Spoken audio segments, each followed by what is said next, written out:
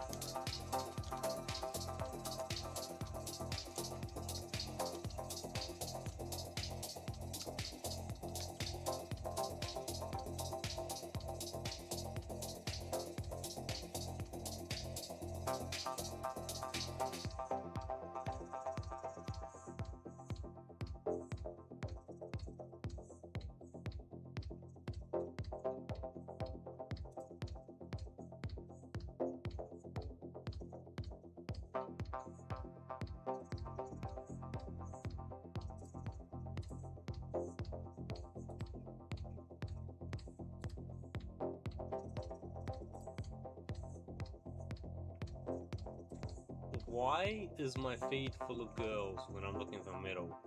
How does that work?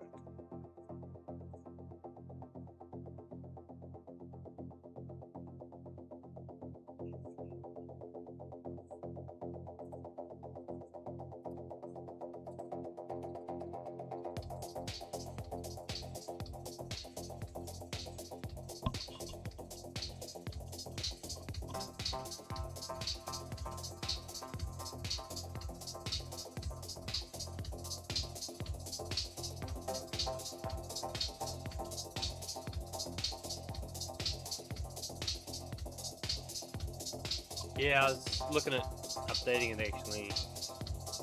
Hang on, is this working? Crank that down a little bit. How you doing, bro?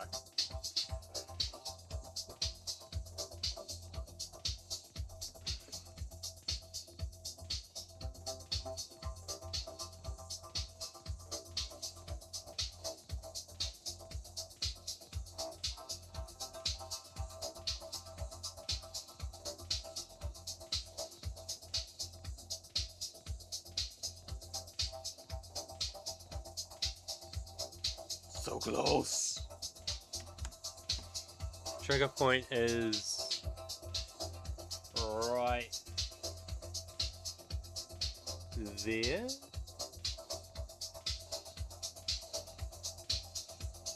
Yeah, it works. That's my profit close there, the green line. Fuck, it nearly touched it on that screen, dude. Ain't no way. Okay, on that one. Oh yeah, that makes more sense. I would have put it there. Yeah, I believe that. It missed it by that much. Literally 1 pixel. Wild. How you going, bro? This thing hasn't worked. Tomorrow is Monday. Yeah. Where the fuck is the server? There. I might just close it. Because that is a bounce point and it missed it by 1 pixel, so I'll just close it.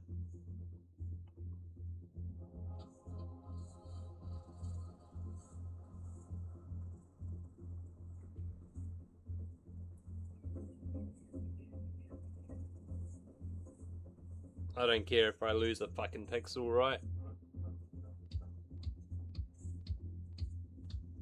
I lost a whole pixel of profit by closing it too late. What's up with your book? I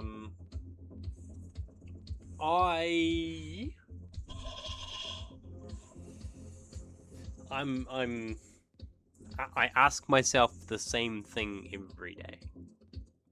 I want to sell it. I want to put it out there. I could do with selling it. I really could. But I don't want to be just another guru selling a fucking course. But it's not a course.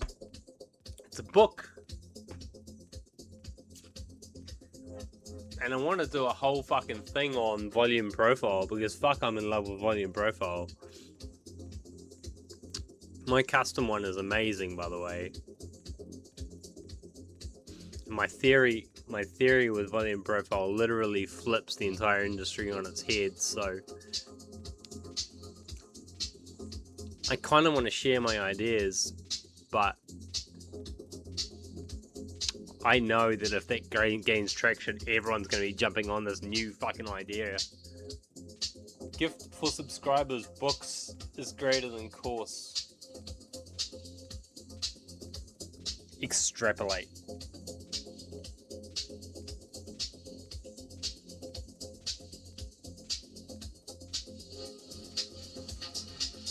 Because, like,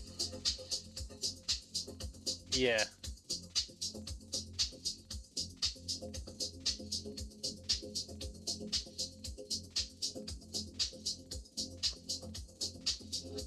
Man, I should cut my hair.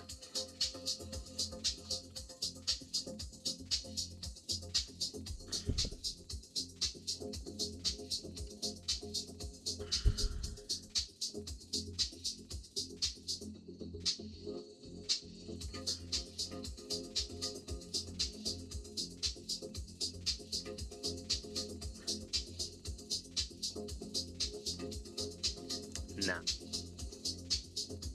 I mean,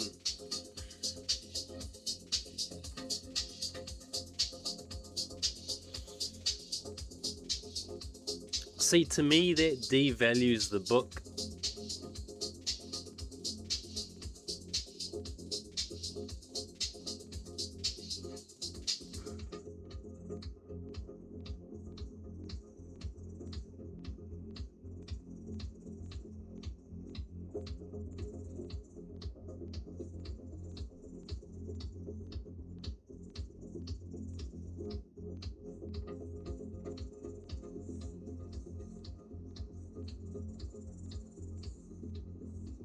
Oh, look, it's coming back down to that line. Paid Twitch. I know, but I hate putting the word free in front of ebook. Like, I'd rather publish it, print it in paper, and sell it physically than give it away for free as an ebook. I'd rather lose money selling it as a paper book, to be honest.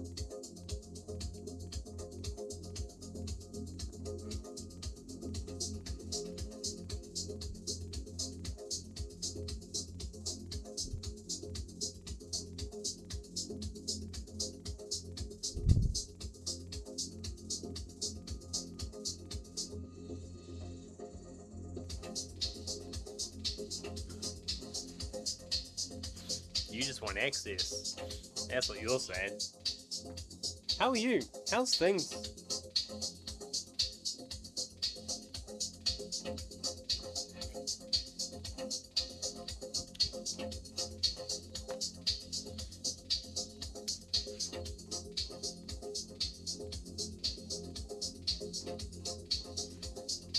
How's things in your world, man?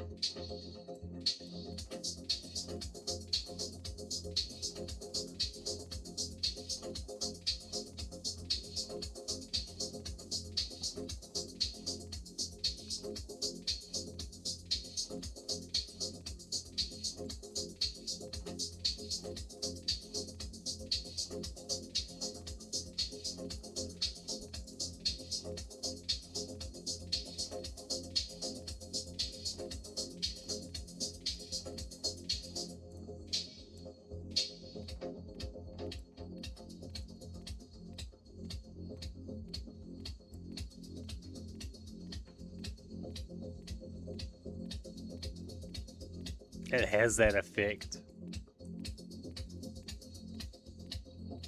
Quarters.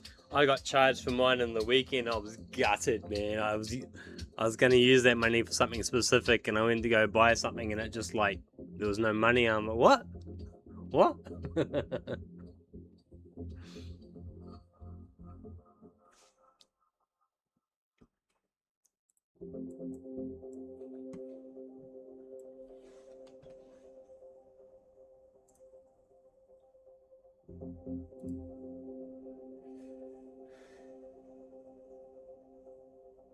Oh, that's a pity.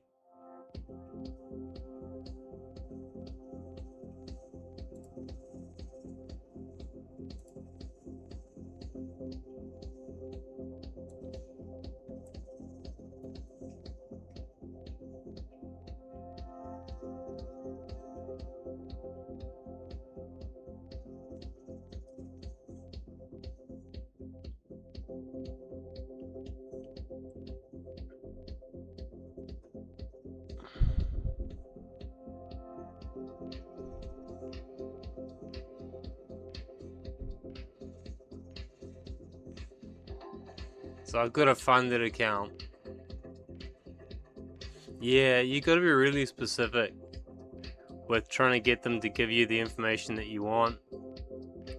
I now have a funded account, an active 5,000 funded account. The last couple of weeks I've been trading it, and I failed a few.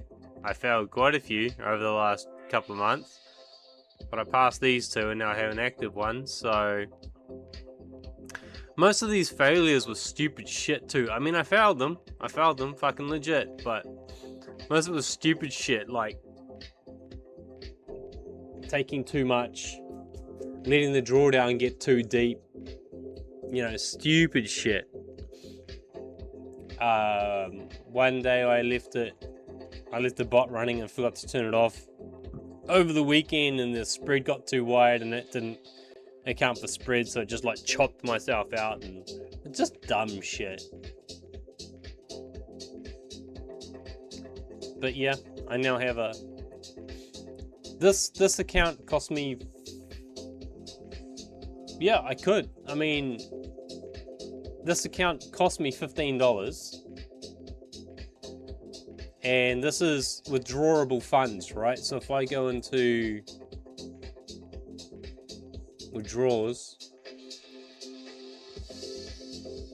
so I'm up $150 today, you know, over base.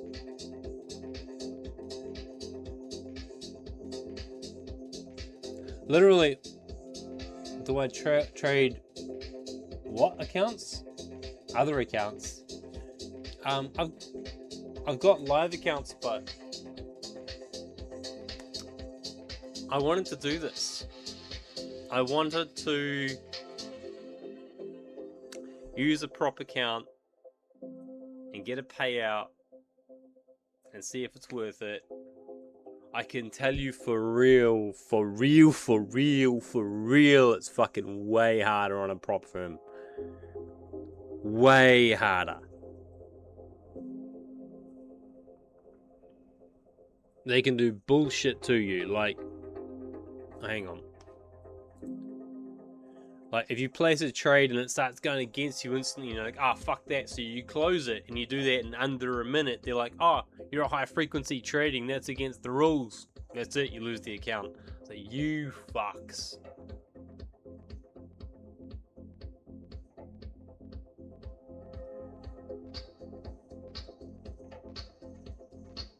I am just dreaming of not having to get up that earlier tomorrow on Monday.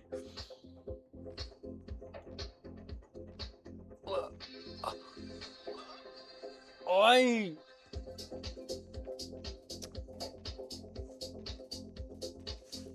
bought a couple of video games over the last couple of weeks or whatever. Installed it, played it for like an hour, and I'm like, fuck this, I want to trade. I don't want to play video games. I just want to sit in front of charts. Far more interesting. Like, I'm so addicted to trading now that video games just aren't fun anymore.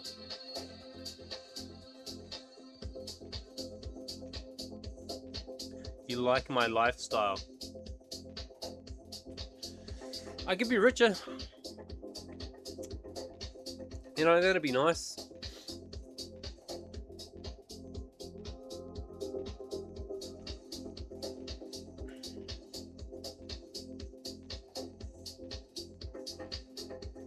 Yeah, but you gotta remember, I'm like fucking 45. Sons of the Forest. My mates did, and they loved it, and they wanted me to play, and I was on a, I'm not playing video games, I've got to trade, I've got to make money. So I was actively not playing any video games during the time that they played it, otherwise I probably would have. So no, I haven't played The Forest or Sons of the Forest.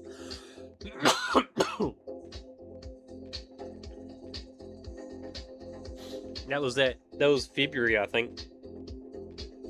And then in April my computer went bang.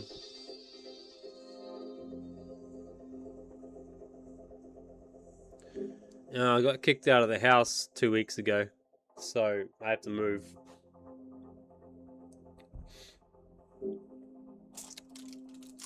But that's not so bad. I've found a new place, signed the lease. No, this is new.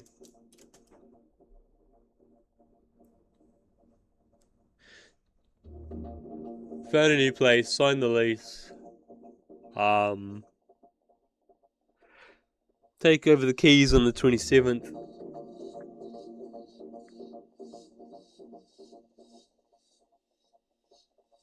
So lots of cleaning here to do.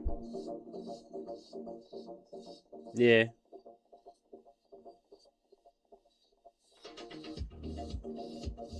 Oh yeah, nah, she's not.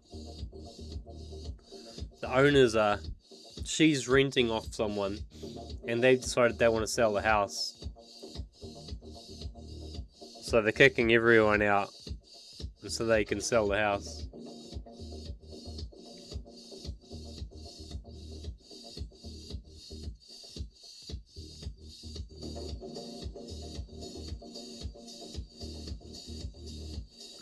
Oh, fuck my head.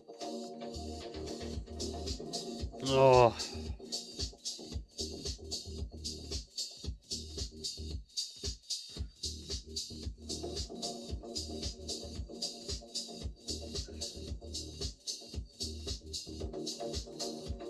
I had this really cool trade last night.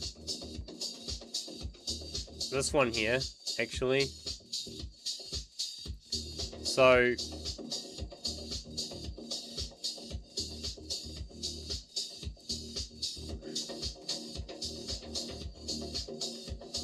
let me turn this down so I can think. So let me show you this new thing I've been doing, where I no longer use stop losses, right? I do actually for gold, but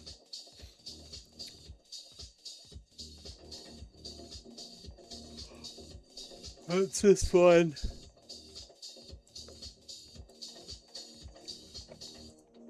Something somewhere.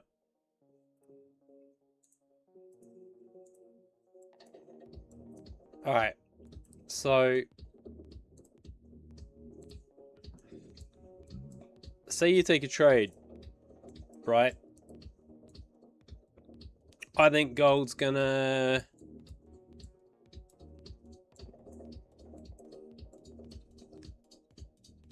let's just see if there's a previous level to look at, right? Okay, so there's a previous level like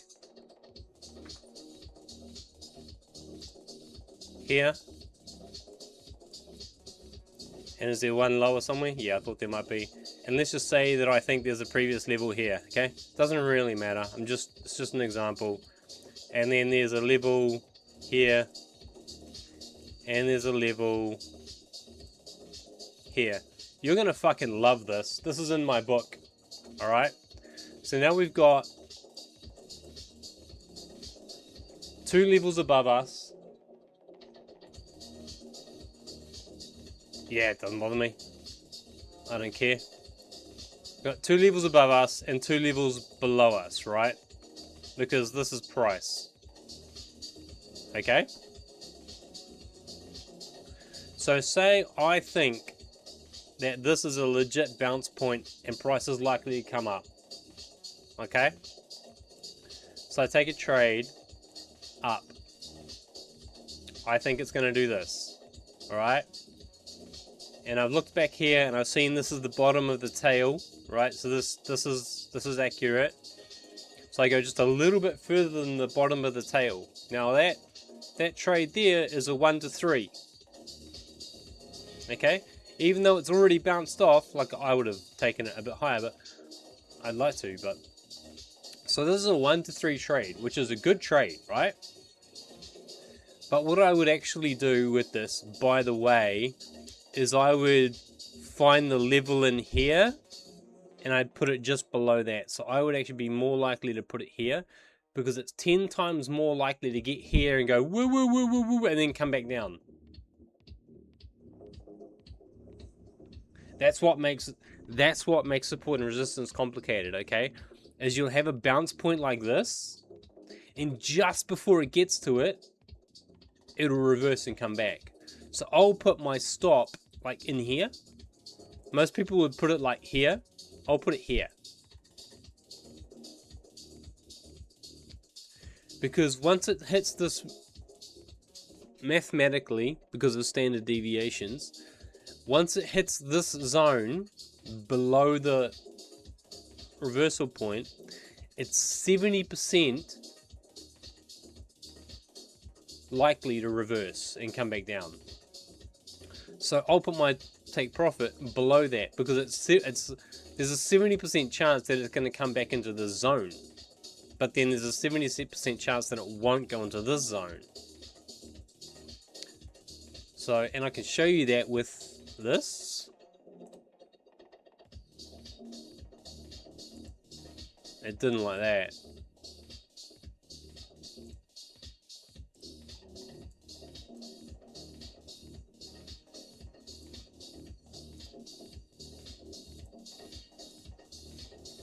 It doesn't like that at all. Okay, it won't let me show you. Anyway, it won't work on this.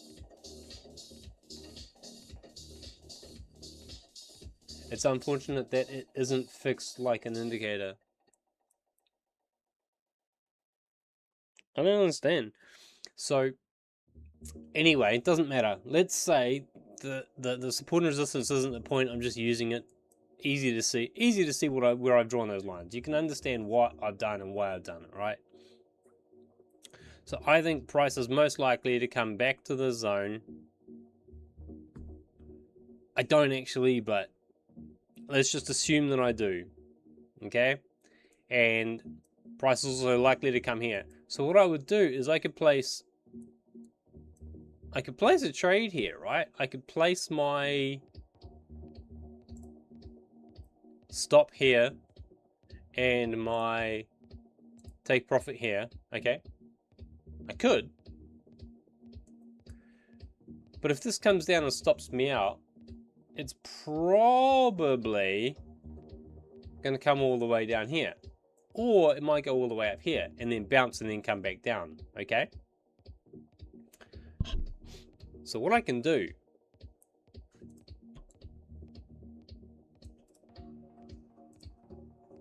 is just place this trade here with no stop.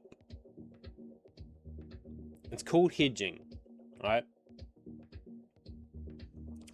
And so, not edging, hedging. Ha ha ha, very funny. I know you're gonna say it. So, I would place a trade. I can't do it in backtest. It won't let me do it. So I'd take this trade here. And there's a trade just sitting here ready to go if price comes down. And both of these are the exact same size. So this is one and this is one. Or one lot or 1,000 lots or fucking $1 or whatever you want it to be, right?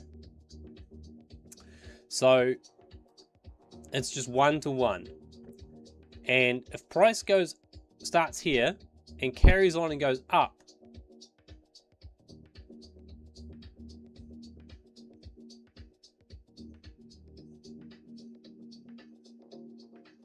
It's harder than you think. I can see your zones, and AI could draw them now at the same chart as I have seen draw them, but I could make a bot out it or draw it on other chart situation. It's see, I don't even understand what you're saying. It's really harder than you think to code good support and resistance zones. Yeah, I get it. So anyway, what I could do is to take this trade. Let's assume it's going to bounce up to here, and we'll get the 1 to 3 or 1 to 2.5, right? So I take a buy. Okay. Now, if it comes down here, it's a sell, and I could not make it what I tried saying. Okay. So I'm going to play this out, and hopefully it comes down here, and I'll show you what happens. How this plays out. I need this to be like 5 or something. Okay, stop, pause. It did. It actually came down to here. It just missed that zone. So, bugger it.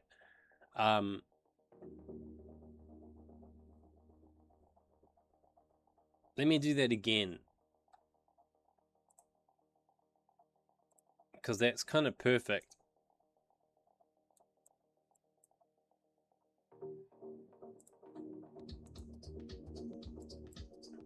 So let's just say I do use this just so that I catch it, alright? Just for the sake of argument, okay? So worst case scenario actually happens. So I take this trade at like 1. Okay, 1 watt, doesn't matter. And we play this just a little bit, bar by bar, because it dips down at one point, right?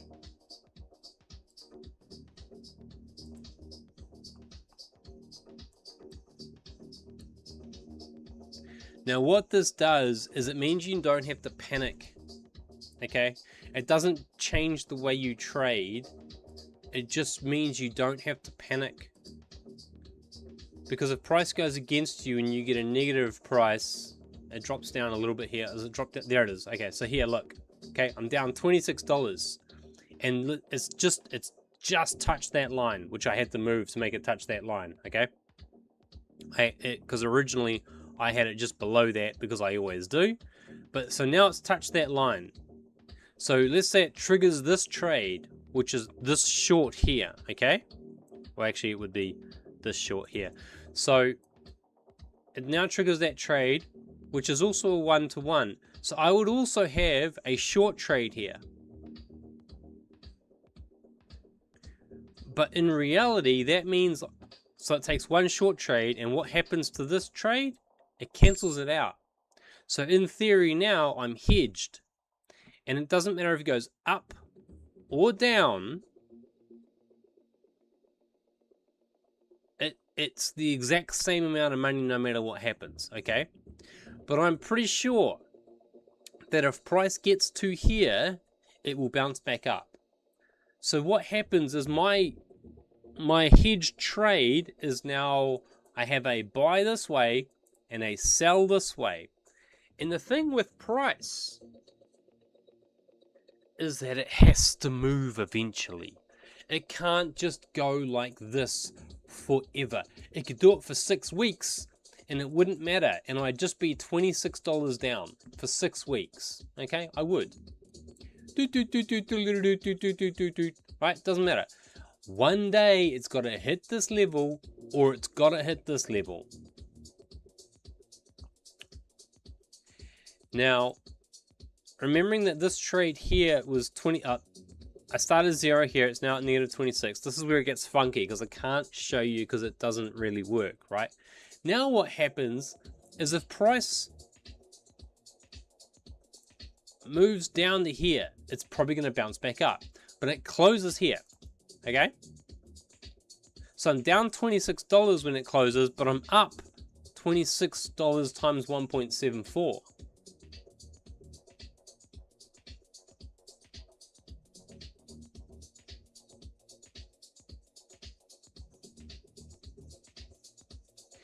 And then what I do is I take another trade and put it here like this. And if price moves down, this grabs it again and protects me to the downside again. And if it doesn't grab that and it comes back up, this original trade that I took becomes worth 0. But I made this money here. So I made this 30 odd bucks here. This one here is -60 or -70. Okay, price moves back up to here. This one's now 0, but I made this fucking 30, 40, 50 bucks here on the way down. When price moves back up to this line, I can then hold it to that side or close it, and I'm in profit.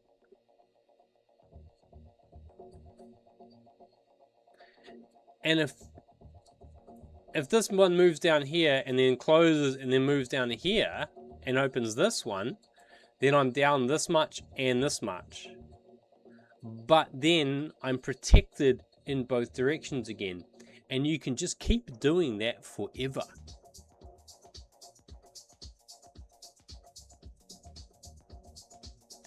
And if this, like, you could move the stop loss on this one to,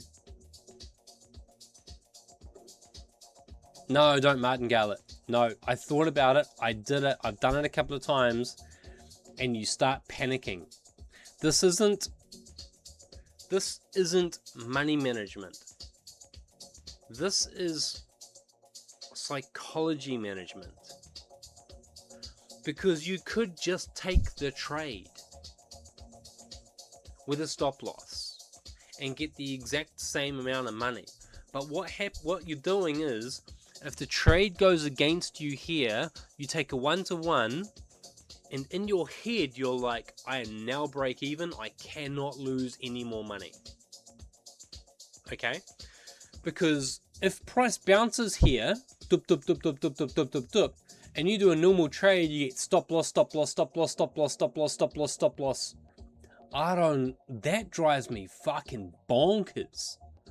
But now, because I've got a trade open here and a trade open here, I'm break even, break even, break even, break even, break even, until it fucking moves. And then this one closes out, and I would be like in profit 50, and then in loss 70 from this one. But then I only need a $20 pullback to break even. And because it's hit the zone, it's more likely to pull back all the way back up to this one. And then anything above the $20 here would be profit, right?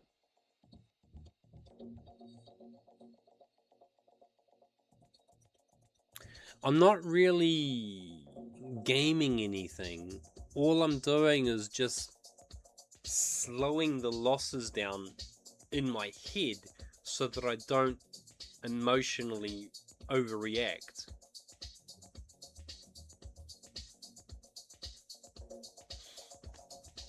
Yep, maybe.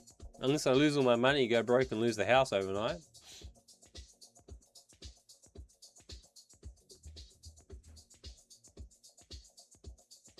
Probably. I want to start streaming again. Fucking Bitcoin's doing some crazy shit right now. Silly me. Yeah, well, seeing as all of those things happened last week and I'm still here, you know. I say still here. I haven't traded live for ages.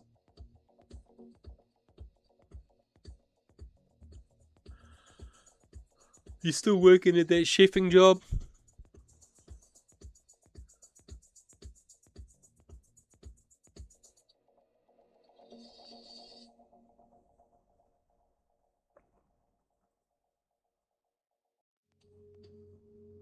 I thought you were working as in food somehow, service industry.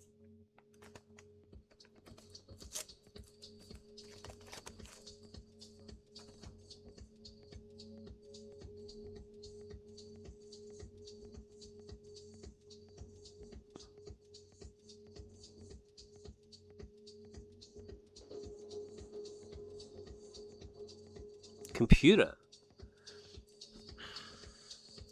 I knew you were doing computing at school. I didn't know you had a computing job.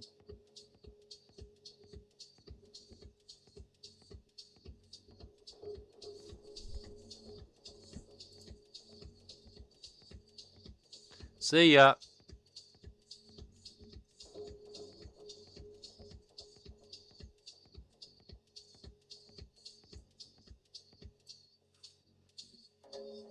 Thank you for coming to say hello.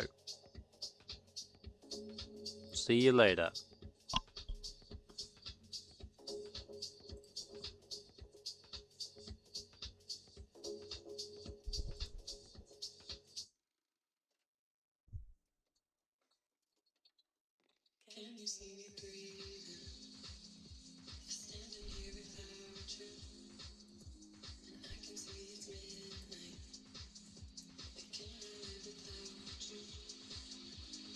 I like my job, but it's not that interesting.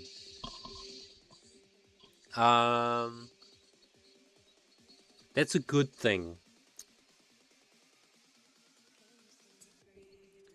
That's better than what the average person gets to say about their job, to be honest. And the thing about a job that's not that interesting or that's boring is that it lets you think about other things during the day sometimes, usually, unless it's a really thinking job anyway. Like accounting, you know, is boring, but you've also got to think most of the time. So if it's like that, then damn it. But, you know, if it was like in a factory stacking boxes, your mind can just go fucking wild, dude. You can come up with some crazy fucking ideas. And occasionally you're like, huh, that might be good. But yeah, with computer and IT stuff, it may not be that easy. But you know, liking your job's good. Liking your job's pretty important. It makes it easier to stay there while you're building something real, you know?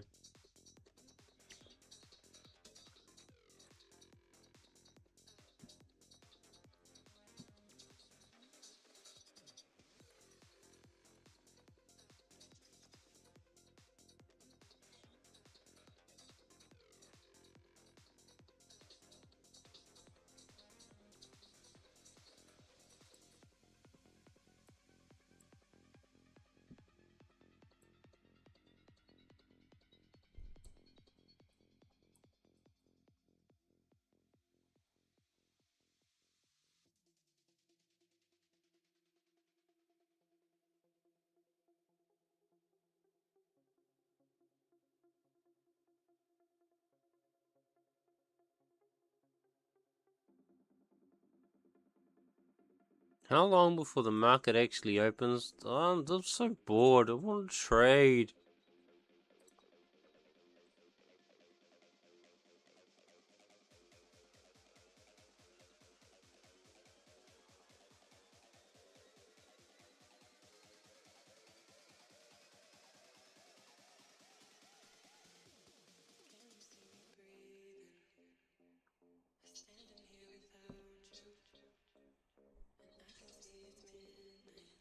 Half an hour. Shit's gonna go crazy in half an hour.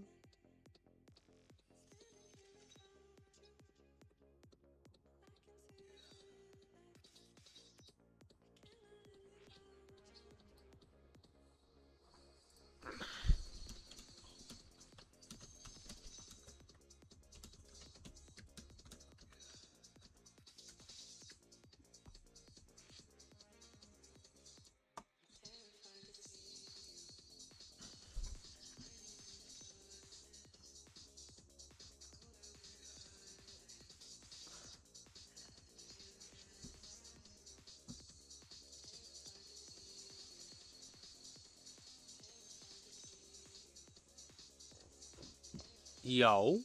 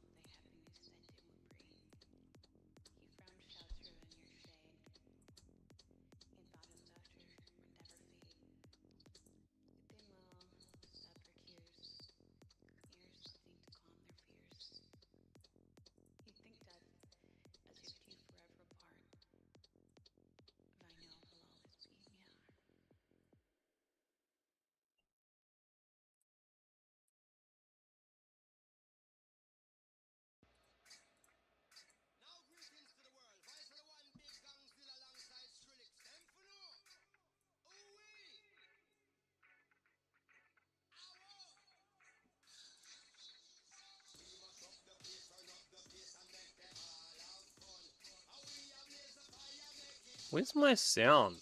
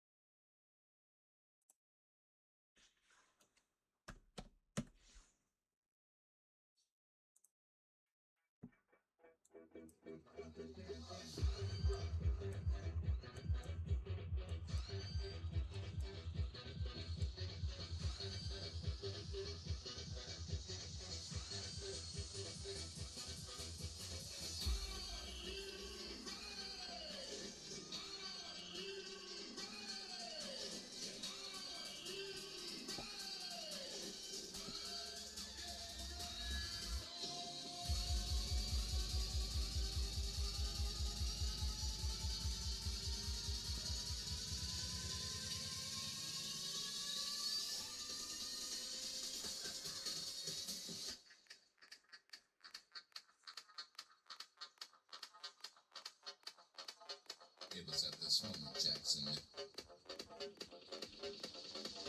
he fucked up.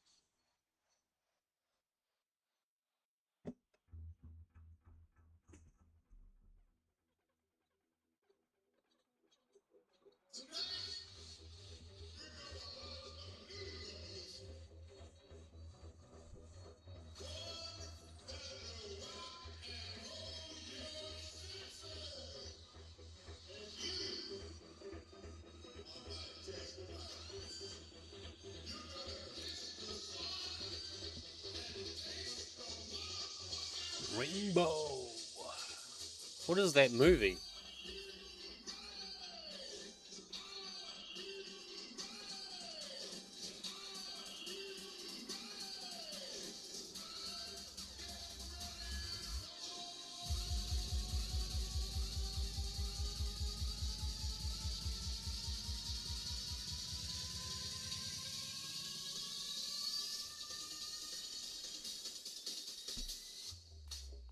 Oh, he's done that again. I hate that.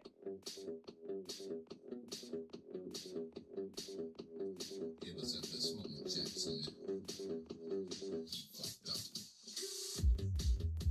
up.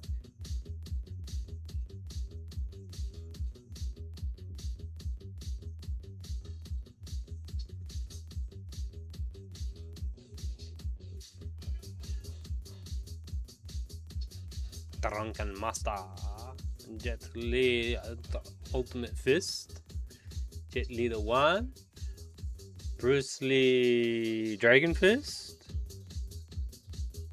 No idea what the fuck that was. Orange? Clockwork Orange? I'm not sure what that is. I've seen that, don't know what it is.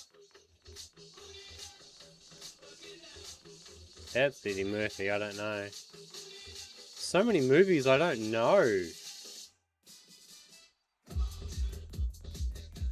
There was a time when I had seen them all.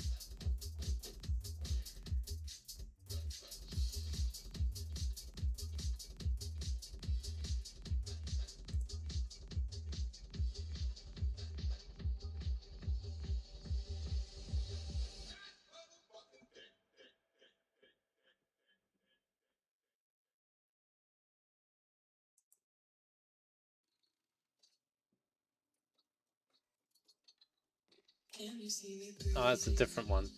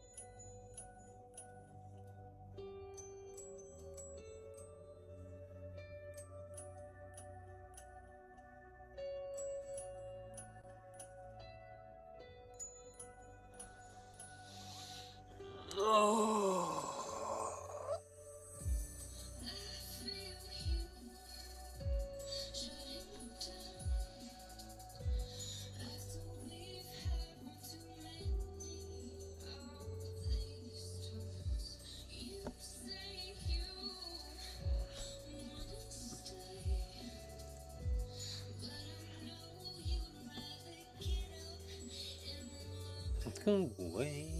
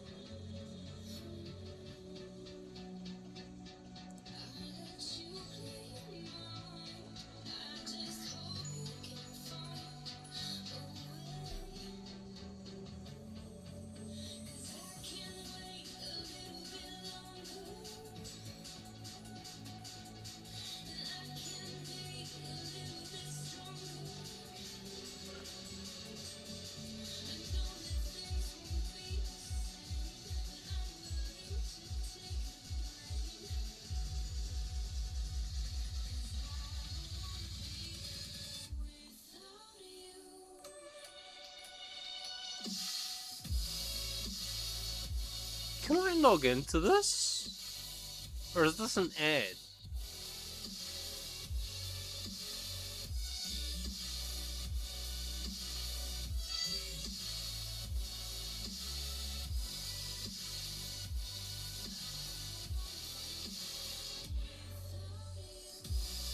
It's by TradingView.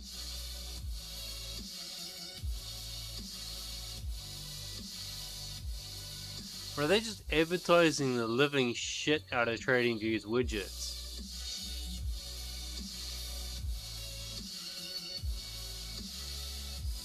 El Pari, welcome to blah blah blah blah. Trading is risky.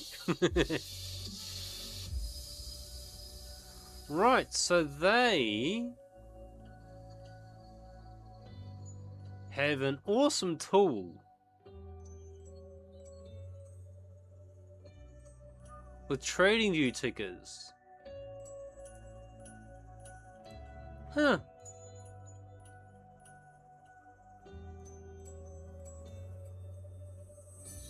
Right.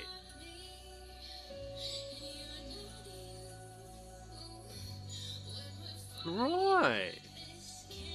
I get it.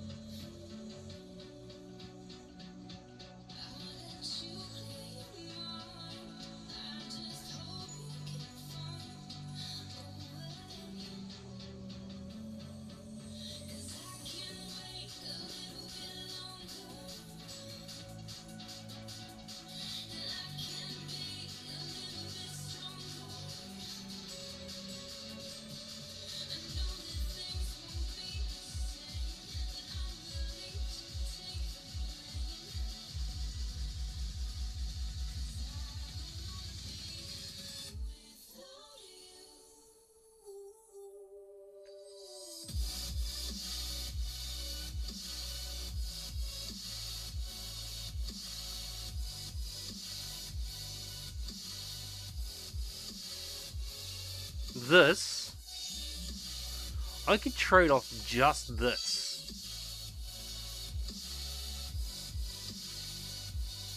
With no chart.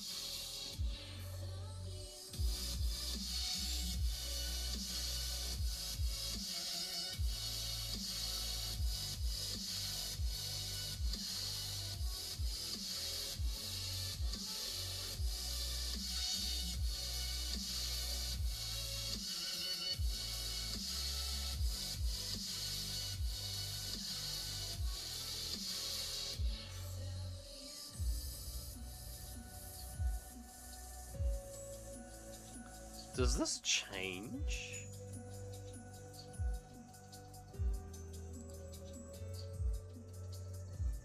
My volume doesn't change?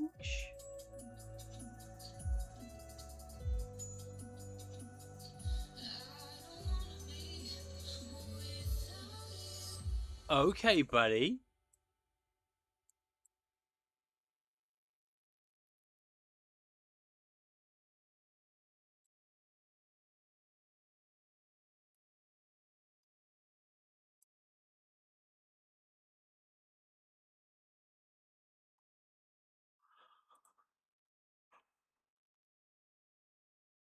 I'm getting a munchie.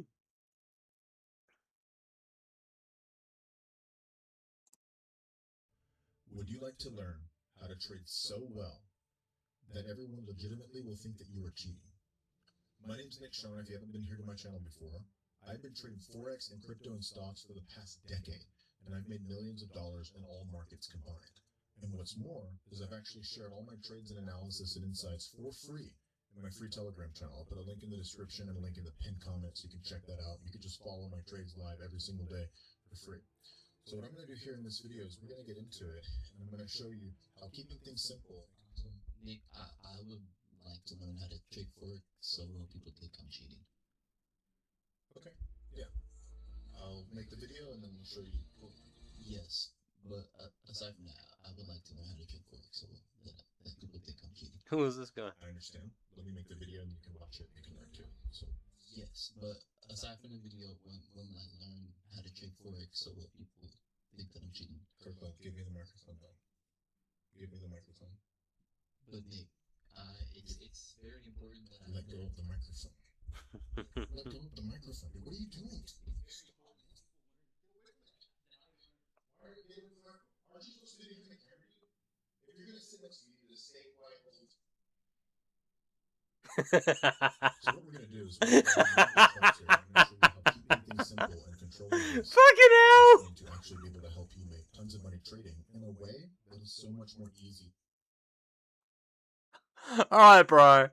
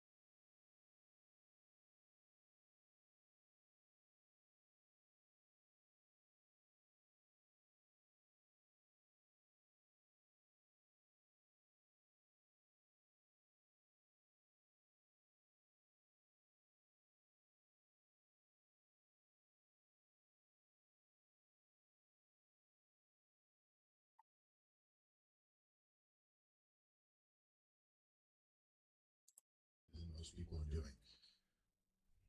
Right now, we're on a GBP USD chart on the daily time frame. All I do is I use the higher time frames like the weekly and the daily and the 1 hour, and I just take basically bounces of these zones. Now here in my free Telegram channel, one thing that you can see is whenever you get in here and you start checking it out, the trades I take are incredibly simple. So for example, this is a trade I took last week on USD Canadian dollar, and you can see all I did was I sold whenever price got here into this resistance zone. So I was in this trade for a little bit, it started going sideways, so I closed it. But the basic analysis and the basic premise remains that whenever price gets into major support resistance zones, all I do is I sell if it's at resistance and I buy if it's at support. Trading this way has allowed me to keep things really, really simple for like the past half a decade since I began developing this trading system. And what I found is most of the things that people are doing, they don't matter. And they're doing those stupid things at the cost of things that really do matter.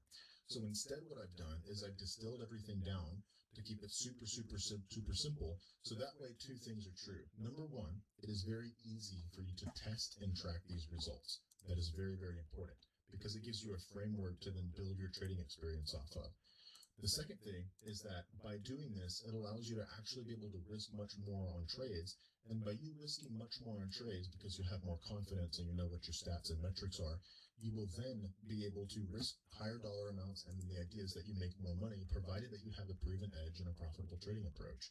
So whenever you're going here through Telegram, you'll notice that all of my charts, like TradingView, is just black and white charts. I don't use any indicators. I don't use anything wild.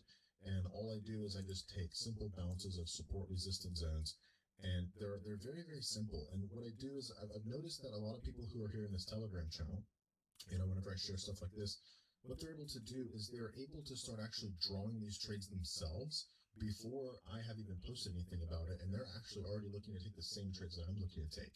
And this can happen in as little as a few weeks. And that's what the beautiful part about this is not only is it very, very simple and in my opinion easy, another thing is that it's very easy for people to duplicate on their own. Currently, I've worked with over 4,600 clients over the course of the past 8 years that I've been running this Telegram channel and running Mission FX, which is my Forex trading company. And since I've been You need to understand he charges $3,000 per client. So 1,000 clients, 300 clients is $1 million. 3,000 clients is $1 million? No, 3,000 clients is $9 million.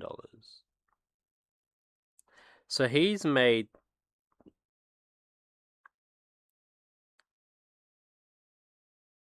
nearly $12 million off teaching people how to trade. This is why people become fucking gurus, right? I will sell a course to teach you how to trade better. $12 million off teaching other people how to fucking trade. That's just fucking wild.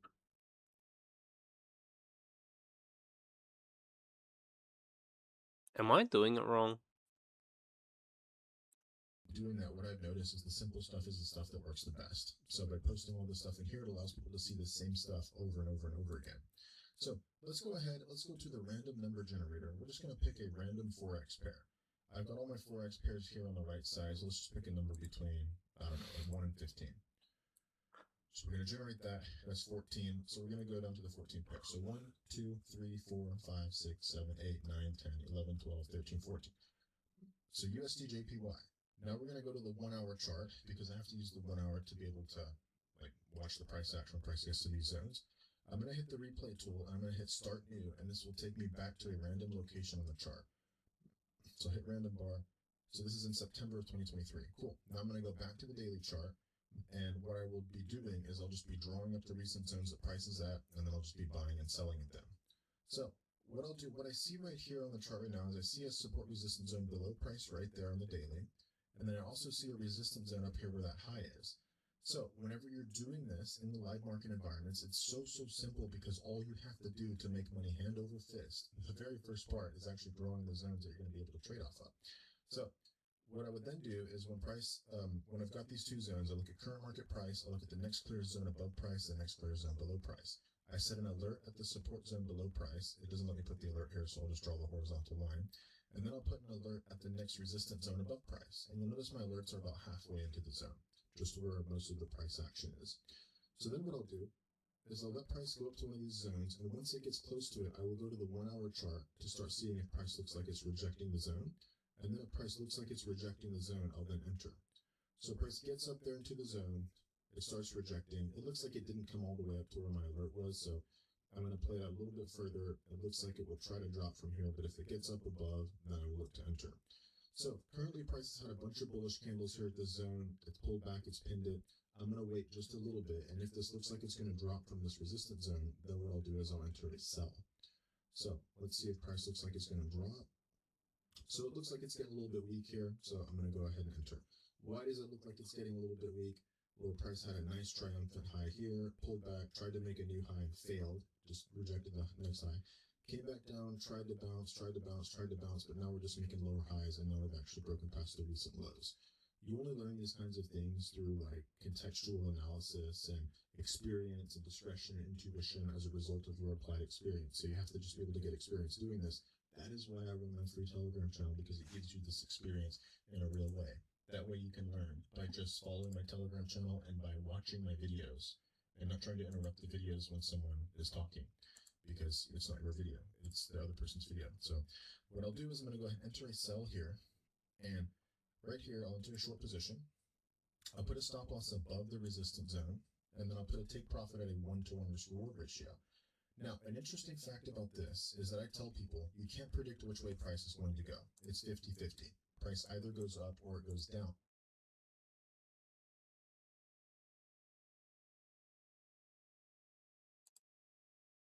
Come on, buddy. Any fucking second, this is just gonna go. Come on, buddy.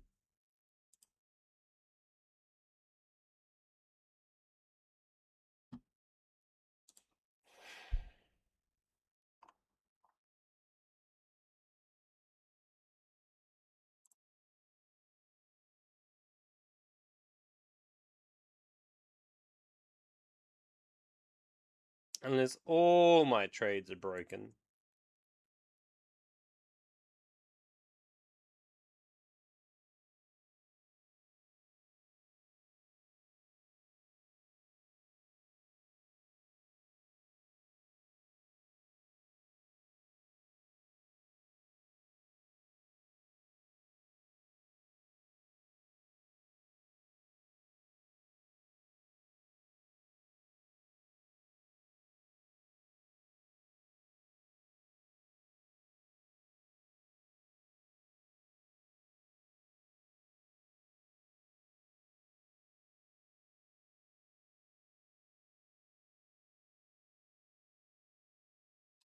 Come on, buddy. What I could do potentially is put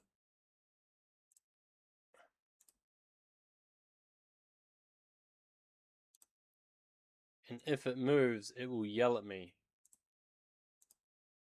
Right?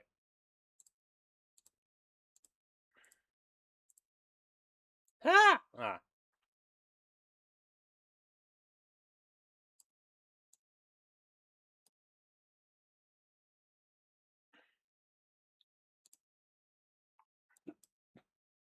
What you doing, step bro?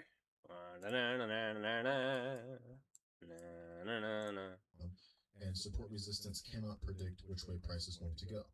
So people oftentimes ask me, Nick, if it's just 50-50, then how do I know that price is actually going to bounce at the zone? And my answer is you don't. You don't. It's 50-50. 50-50, how is your system profitable if it's a 1-to-1 risk reward ratio? Well, it's because You look at it, and if it looks like it's going to go against you, and it really starts going against you, you just close a little bit earlier.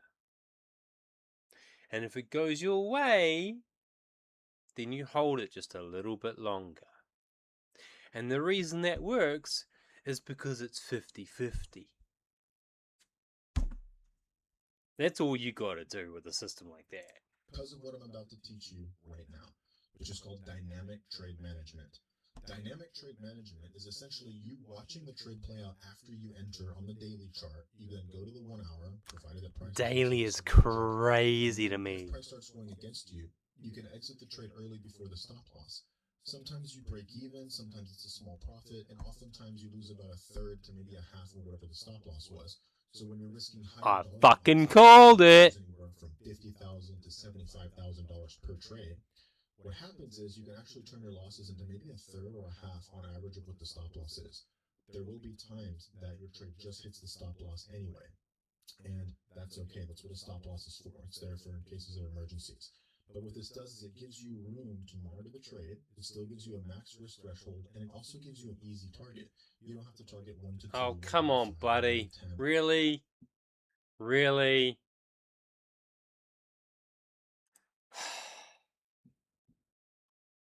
Yeah. Okay, bro. Suspicious user. See this? Click on this name. And oh wait, before I click on the name, this guy. What I need to do is minimize it. What? Bloody. Alright, bro.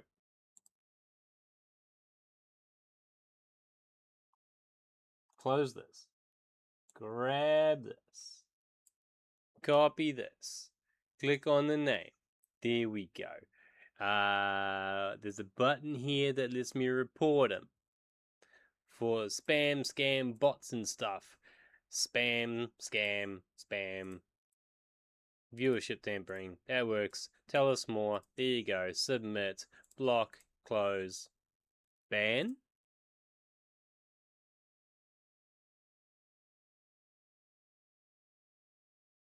Close.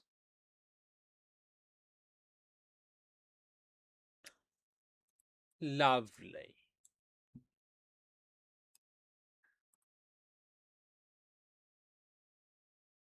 Play the with button. 69 risk to reward ratios, Kirkland. Because a 1-to-1 risk reward ratio is just much easier to get hit. It'll get hit quite more often.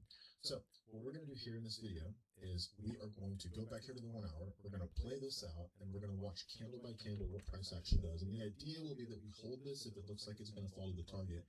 And if it looks like it's going to go up towards the stop loss, then we're just going to close a little bit early. So let's see what happens. So price starts going down for now. It's halfway to the target. It could make a higher low here and go back up. So we need to pay attention. We're going to see which way it goes. Okay, so in this case, it falls directly to the take profit. So let's break down a couple things here about this very simple trade. For example, let's say that I have started a $350,000 account, which I literally did 4.5 months ago. And then I've grown that account to about $350,000 in profit before swaps and commissions, and all of this was documented in a free Telegram channel. So with that, I was risking about $25,000 to $50,000 per trade on a $350,000 account. This might seem high risk to you, but again, based on what I said in the beginning of this video, how to make so much money people legitimately think you're cheating, part of doing that is using your experience as your edge to allow you the confidence and the certainty to risk more per trade. And instead of risking 0.5% to 1% of the account per trade, which will grow the account and is a very safe way to do so, you're just not going to be making money hand over fist as compared to if you use your intuition, which is that little magic edge that comes from your experience to identify trading opportunities that present a high likelihood of resulting in a profit and a lower likelihood of resulting in a loss. And even when you do lose, you try to lose a little bit less.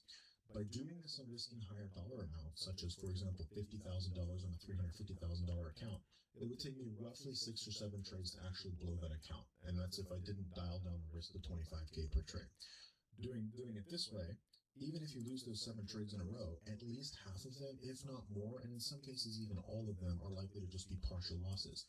So when you win bigger, and then whenever you lose smaller. This is the age-old Forex trading and crypto trading and stock trading advice, which is to cut your losses quick and then hold your winners a little bit longer.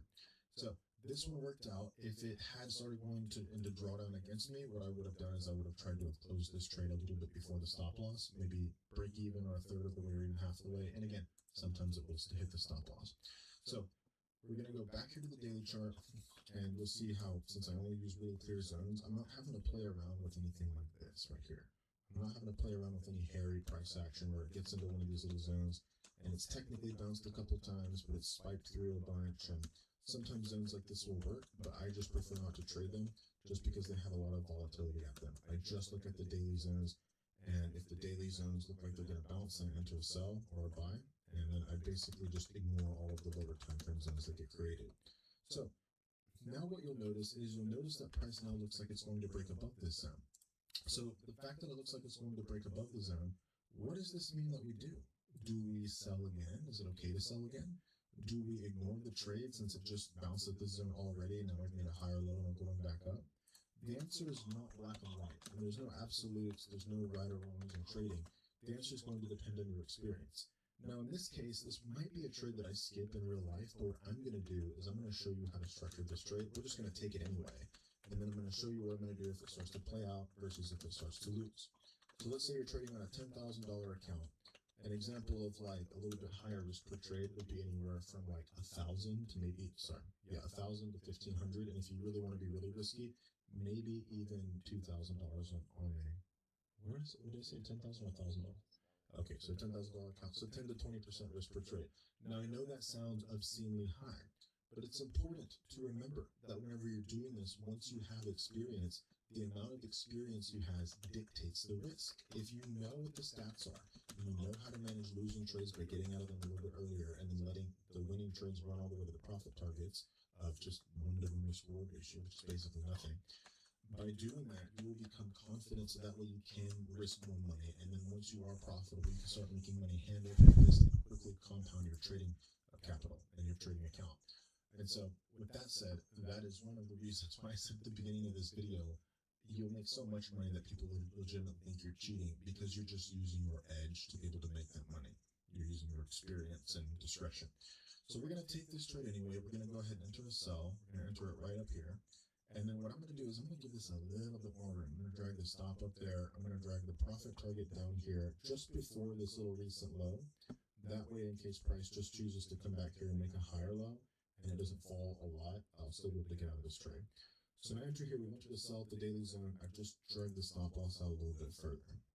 So now we're going to click through this nice and slow, and we're going to watch very carefully what price does. So it starts going against us. We have this little high right here that price just went to. We're going to watch that. If it breaks above that, that's not a good sign. So it's broken above it. And now we're going to keep an eye on it. It tries to pull back. Looks like it's trying to paint a higher low. I'm going to zoom in just a little bit here on the 1 hour. It's going sideways at the zone. It starts to go into profit. So what do we do now that it's in profit? We do nothing. When it goes into profit, hold it to your original 1-to-1 risk reward ratio. That's why we structure these trades this way. If you're using a 1-to-2 risk reward ratio, your profit targets are further and your stop losses are closer. And what that means is you're going to take more losses more quickly as compared to being able to manage it dynamically. Sure, effectively what it will look like in your actual P&L stats if you're profitable doing this is it will show your average win might be about 1.5 to 2 times your average loss. But that does not mean that it is more optimal to structure it with a 1-to-2 risk reward ratio. Because if you're just doing that and letting it hit stop or target, you're missing out on all the potential trades that would have hit an earlier target because it went halfway to your 1-to-2 risk reward ratio. And that would have been a full take profit had you been doing it this way. And you're also going to be stopped out of trades that you could have gotten out at break even because the stop loss was so close. Let's let this play out. It could turn around at any point and start going back to the upside, but for now it started to go into some profit. So we're just going to leave it alone. So it looks like it's making a higher low right here. So we need to keep an eye here on the 1 hour chart. It comes all the way back up to the zone, all the way back up to our entry. Let's see if it just starts to break the higher, come down. So it tries to make another sweep down. We're making another higher low, and in this case, it ended up going down to the profit target. Now, to be fair, this is probably not a trade I would have taken in real life, just due to the fact that I already bounced here at the first zone. And since I'm risking so much, I try to be very careful about exactly what I'm doing. But this just goes to show, by entering, by using proper management, you'll still have trades that just work out based on the stats. So currently, if say you run a $10,000 account, even if you just risk $1,000 on each of these, right, it's 10% of the account per trade, which I understand it sounds like it's a high percentage, but again, this is after you get experience, you backtest this for 3 to 6 months, you follow the trades. And Hey, buddy, haven't seen you in an age. How you going? This because of how effortless it is. You barely do anything. I'm using indicators. I use black and white charts. I'm even able to make this video here still and be focused. While Kirkland was interrupting me at the beginning of the video, that's how simple he uses trading strategy is. Now, have you learned anything so far, Kirkland? I have learned a lot. I would like to continue to learn a lot and how to cheat in forex trade. Sweet. All right. So in that case, I will continue recording the YouTube video here. All right. So let's go ahead and wrap this up a little more. We're gonna take one more trade. Hey, oh, sup? Yep. How's your trading been going? How are you boys doing? Why are we ganging up on me now? Where have you been? Oh wait, where have I been?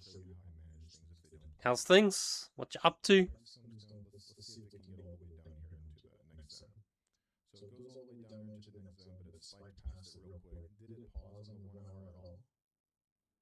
Basically, no. We just had straight bear candles just running through the zone with no clear pause. After a year, I finally started live trading. It's been 2 weeks, and I haven't blown up my first 100. 100 is great. I'm down $10.50, but I've recovered a few dollars and have 3 green days in a row. But you're down $10 overall? Is that what you're saying? This is good. A $100 live account is great. It's I highly recommend. I'm interested in how your trading is. Yeah, we'll get to that in a second. It's doing all right. So, I wrote a book.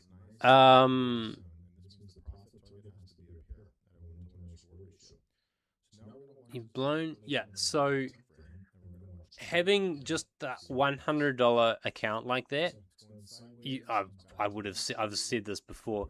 Like it's a hugely different animal to just doing it on demo accounts. Okay, that's one. Actually, where is Bitcoin right now? And is this... Ah, so that is moving. So I can start that algo.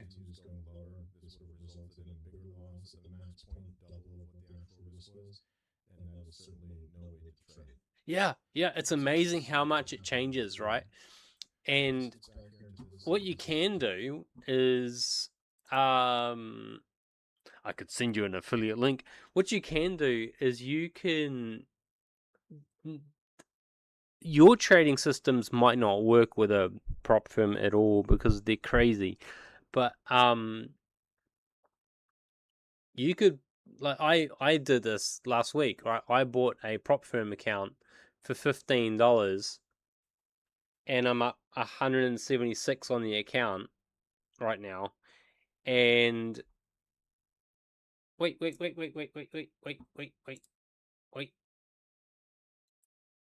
That's the wrong account. And yeah, there you go. So fucking that one is the one I need to algo on, right? I'll turn that off for a minute because that spread's still crazy. Right. Sorry, you just caught me right as... Oh, okay, it is fucking moving. It is moving. Okay, so what about my Bitcoin? My Bitcoin. Look, it froze like 11 o'clock on Sunday. Okay, anyway. Sorry, sidetracked. Right, so even if you run a prop firm, at least it feels like real money because there's real money on the line. You can make actual money and you're chewing into profits, you know? So that can be good. It changes things about your psychology. You realize how much of a pussy you really are. Okay, so I discovered that like it takes a long time to get brave when it's your own actual fucking money that you're spending. How my trading is. So I wrote a book. I'm trading that system that the book is based on right now. I'm doing okay. My landlord just sold the house, so I have to move out in the next 2 weeks. Yeah.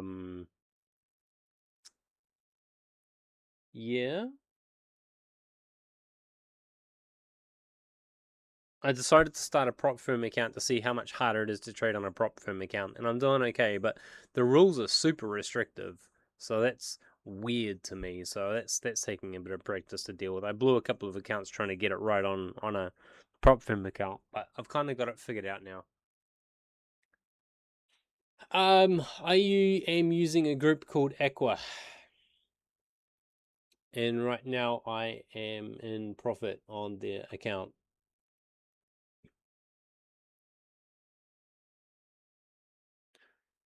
But like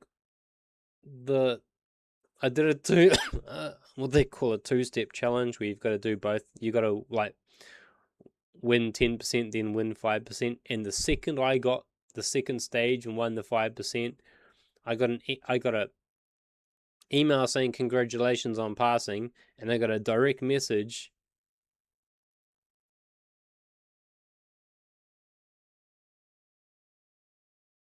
I got a direct message saying, "Oh, I'm sorry, sir, you failed the challenge." And I'm like, "The fuck I did." And then he's like, "Yeah, because you got it under $4,500. And I'm like, "The fuck I did." Turns out he was looking at the wrong fucking account when he messaged me, the little cunt. Fucking scared the living shit out of me. Aqua, is it Forex or question mark? It's most things. You can trade most things on it. If you're determined to do it, then at least I'll give you I'll see if there's a, what do you call it? Affiliate link, so I get some money if you're gonna do it. But I want to get a payout from them before I could possibly recommend. But fuck, their shit's so cheap, dude. Like, I bought a $5,000 account, a 5K account for $15. You know, I think 50K accounts are like $50. It's so cheap. But I don't know if they'll pay me out, so I'll find out. I just have to be careful about the rules. And some of them, like, some of the rules they don't even explain. Jesus. Well, Well done. I lost a fair bit in the last few months, but I'm back on track again. I lost a fair bit, not quite that much, but well done. The last time we spoke, you had a momentum. No, it was some kind of averaging system. I think I even wrote a scripted version of the system that you were using. Would it still be the same one, or are you doing something different these days?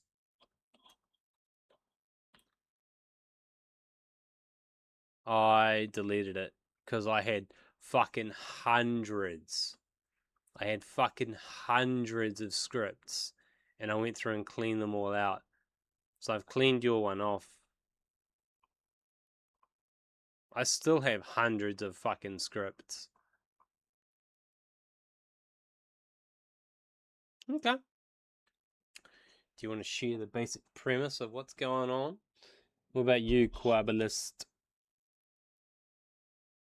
Did we ever discuss 15-minute cycles in trading? The idea that bots have everything working in 15-minute chunks or time. No, I don't think so, but I do. I mean, this right now is in 15-minute, but I kind of like the 5-minute. It just gives me a little bit more fine tuning. But I do quite like the 15-minute. It feels just a little bit more sensitive than the 1 hour without getting overly fucking, like, I just feel like I have a little bit more resolution, which obviously I do, than the hourly. But yeah, I do quite like the 15-minute these days.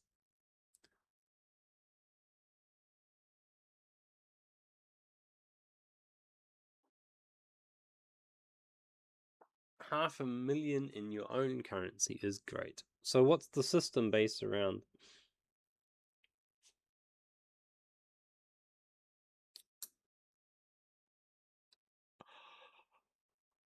Oh, fuck, I could do with a munchie. Might go cook something.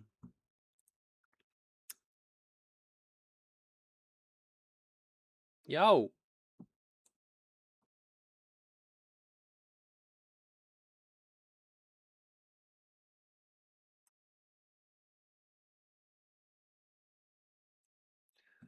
The prop firm system that you were talking about is the last thing I remember.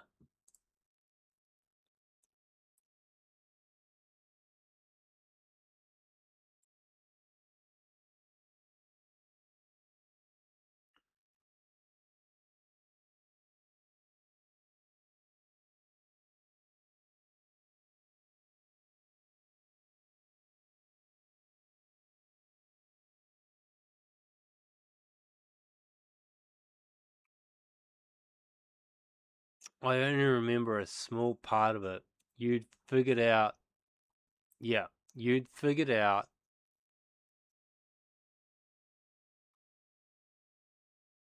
a mathematical anomaly.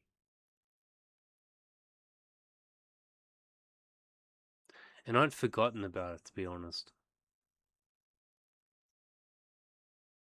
I could probably go and sit down and work it out, right?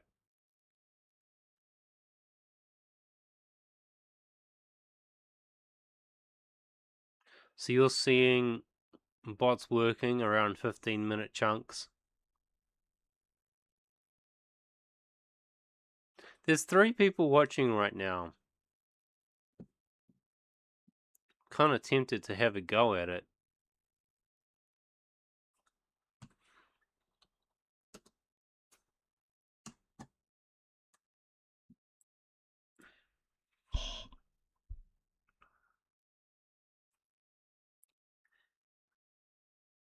I'll do it using the rules of the guys I'm using at the moment because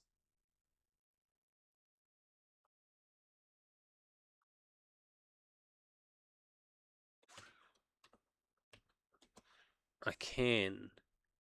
And let's say I use one of their accounts and I use a 1-step or a 2-step. Let's go with a 1-step.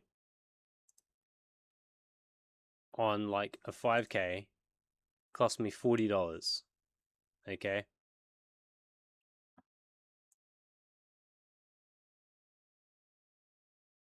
Yeah, that's exactly what I was about to do.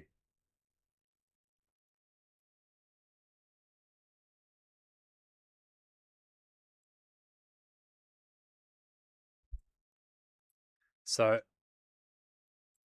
it costs me $40, okay, on a 5,000 account, which means, and a payout on these is on maximum loss 6%, profit target 9%.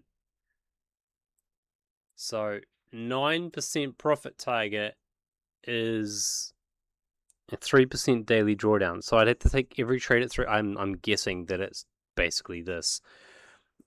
3% drawdown. 1% is 100. So it's $150 is 3%. So I can lose $150 times 3, or I have to make $450.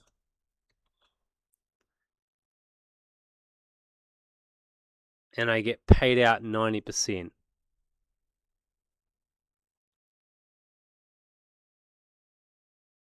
Now on the one step, if I take a 3% trade at 1 to 3, I win 1 in 3.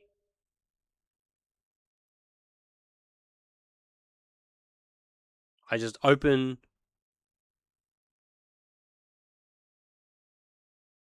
two accounts and take random trades.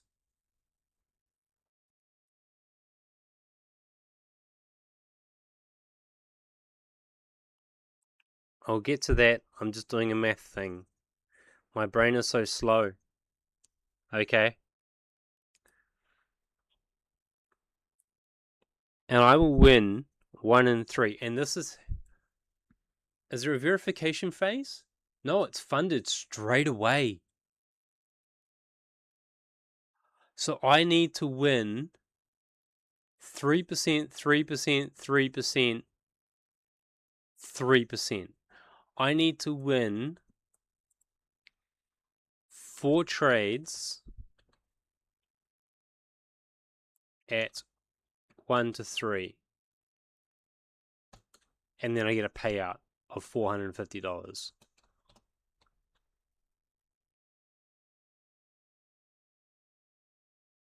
Okay?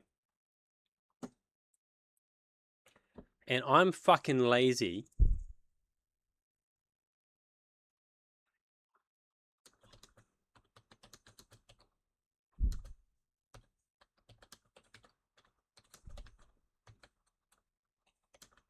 No, wait.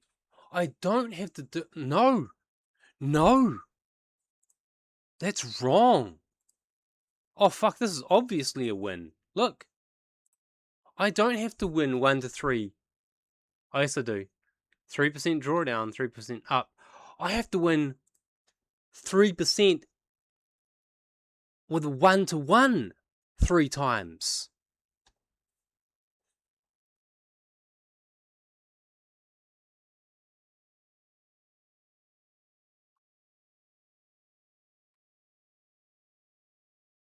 That's easily profitable.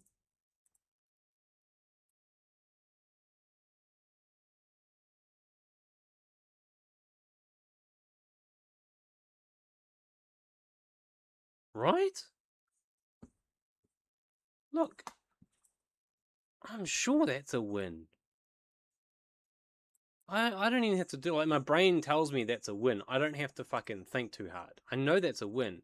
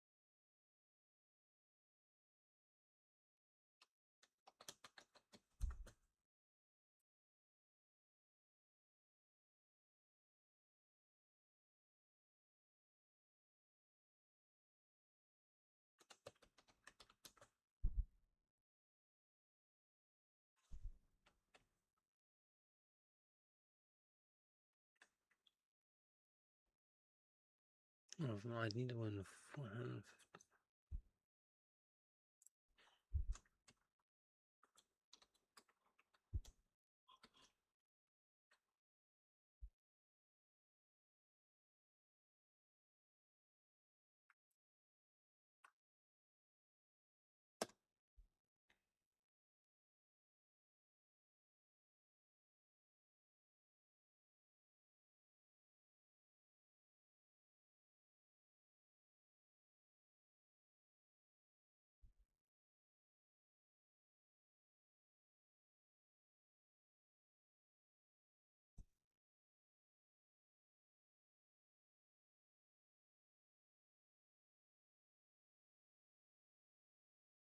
Yes.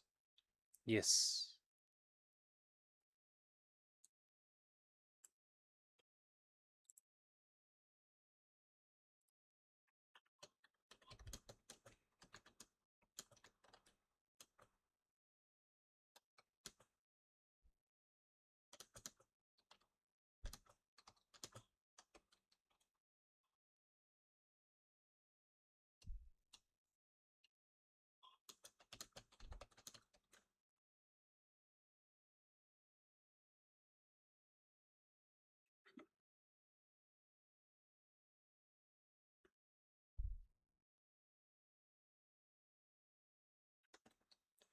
So my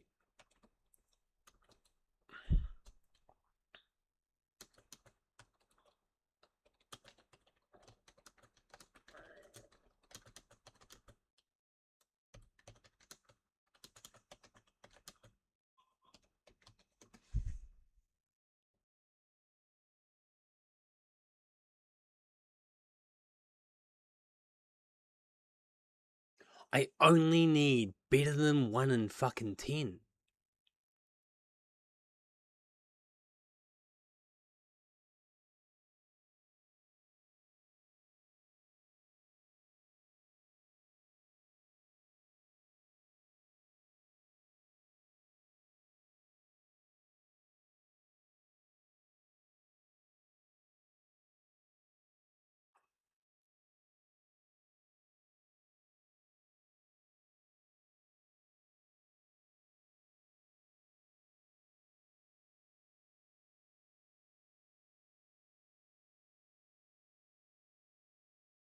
That's huge. I have a 25% win rate.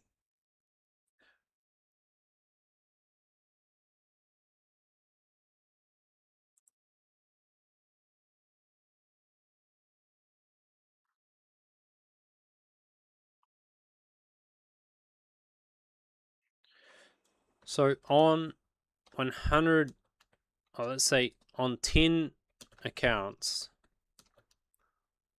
25% win rate means I'd blow 7.5 accounts.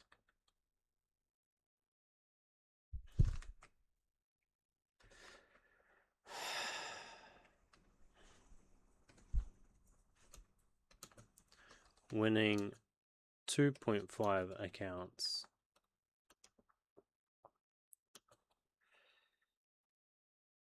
$145 times 2 is, I mean, it's close enough to 300. 290.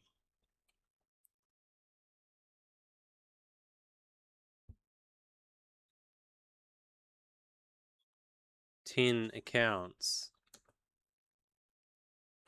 costs me $150.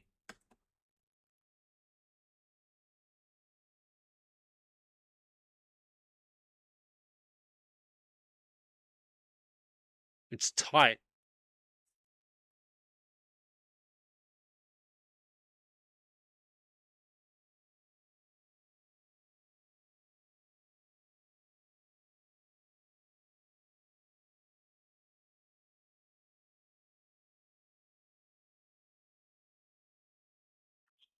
What? What have I fucked up? 10 accounts at 25% success rate. 2.5 accounts funded.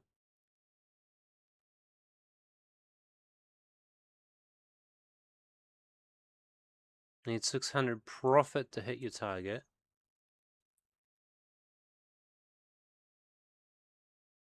Where'd this 12% business come from?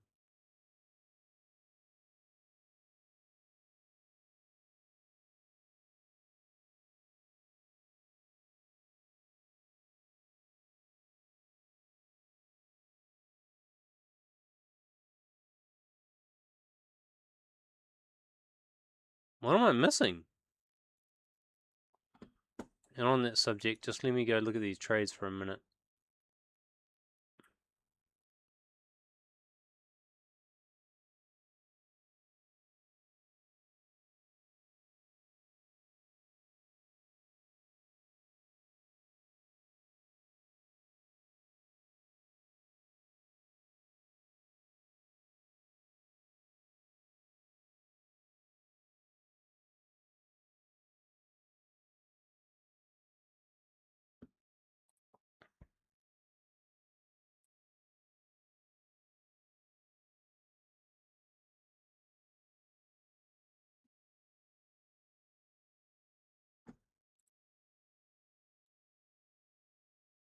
Still not touching that.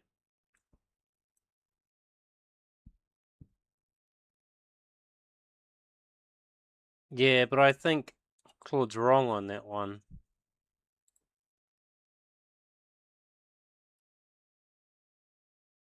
But is that basically what you're doing?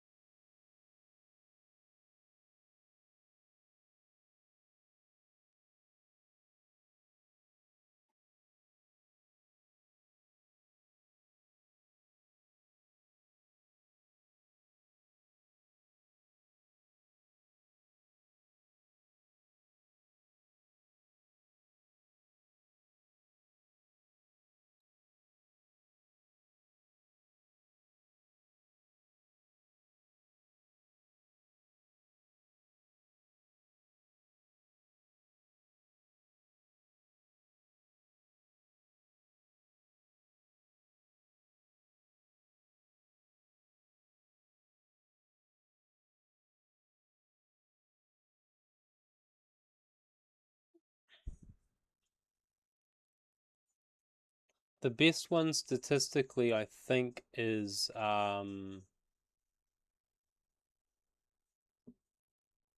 cheapest one, the 5,001. The 5K one. If you take a one step, you only have to make 3%, or not like 3 trades at 3% once. It's a 1 in 3 chance of getting that, and then one more. So it's a 1 in 4 chance, right? No, it's less than that, isn't it? Fuck, I can't brain. It's too math in early of the morning of the Monday, bro. Within that 15-minute cycle, you have 5-minute phases. The execution, recovery, and setup phase. Execution, recovery, and setup phase.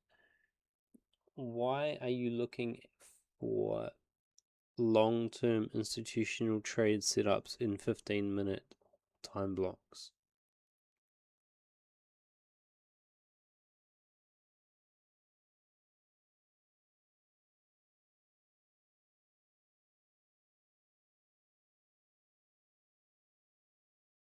Genuine question. Where is the logic? What's the plan there? Why are you thinking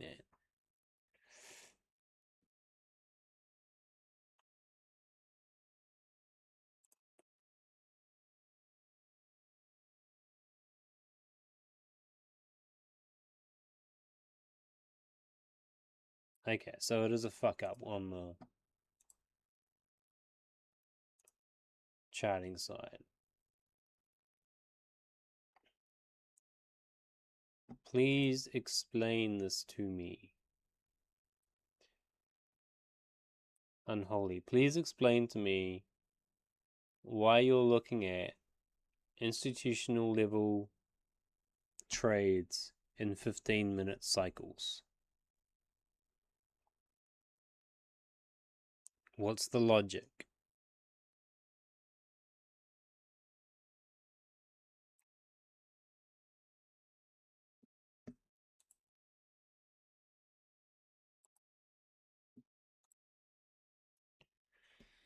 I should probably put this down here so you can see my face instead of the top of my bald fucking head. There you go. I don't know. Let's see, is that better? There you go. Now you can look at my nostrils. Meh.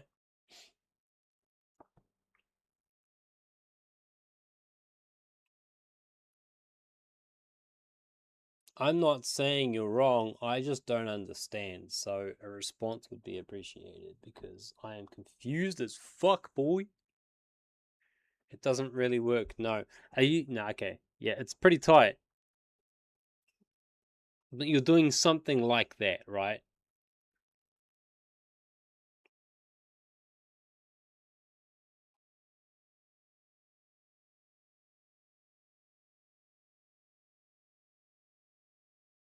Here's the thing, though. Okay?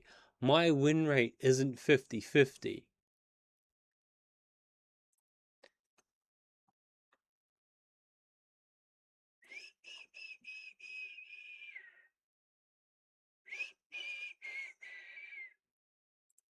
Okay? My win rate isn't 50-50.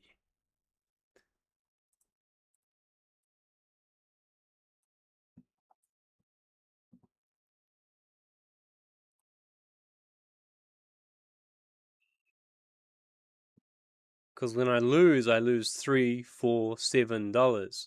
But when I win $43, $30, right? I'm losing dollar. I make $1, then I make 15. I lose $1, then I make $7. This is on a fucking $100 account, remember? So it's only little money. Okay? Overall, 50-50 on my trades, but my wins are like 3-1 and 10-1.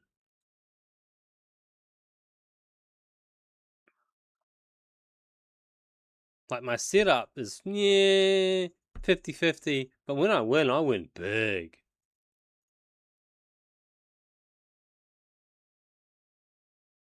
If I have a look at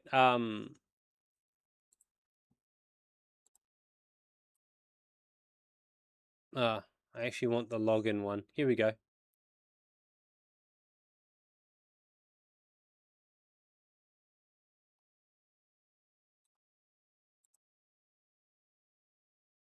Right, my average risk to reward is 3.6 with a 50-50 win rate. And the only reason that's 50-50 is because I'll take a trade and it starts going against me and I'll just like fuck that.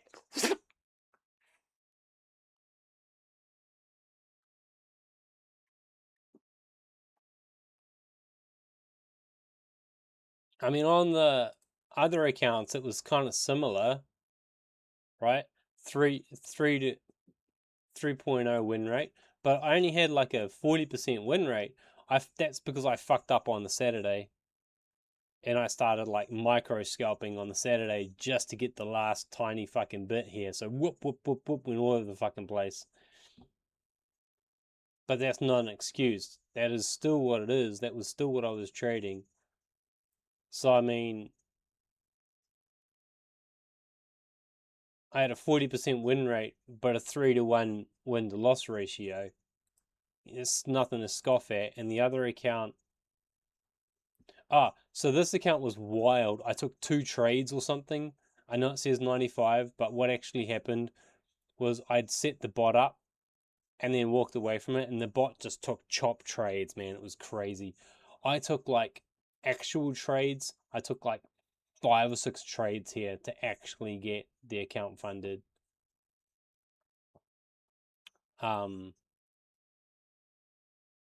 Yeah.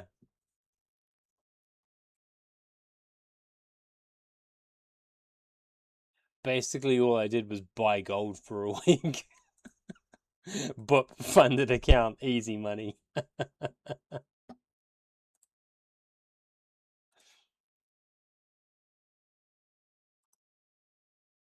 So my Bitcoin feed is fucked, so I'm using these guys instead.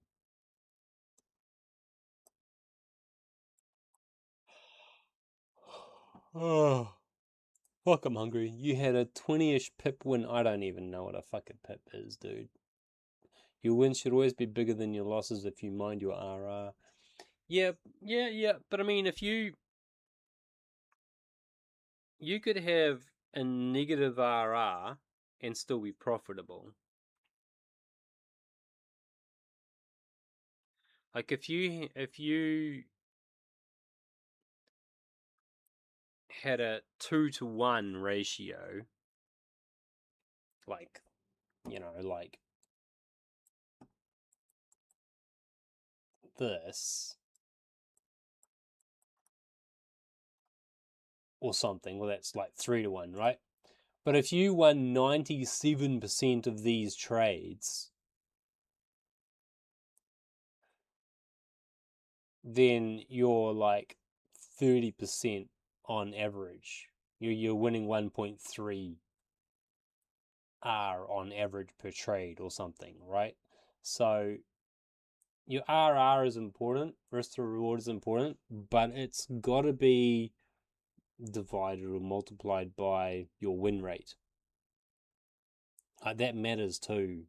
So I know I've seen people saying that your risk to reward statistically doesn't actually matter.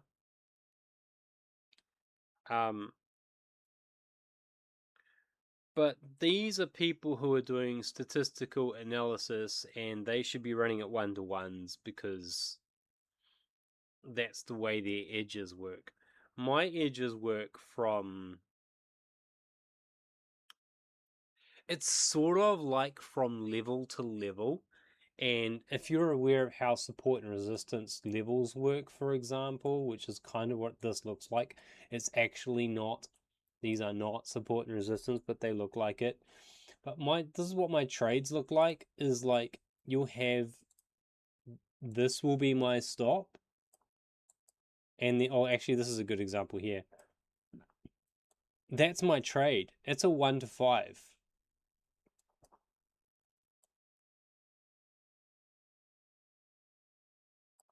How many pips is that? I have no idea. I've never in my life have I measured a trade in pips. I don't even know what a pip is. I've been trading for 8 years and I don't really know what a pip is, how it works. You got pips and points and I have no idea which is which.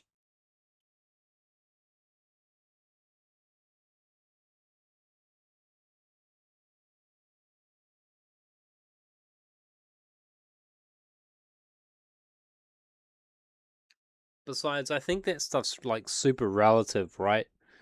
Like, a pip on gold or 10 pips on gold means something completely different to 10 pips on US Jippy.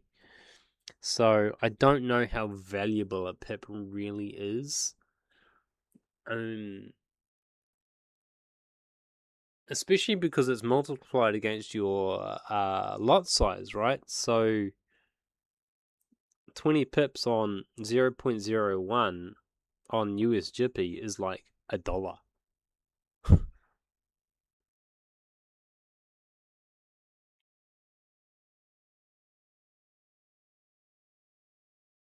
Yeah, I know what it is, but I don't know what a pip is worth.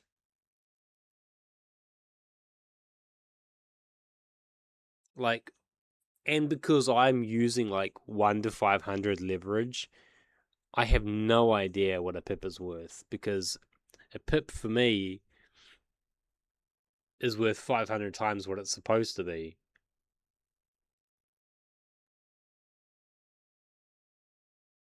And I don't care. I just take the lot size trade that I need. So I don't.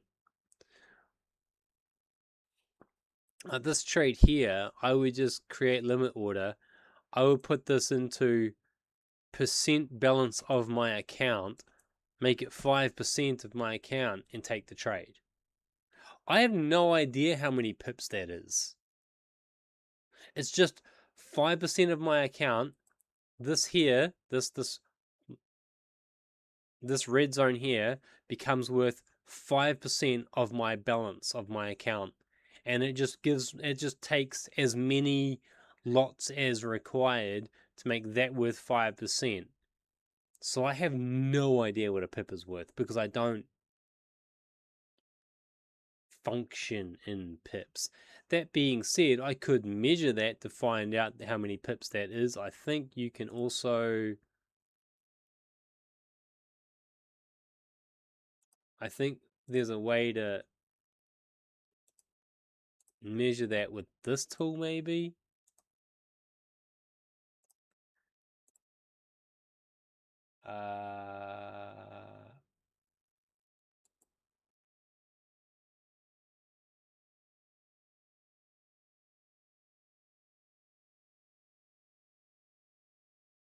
2,900.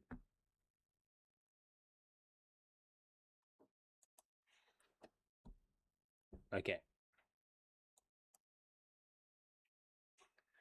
So, I mean, I think it's funny that I say this stuff, because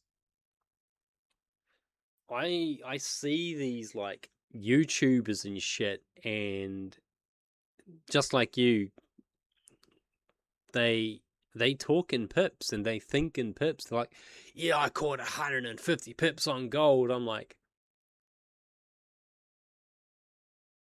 huh? Go up, make money. Go down, make money. It's like oh, I got a really, really good example of that. I just thought of a really good example. Okay. And I mean no disrespect. I want to explain how meaningless it is to me and why. Measuring pips as a unit of success is like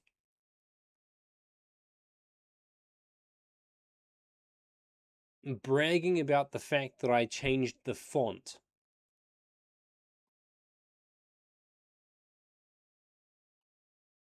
That I was using on my browser. Like, it's a metric that I can see, and visually, yeah, there's a thing there with it, right? But the font is inconsequential to the words that are on the page. And I'm more interested in the words on the page and the sentence structure. And I know that the longer the paragraph goes on for, the more likely there is to be a new paragraph. And I'm looking for those gaps in the paragraphs, not the font that the text is written in.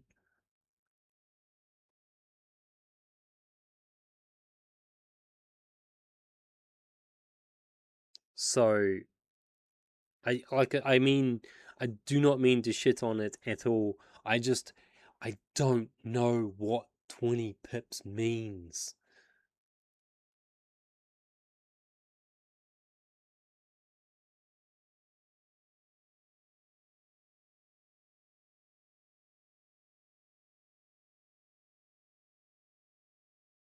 Well, I mean,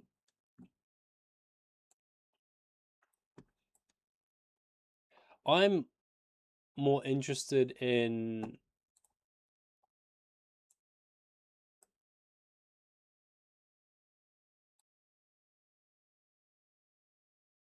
how clean that exit was based on these levels. I held that through that, and then I lost it. I actually lost this trade by the looks of this.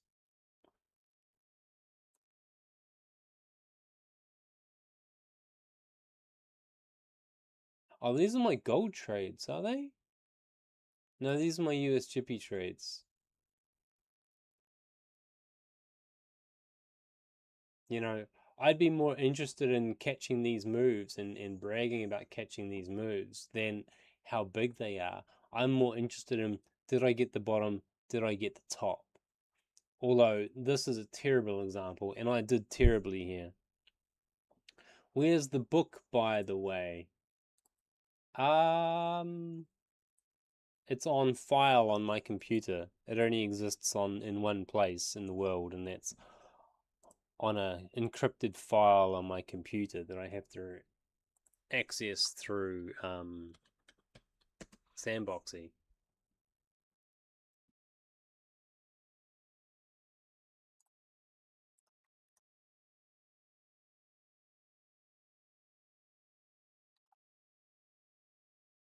Oh, that didn't load.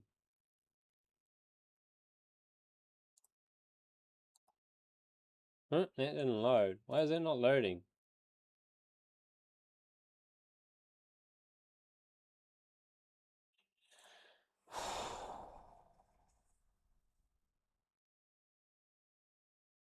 Might be able to do it this way. And then go to desktop. And then find a Scriv. Yeah, why did that work?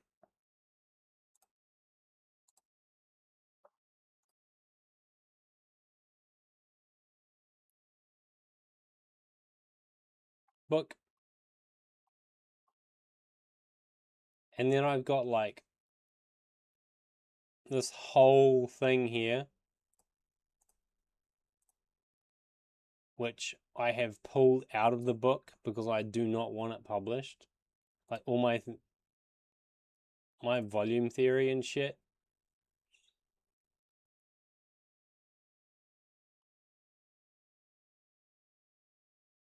But the book is... It's been a while since I've used this software. The book is...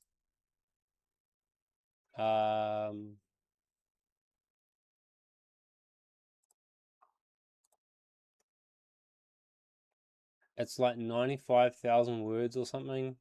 Like, it's a full-size book. It's not a fucking 5-minute fucking read. It's...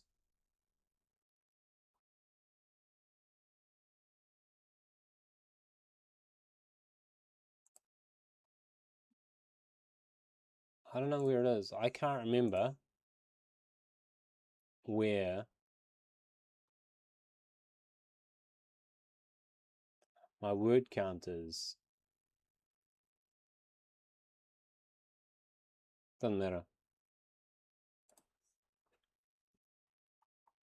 But yeah, each of these is a chapter, right? And some of them have got multiple chapters in them.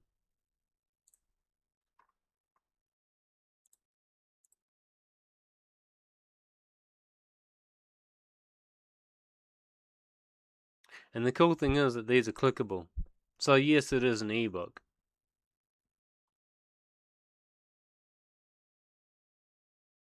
Do you hedge at all? I spent an hour explaining hedging to someone else this morning. Yeah, I can. I do sometimes. I would rather hedge than put a stop loss in. So I don't really use stop losses, I use hedges, especially on gold.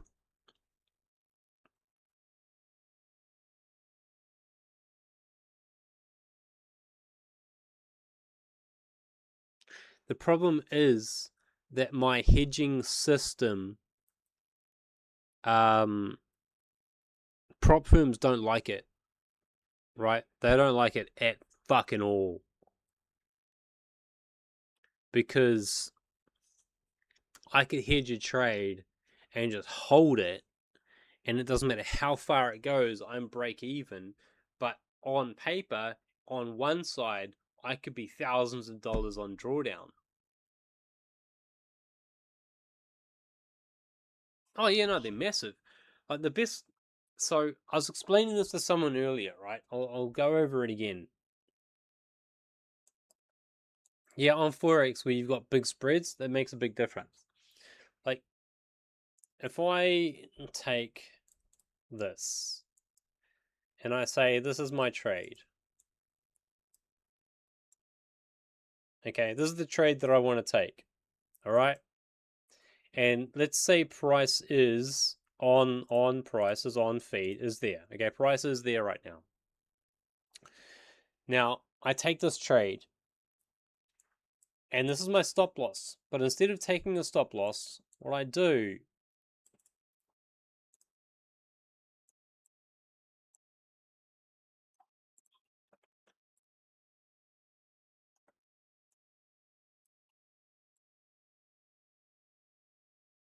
is I set these up. Okay? If price just wanders in here and then goes up to my level, clean money. Easy. Except for the stress of it going up and down and fucking around, right? But you got to learn how to deal with that. Okay? That's easy. But if price comes down to here and hits my stop loss, I lose 1R. Let's call it $100. Okay? Instead I hedge. I am guaranteed to be down $100. But at this point, I can never lose more than $100. If I just had a stop loss here, and I had this one taking this other side, price could... What the fuck just happened to Bitcoin?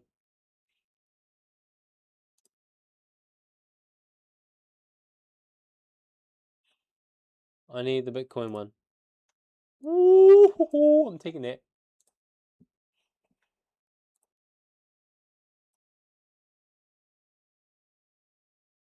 It's still got juice. I know I'm late. It just woke up. I will just take any scalp off that, man. In worst case scenario, I can just put... Literally, I can put a sell stop, a hedge, halfway down that line, about here somewhere. If it comes back down, I make money. Doing exactly the thing I'm just talking about right now. So, anyway, oh yeah, so that's at level. So it's more likely to reverse here. Yeah, it's reversing. No, there he goes. I'll take it.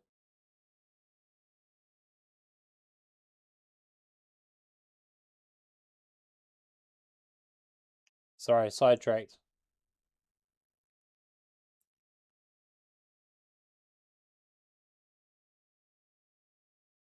Where does it go to?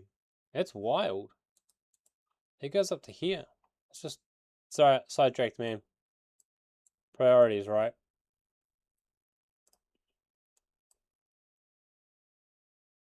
Yo, pop it. Right. Heavy.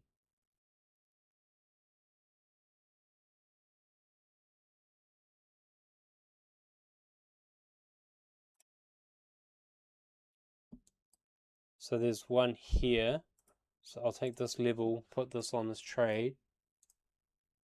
That's my stop. I'll explain in a minute. I was actually halfway through explaining exactly what I'm doing, and the trade actually happened. So I just had to take it.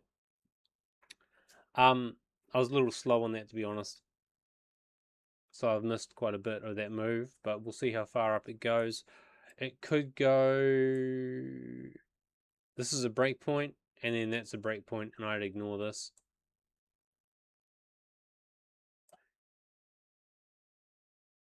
It could go to there, which is there. So I'll take that as the level and call that the TP on that trade. So the trade I just took is effectively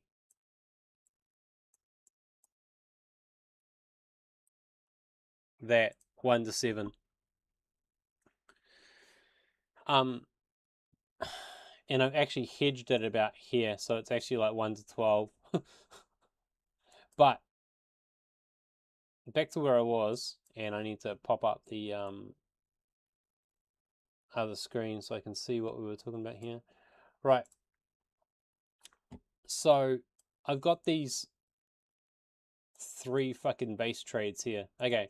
So if I take a trade here at this point and price goes up, I just make clean money, right? If instead it comes down and it hits here, this is a 1-to-1 to this one. So if this is $100, this is $100. Now I've got it's likely to bounce here spot, all right, with extra steps. Let's call it a support for the fucking support, resistance, support. Let's call it a support for the sake of it, just for fucking the fun of it. Now on the support, actually let me check. Oh, nothing. Okay, on the support, I've got just either side of that support zone, I've got my entry and exit. Now, if it comes down here, my short makes money, it gets into this zone somewhere, closes this in profit, and then bounces off this, comes back up. Now, the second this closes, I'm then in a deep drawdown, maybe $200-$300, right? On this trade. This would be down $200-$250. This one's just made $100. If this one comes back up, it's now only in drawdown of about 50, and I could close it here. And I'd be $50 in profit for those 2 trades. Okay? If it keeps going down, I'd lose it. I'd make 100, I'd end up 100 drawdown. I'd make 150, 200, I'd be like 80 in drawdown. And I'd just keep doing that. And this trade here, we'd end up 400, 500, 600, 700 in drawdown. But I've made 100, made 150, made 200, made 150. So might be like 400, 500, 600 in drawdown, but I've made 400 on the way down. At some point, it's going to bounce and come back. I've made 400, but I'm down 200. So if I bring this down to like the $100 mark, if this bounces and comes back to here, then over all those trades as a group, I'd be up $100 on that pullback. And the reason I do this is number one, it gives my brain more time. I don't have to panic. I can just think. I have a plan. I know what the plan is for the next 3 or 4 levels. Yeah, it is. It's. Well, you remember Nick Sean was the first guy that ever gave me a sensible fucking way to look at. This is why he's always the first guy I mention to people. He gave me a really good basis to start from, I think. Now, see, price is pulled all the way back into here, right? But that's fine. I'm okay with that. It's taken the other trade as well, has now taken. So now I just wait for one of those sides to clock. Okay? It's that simple. Actually, on that subject, I put another sell stop there. So I've just taken a trade where I entered this one here. I have one here. My hedge is there, so it's just hit that hedge. My first level of this hedge is here. My second hedge, these are my actual trades I just took on the other screen. This one here is, this doesn't exist, is just below that level here, and it goes down to that point there. So those are the trades that I currently have set right now, right? Exactly using this system.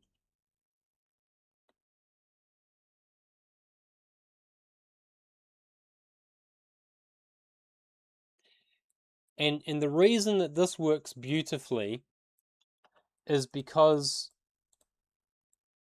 this zone here is a zone of interest. Now, on traditional trading, you take this trade and it goes in here and it bounces a few times, right? While it's deciding what to do. And every time it bounces, it hits this, stops me out. I take a trade down, it comes back up, stops me out. I lose, I lose, I lose, I lose, I lose, I lose. I now have to have a 1 to 6 just to fucking break even. If I've hedged this zone and I don't have a stop loss on either side, it can bounce all it fucking wants. And I'm not retaking trades. I don't have to get out at break even. I don't have to do shit. I can wait for it to make up its mind. It will go to one side or the other. And then I can close one side or hold it for longer thinking that it's going to keep going. And just wait. I can wait forever. Maybe not, because there's swaps and stuff. But, you know, paying $1 for a swap for an extra day is better than closing this at 100, closing this at 100, freaking the fuck out because now I'm way fucking down. Like, for me, hedging just buys mental space and time. So yeah, I like hedging.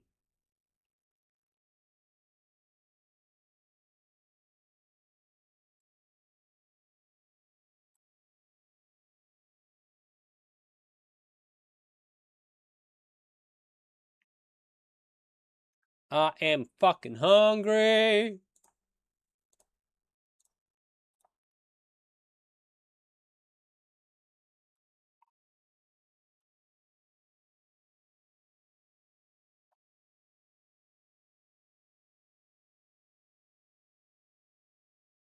What happens when you get in the first hedge, but it goes back up?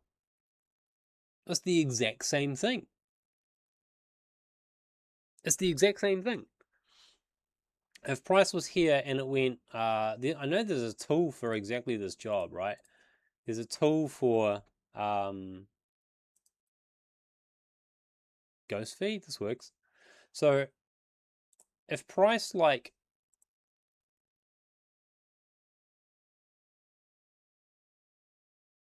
came like this and then triggered this one and then came up here, right? Or even if it did this, okay? If I was doing traditionally, I get stopped here, stopped here, stopped here, stopped here, stopped here, stopped here. But in a hedge, I haven't. So all those stops, I've missed them. I haven't retaken trades. I haven't hit stop losses. I've just been break even the whole time, right? Eventually, it's going to go one way or the other, all right? Where's this ghost feed? This is kind of cool. And then it does its thing and it comes up to here. And let's just say that this trade here is there for the sake of argument, okay? Just because. So it closes me out and it hits this next zone. Okay? Let's do this so that, yep, there you go. It's hit the next zone.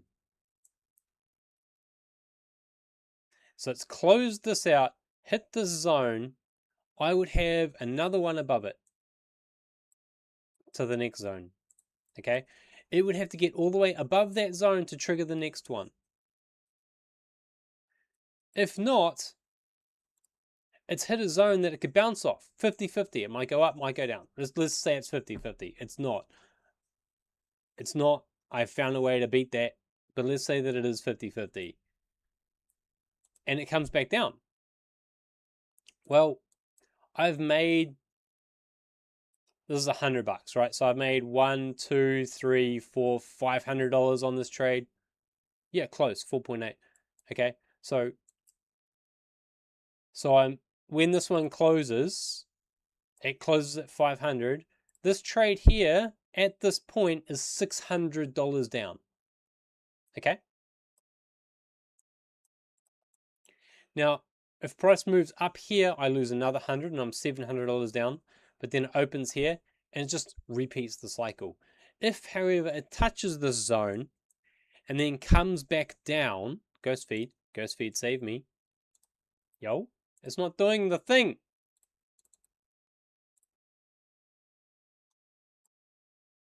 Whatever, I don't care. If price then comes back down, obviously, my $600 loss is now here. It's about a $200 loss, but I made $500 here.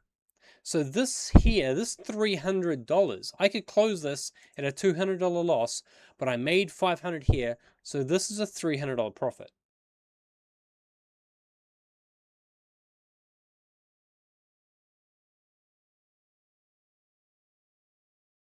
That's the basic idea of what I'm trying to do.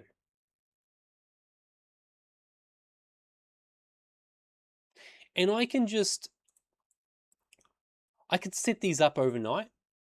I could set up 1, 2, 3, 4, 5 zones, and then on the last zone, I don't put a take profit. Right? There's no take profit. That's unlimited upside. And this doesn't have, none of these have stops, okay? So if price screams up to here, like I'm under control, at one of these it's going to come down again. But if it doesn't and it just keeps going, and I'd had to if I'd had to take profit here, I'd lose all this. But because I have no take profit, I'm just holding my edge. Yes.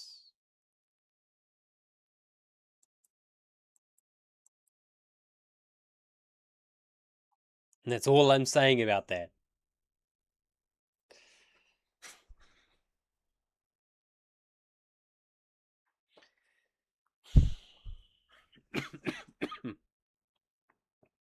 Very, very good. Very smart. You see the thing. You see part of the thing. The real thing is this.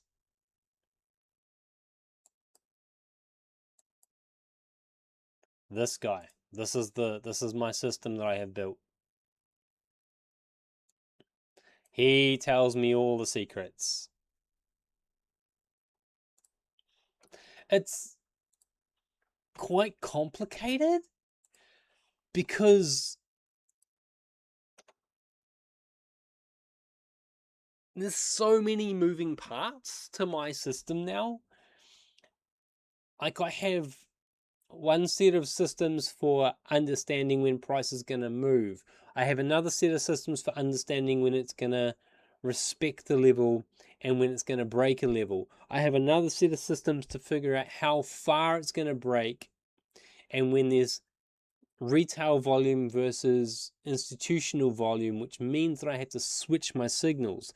I have another system, which is my money management system, which I basically just explained to you, which is proxy hedging. Okay. And if I'm really confident that price is going to overall go up over time, then what I will get really fancy and do is I will hedge this at ones. I will take trades at ones, and I will take these counters at twos.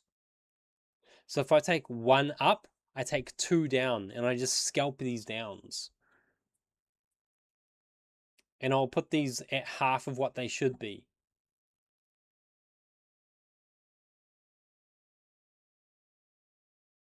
And I'll put stop losses on them. I haven't actually done that yet. That's just my next, like, I think this is how I'm going to do it. I think this is the way. I suspect. I believe. So this level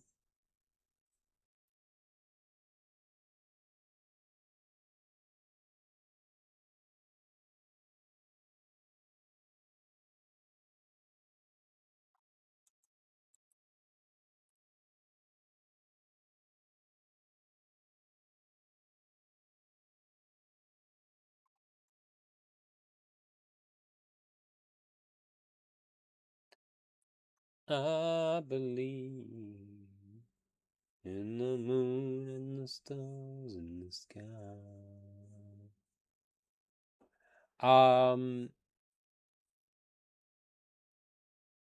I finished writing up the book about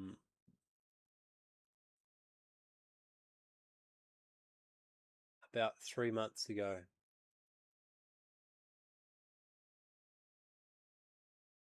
So that just closed the trade. Right, that's just closed that trade, and now I've got, so this one here is in drawdown, okay? This one here is the next level, okay?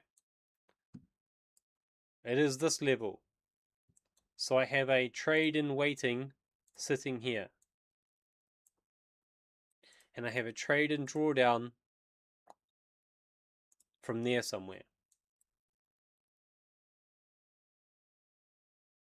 I'm drawing those so that you can watch them with me. So this is what we're looking at here, right? See?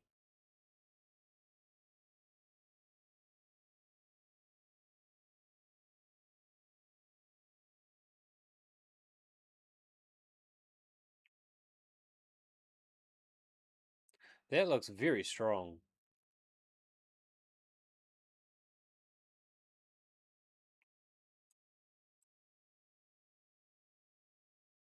Whoa. That's very strong.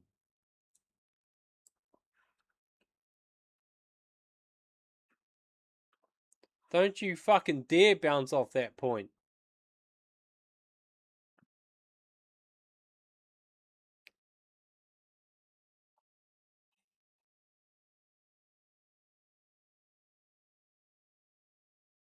I actually think that's going to bounce off that point. I think it's going to come back up.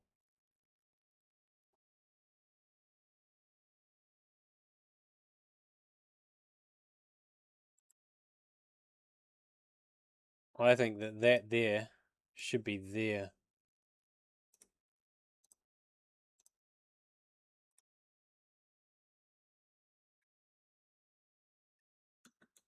And I put it in the wrong place originally.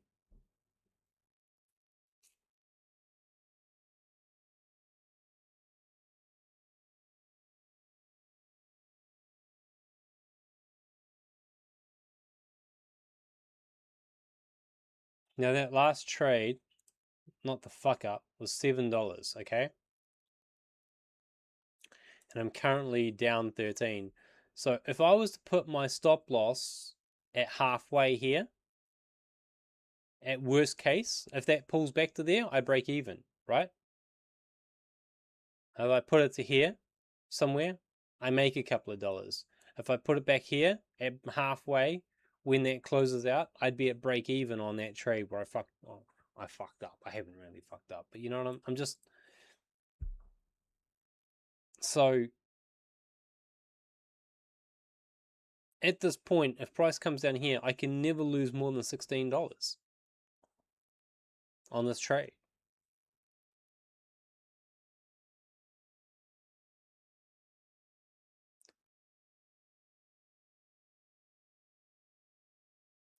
And if you have a look at, so this is where it is right now, right? On this one, this is my major point. It's my major. The next major is this one, I think. No, it's this one here, down here. This one here's a, yeah, whatever. But that there's my next really real. Look how real that is. In fact, I should do this.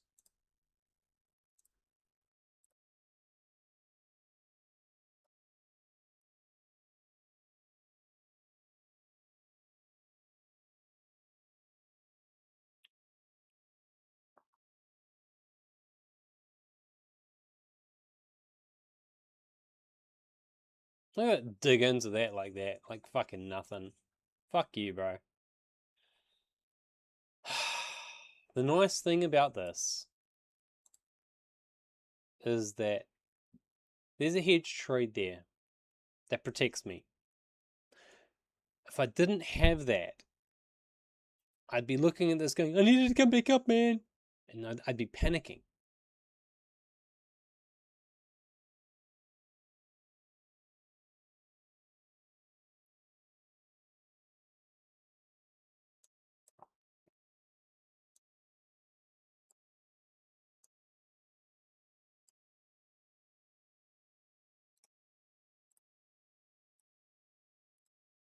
So here I put a TP that's quite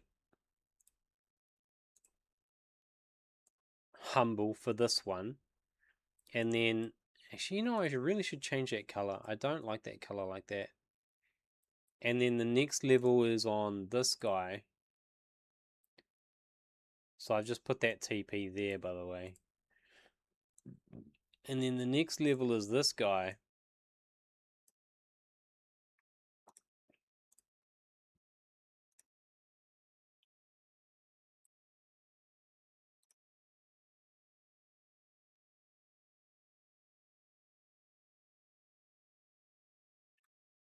And his TP is here.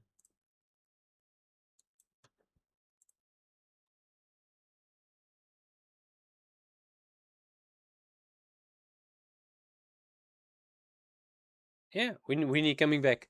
When are you coming back? Don't leave me! I don't want to be alone!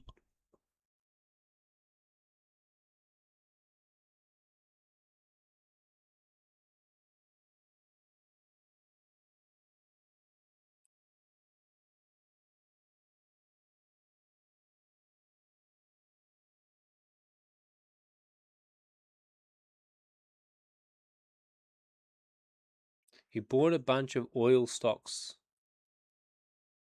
Oh, cool. I was looking at something semi-oil related the other day. One of Famous's trades, I think. I think that's US oil.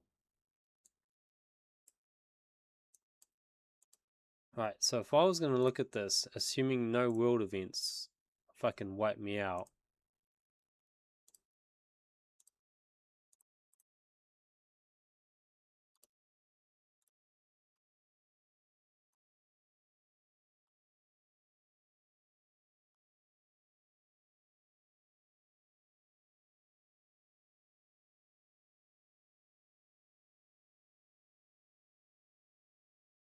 You got lucky?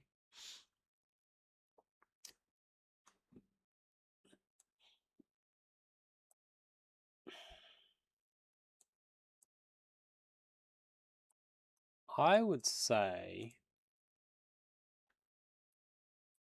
See, that's bounced off. Is that actually...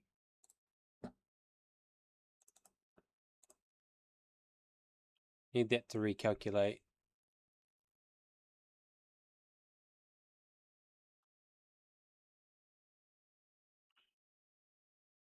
I used this VP as like a rough and ready, but this is my fine-tuned one that is... It is.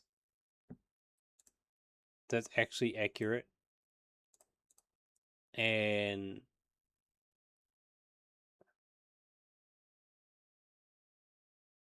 yeah, so... if I was going to trade this shit, I'd say that's a real trade. You could second level it to about there somewhere.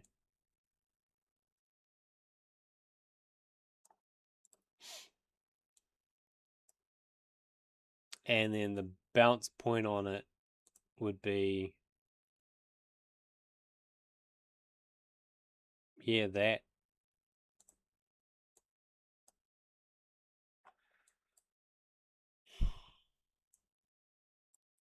That's ignoring all news. Right? That's pretending news doesn't exist.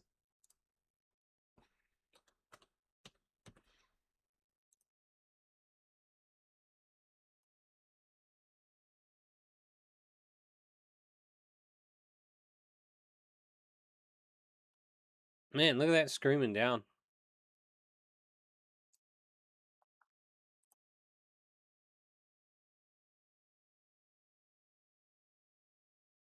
This is like a micro $50 account I made the other day. Just to test another idea that I had. But it needs that to come. Okay, we're good. We can run it. Okay. Gold hasn't woken up yet? Or is gold broken?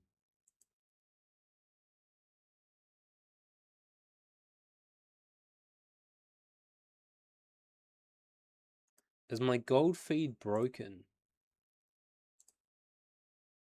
Oh yeah, my gold feed's broken. Fuck you, bro.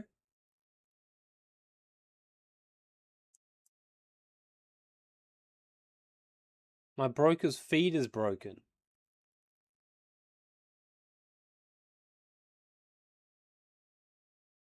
Well, that's fucking annoying.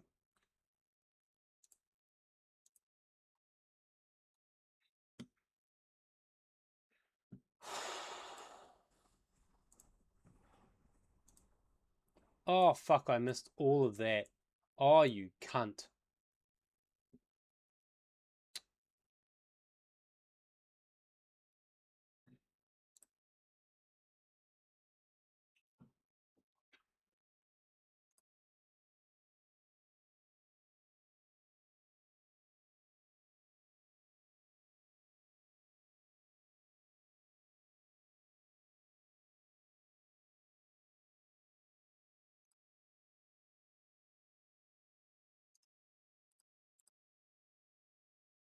Pivot depth 1. That's 1 pivot.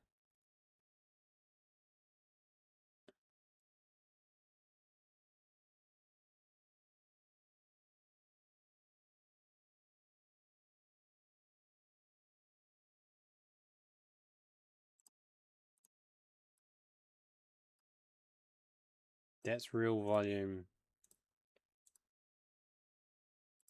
That's manipulated volume there.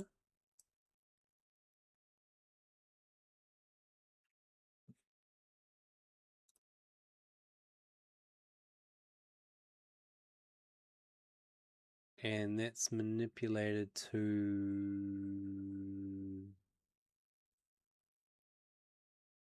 fucking all the way down the bottom? No.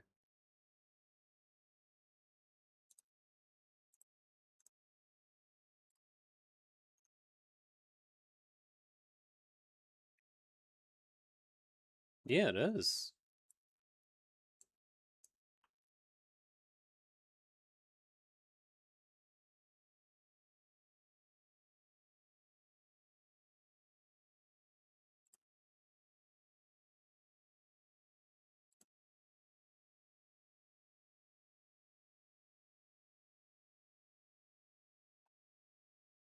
So you didn't have to go to work?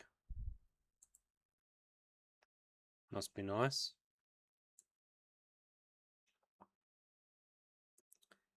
Come on, buddy. You should be updating to way further back.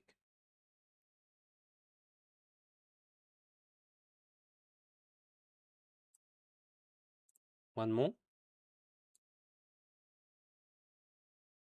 That should come to here. And it didn't. The fuck?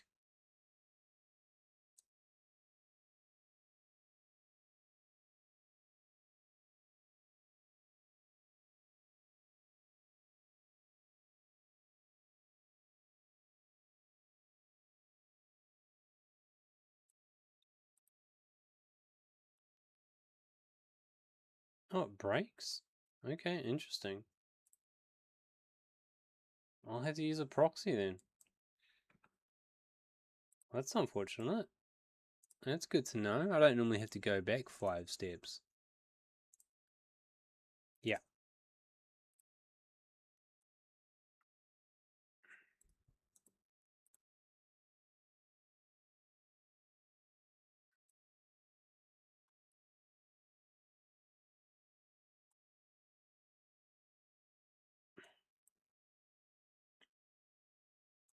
So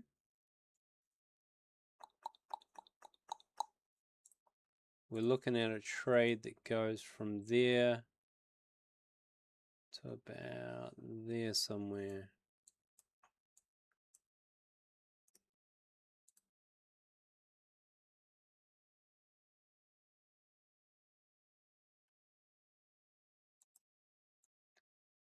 This is on a 15-minute time frame, so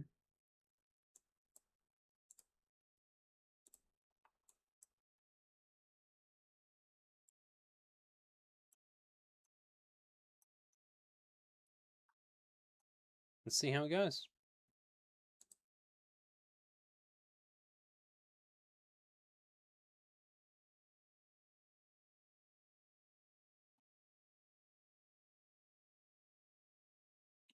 Close, close, close, close, close, close, close, close, close, close, close, close, close. Bitcoin. Here we go. It touched the take profit. It touched it and didn't close it. How fucking rude.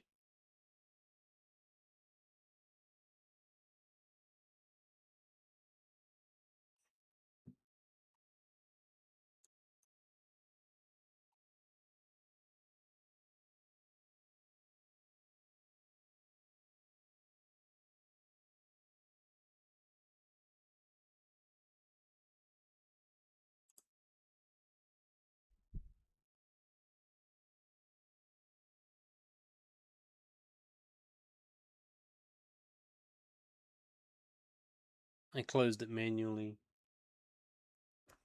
So now I've got a trade that sits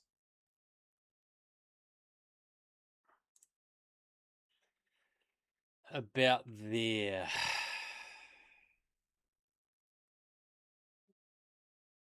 So I'm marking up in TradingView, right? But I'm trading on Meta, which is a pain in the ass, but having a client open and charting up on a different piece of software is kind of annoying. But the advantage is on Meta that I can run scripts automatically when I fuck off to go walk the dogs, or overnight when I go to bed. And also the executions on Meta seem to be way cleaner. Like TradingView seems to lag like fucking crazy. So when I want to see the actual like jitteriness or movement of the market, because I'm trying to like get a perfect entry or whatever, it's way better on Meta 5 than on TradingView. But in saying that, I do not recommend trying to scalp trade at all ever.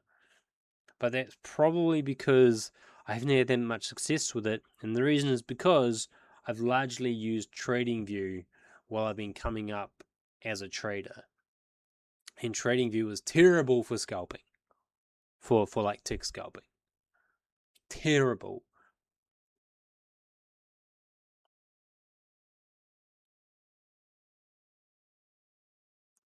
This has changed shape. So I'm going to adapt this one to it because the old shape is no longer relevant. And it's interesting this has hit a double level here. That gives me more confidence that it's going to come all the way back up. And I know it's coming back to here, but it's probably going to come to here first.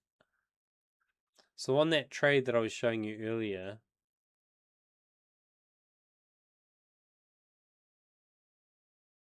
the fuck is gold doing now? Off you go, buddy. Up you go. On that trade I was showing you earlier, I actively have a trade open that is like this, and it's $16 in drawdown. But I made $7 on the way back down. So I could close it here somewhere, break even. But I do think price is going to come at least back to about here somewhere. At some point between here and here, I think it's going to come to here. So I'm just going to hold it open in loss, knowing that I've actually made most of that loss back already safely. And if it pulls all the way back up here, I make money. And if it pulls further down here, I have a trade sitting just here, which will catch it so that it can't keep going and make me lose me even more. What this ends up doing is you end up having a gap. Like this, where you've made money in the middle, you're losing money on one side or the other, but I can't do anything until price gets to this side or this side. And then when it does, if price comes all the way down here, I then close that trade in profit, and I have this gap here where I can't really do anything. But one side or the other may be in drawdown. If it's not and I've closed one out, I can just restart with a new trade. But otherwise I end up with this gap in the middle, which kind of drives me nuts because I like to be in a trade all the time. But I know I've made money on that move, and I'm just waiting for it to come back to another spot where I can, reset and start again. So I am having to learn how to be more patient with my downtime on my own system. And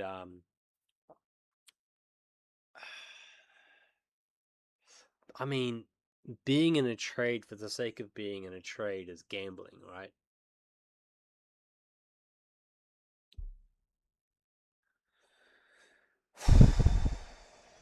It's degeneracy. So, because we've made... Oh, we've got a couple of new viewers. Hey, guys. So, although we are technically in a drawdown here, right, we're at 160, we started at 175, our balance is 182, so we've actually closed a couple of profitable trades. We just need while we stay in drawdown, we need it to move one way or the other. Either this will move down further into, not this trade, but this trade, catch this and then pull profit all the way down, or at least break even all the way down, right? Because I'm in this trade here that's losing. Or this one here will pull back up to here. I can close it at break even, and then I've made all the money that I made when this pulled down on that hedge.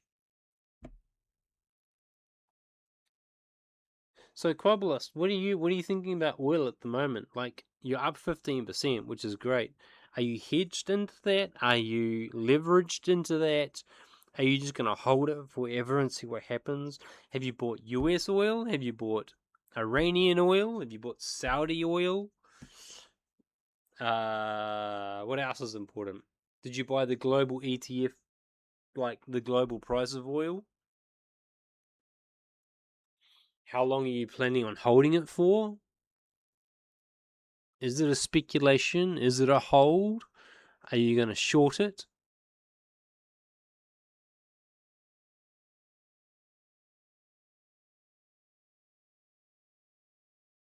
Tell me what you're thinking, brother.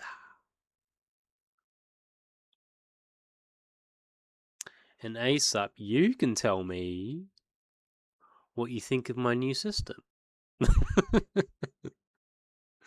Or the parts of it that you have seen. I say new, I mean I've been trading it for 3 months now.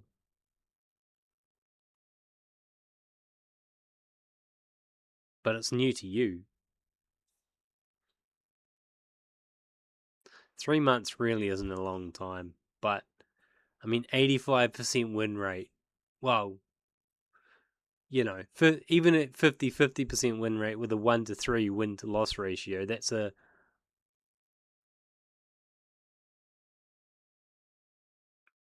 If you were to make a system of your own, but you're running a system right now. You've got to remember this doesn't work well for prop firms because of their really strict drawdown limits. Because holding a hedge into drawdown is considered drawdown. Even if you close it and the balance is in profit and you're expecting it to pull back up, you're still in drawdown on their system. Even if it's protected and hedged on the other side.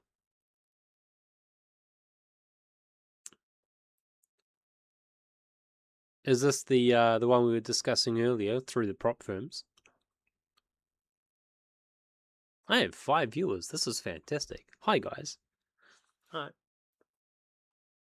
I assume that there is edge on this if you are...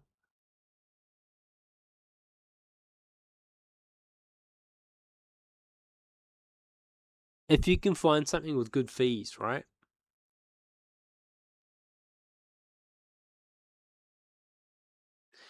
Are you super cheesing it? Like, are you, every time you buy an account, are you doing it with a different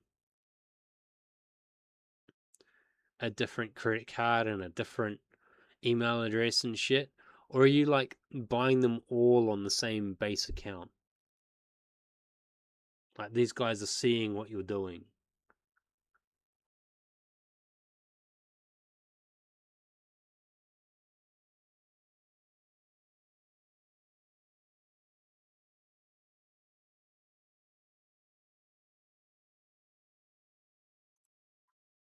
Man, I'm so hungry, man. Oh, okay. At some point, you'll take enough money off them that they'll pay attention.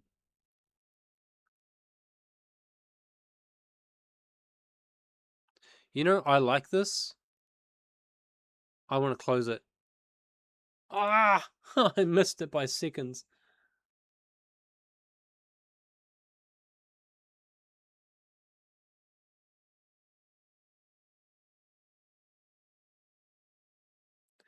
I'm going to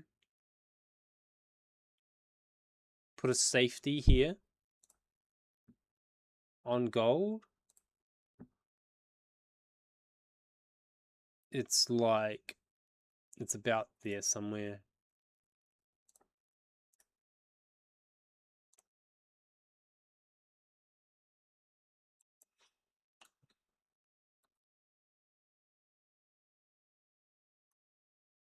Fuck, it's further away than I thought.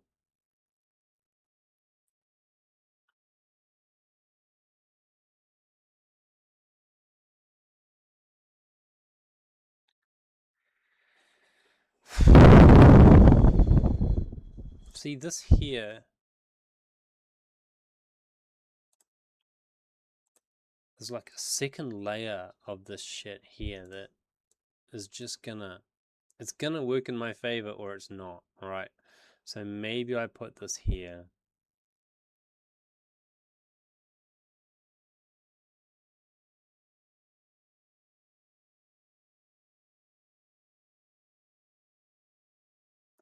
Do I bring this down to this level here?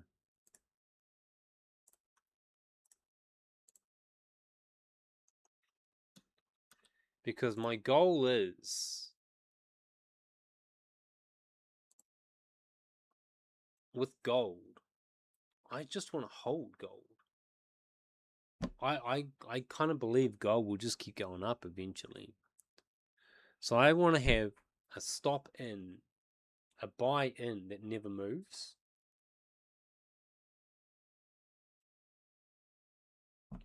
And then just hedge the pullbacks with gold. That's all I'd like to do.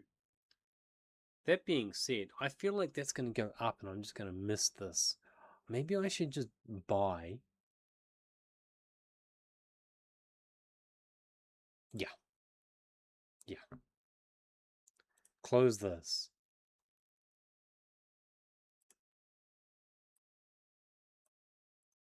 I treat gold slightly differently, right? Oh, and then it pulls back immediately. I'm going to put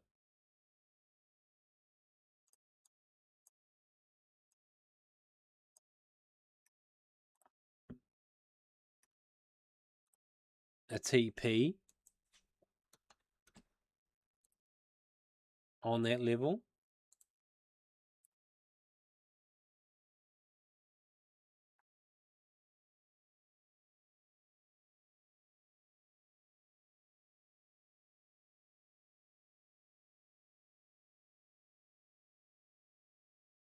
Just keep an eye on it.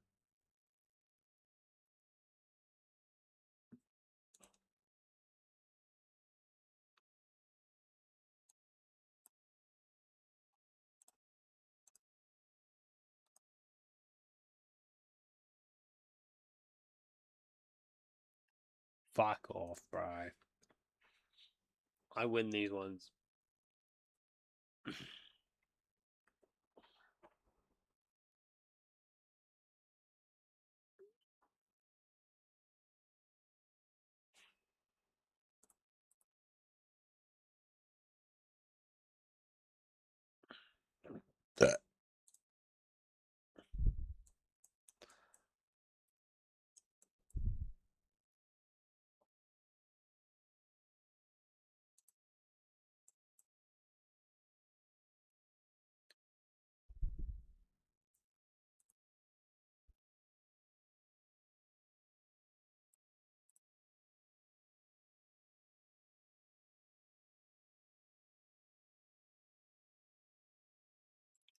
A little late to this party.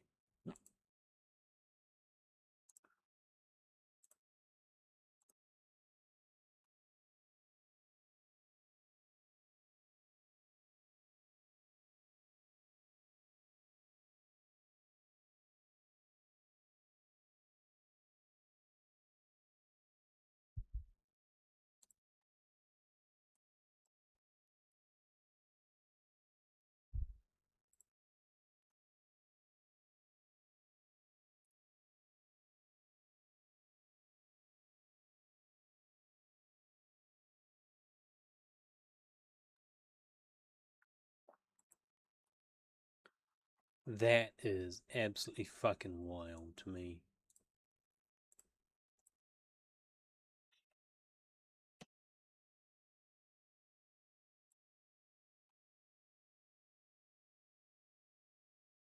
Where is the real fucking volume then? Yeah, I thought it might be there. Okay.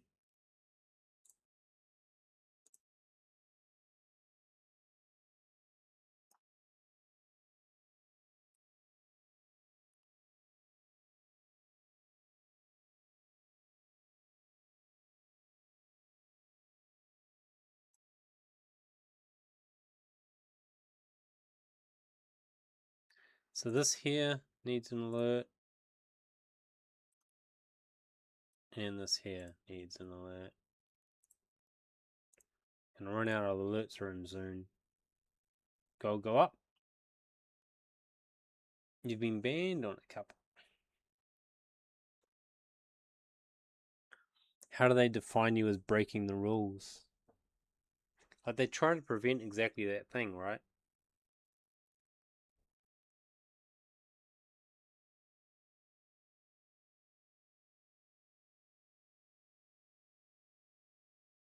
What does $500,000 in your currency equate to in like US dollars? I don't even know what your currency is. I don't even remember where you live. It's been so fucking long since I talked to you guys.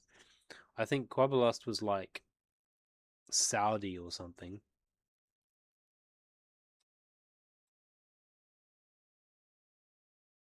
I thought you were American, but you can't be because you're talking $500,000 fucking something like pesos or some shit.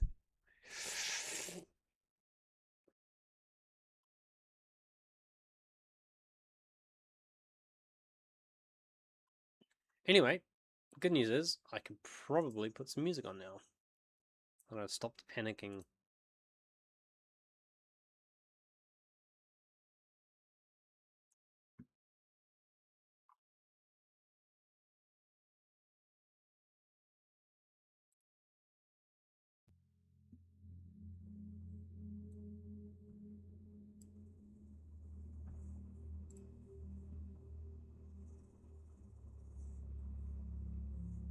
I'm gonna go make a munchie. Back in a minute. Actually, it might be 2 minutes.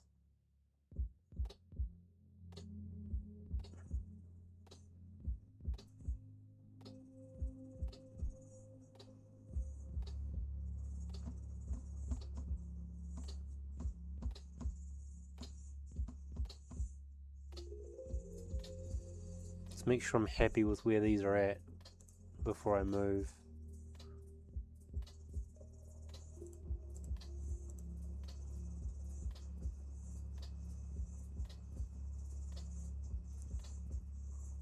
Interesting, that's pulling straight back into that bounce under that level. Well, it actually want, it really wants to move down, right? Don't think it will, but it really fucking wants to.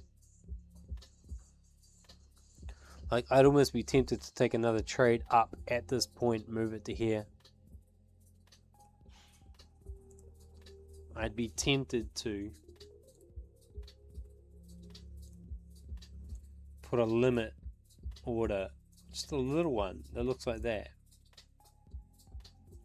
That's so highly geared in my favor.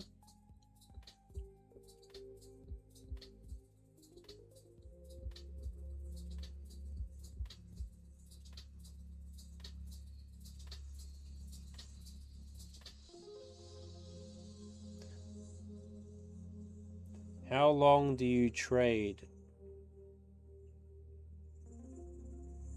I don't know if I understand the question, but I don't stop.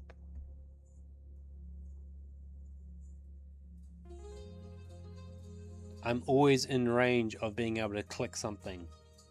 And if I'm not in front of the computer, I will have alerts. I don't trade sessions. I do stop. Like, I have started to stop trading between about 9 and 11 in the morning, which is like 2 hours ago. Because the markets do their close, rollover, reset, the volume goes to zero, does crazy fucking shit for 10 minutes. I can't be fucked with it. I stop when it's the weekend and they close the fucking shop. I love this game so much. I get pissed off because it's the weekend. And I can't trade anymore. So I go fuck with Bitcoin because I'm bored. I need food.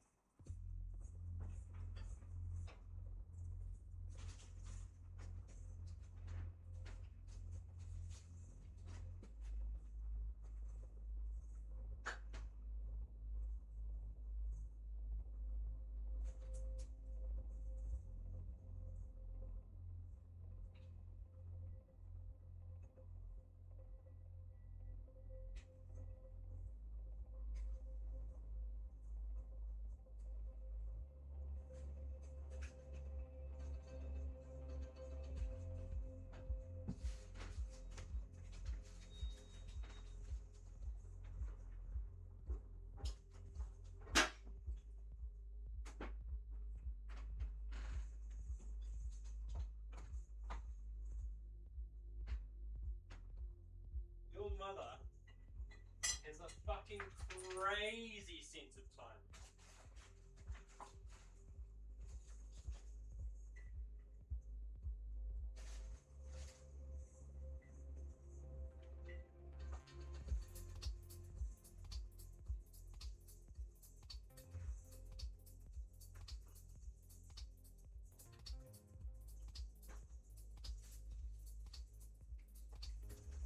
Hi.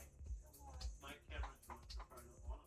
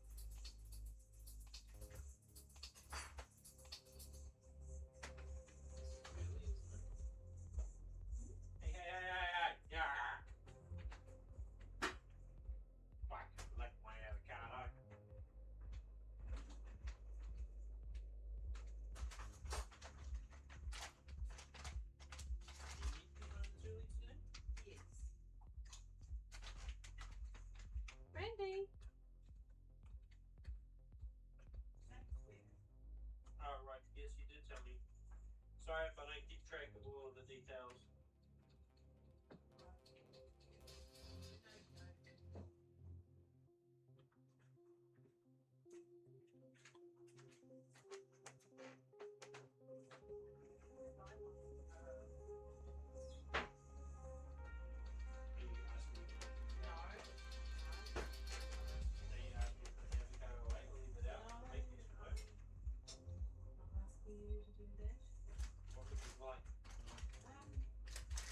I know, I just put the toast on. That's it. I can do that. White and brown.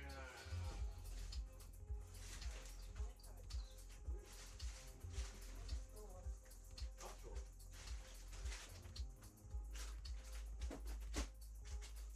Spinach and feta. Nom nom nom. You don't want any of them, do you? Not right this minute. Do you want to eat it? Not if I'm having avocado on toast.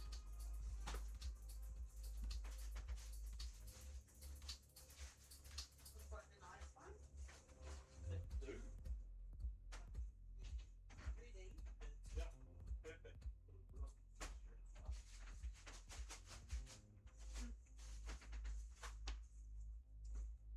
Yeah. So today I started early to do the cereal because I was finishing early and so I was looking at Andy's shakes.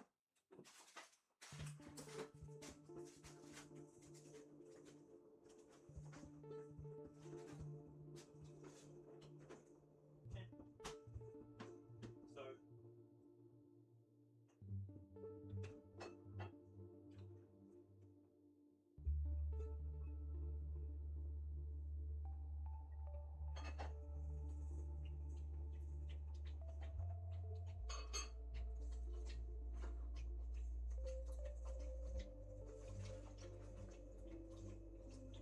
I just saw what's in the fridge. What did you see? Today.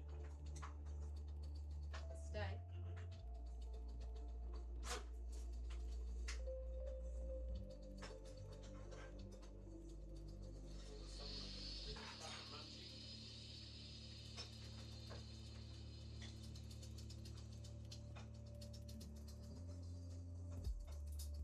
Maybe.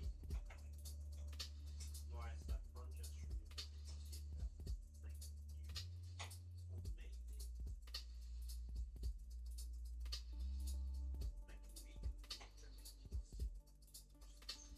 Yeah. All the way into cooking. No, probably more like what fish. Wow.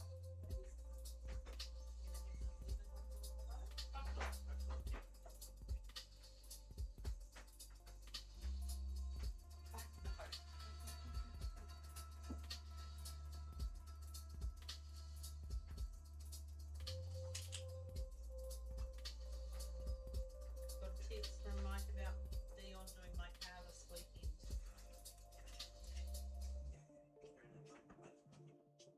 I know. Still, okay. Okay. The mechanical repairs. Yeah, not well. Yeah.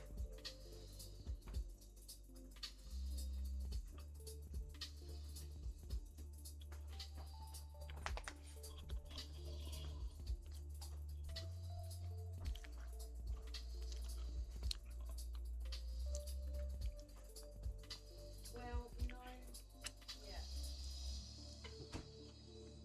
The easiest way to make what work is to do social media. Sorry? Selling course? Just on the trading.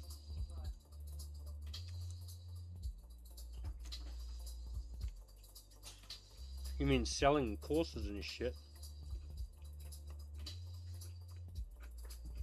Being a scammer.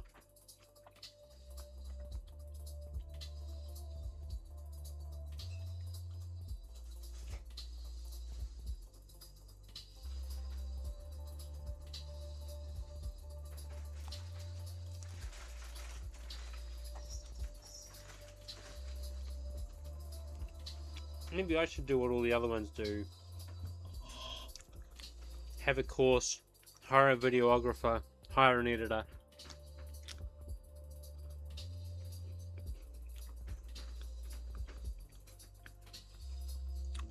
Pretend I make millions online trading.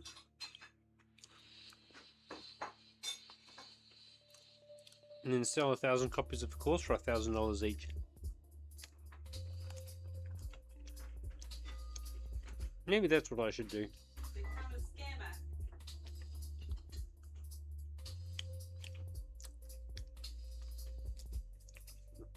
It's not a scam if you can actually trade.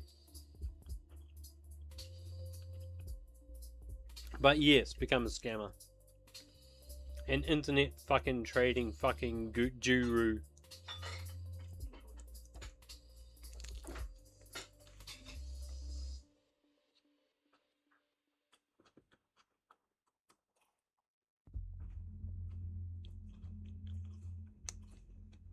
You know, the problem with that for me is that you don't have to be a good trader to do that. If you got a bit of personality and a bit of presence and you're good with the camera, you can do better than someone who can actually trade. Because you're more aesthetically pleasing. And your videos have slightly better production quality. I get it. I understand the grift. Doesn't mean I have to like it. But it's definitely one of those you can't join them, beat them kind of things. That's how the saying goes, isn't it? Can't beat him, join him.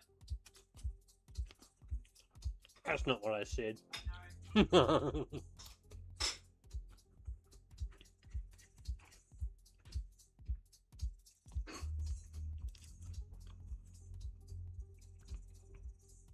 Most of these, I've made millions through trading. You mean you've made millions through selling trading courses?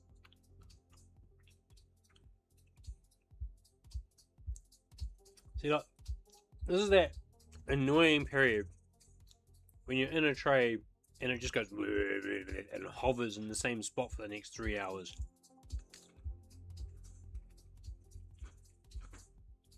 And the longer it does that, the more uncomfortable you get.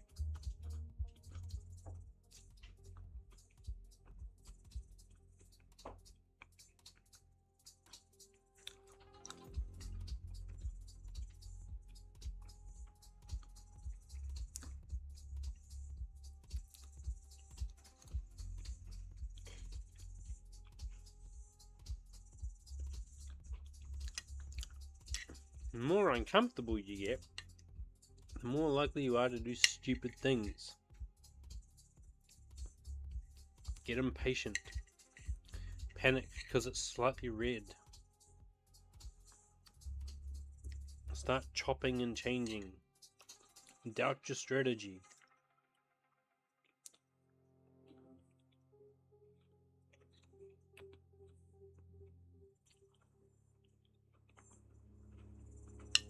Yeah. Then again, if you doubt your strategy, then either it needs more work or you do.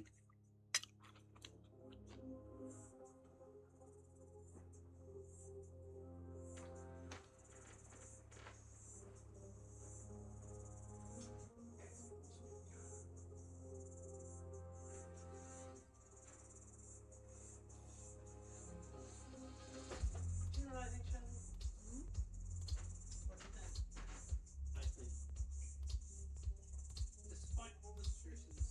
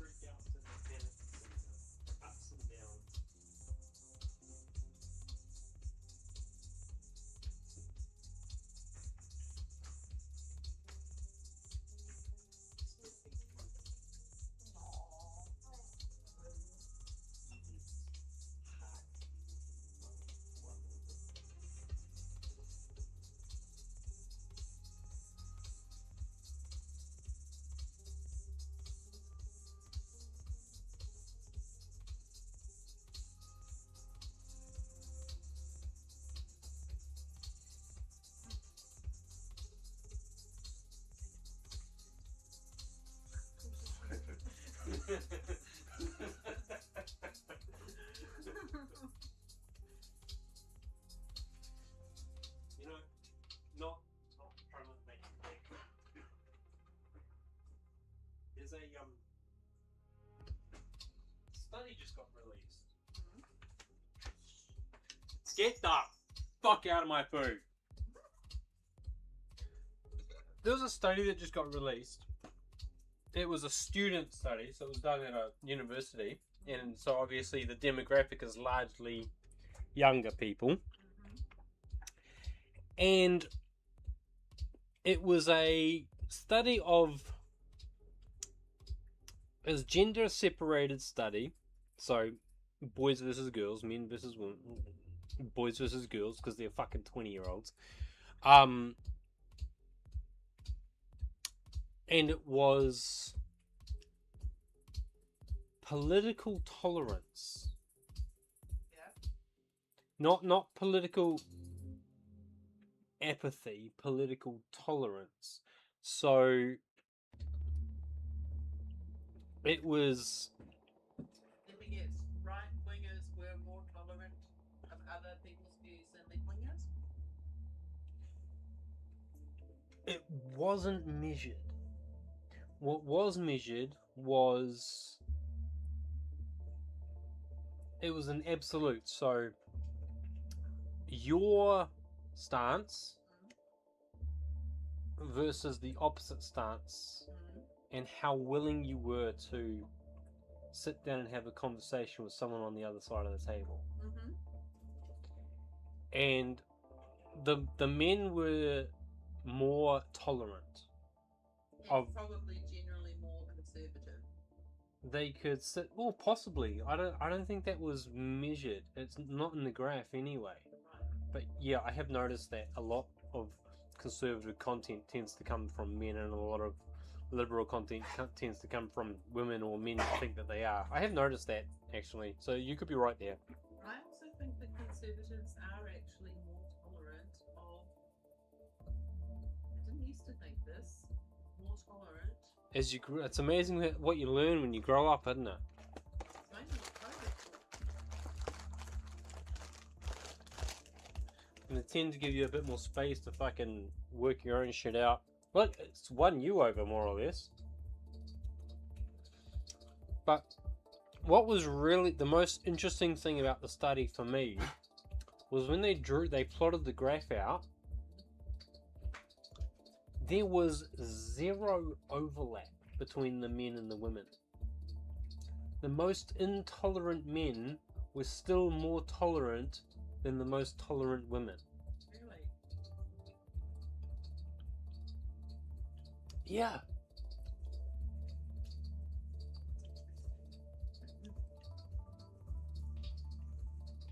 Someone commented it about men just knowing they have to put up with more shit. But, and he made it funny too. I can't remember what he said. Fuck, I wish I could remember. It was so funny. So funny. I think I would have always suspected that anyway, but then in saying that, when I think about it, I'm like, it's probably just because of my social media bias, because like I said, when I see liberal side talking, it's always women, and when I see conservative side talking, it's almost always men. So that would be where I would imagine that I would be biased because I'm aware of that, and I'd be aware of that bias. But they're saying actually in general that is just how it is. And the study was in specificity towards politics.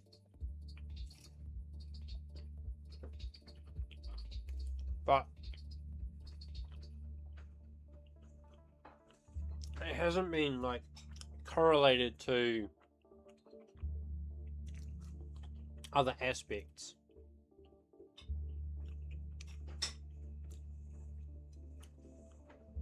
So I think you would find some other gender biases contribute to those things. there's got to be, it can't just be that black and white. Or that red and blue, I guess.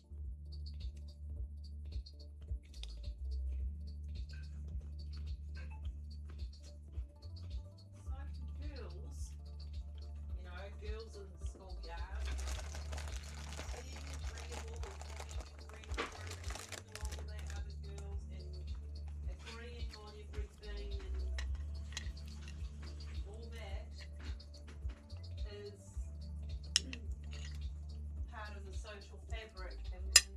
competing with each other, blah blah blah. That's still part of it. Yeah, we'll see in those regards, girls would be more agreeable and boys would be more aggressive, right? Competitive. More competitive and unafraid to disagree will be not the same. So Oh yeah, so that actually extends to the same side, because then if a boy is willing to have his own have a fair fight, an opposite opinion, a fair fight. he's willing to let you have a fair go at it. Whereas with girls, they'll reject any opposite opinion because it means being ostracized. Ostracism is the highest form Yeah. of punishment in the girl-child world. That's a really good insight. I definitely think that's got a lot of fucking credence. It does. So when these 20-year-old, 18 to 20-year-old liberal women or women, Are they all gang up because they're in the same social group? you Yeah. don't agree with me, therefore you're out. You're cancelled. You're cancelled. It gets funnier when you put it in that context. Or pitiable. We can't have this different person in our group. No. We all have to conform.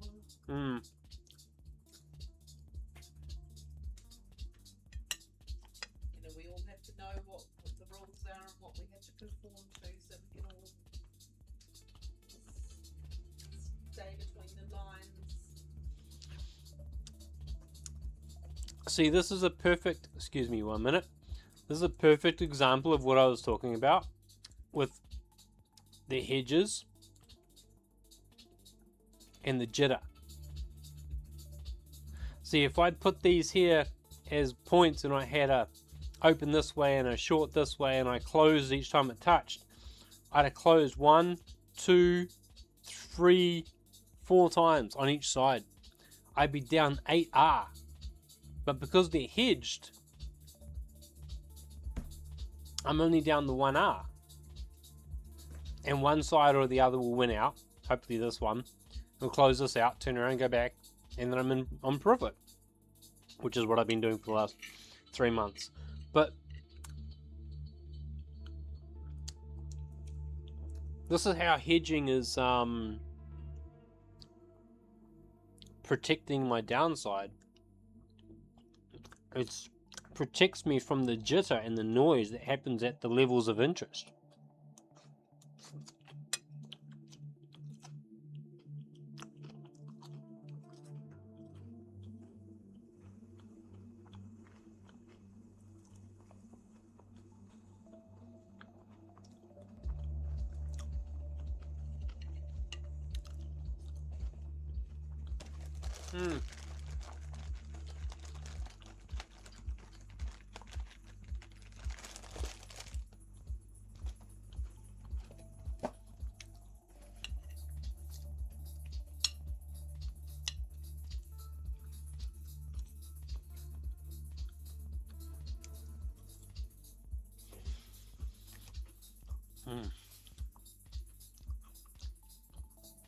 That avocado was spot on today, isn't it? Yeah, it was yum.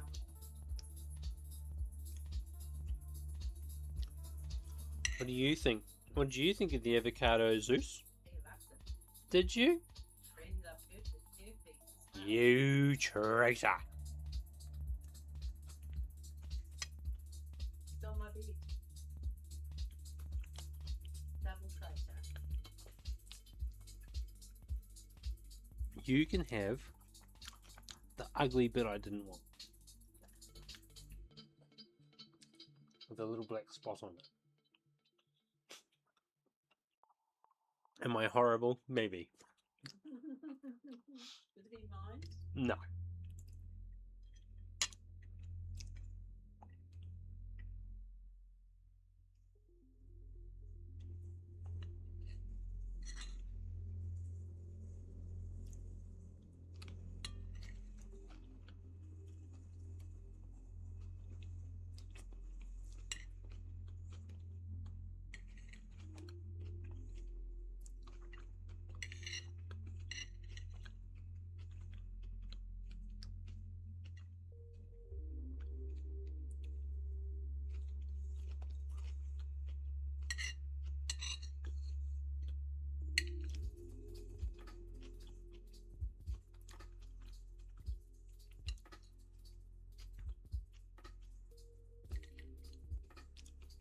I really want this, buddy.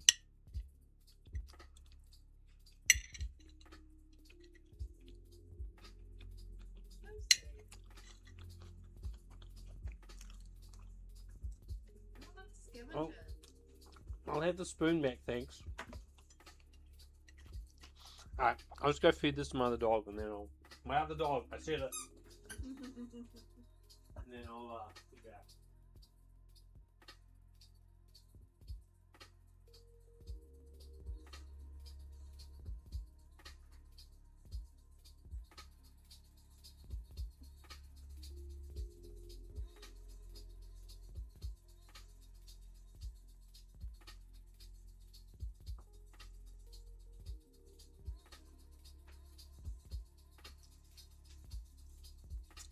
That was lovely. That was lovely. So was the coffee this morning. Did you do something extra with it?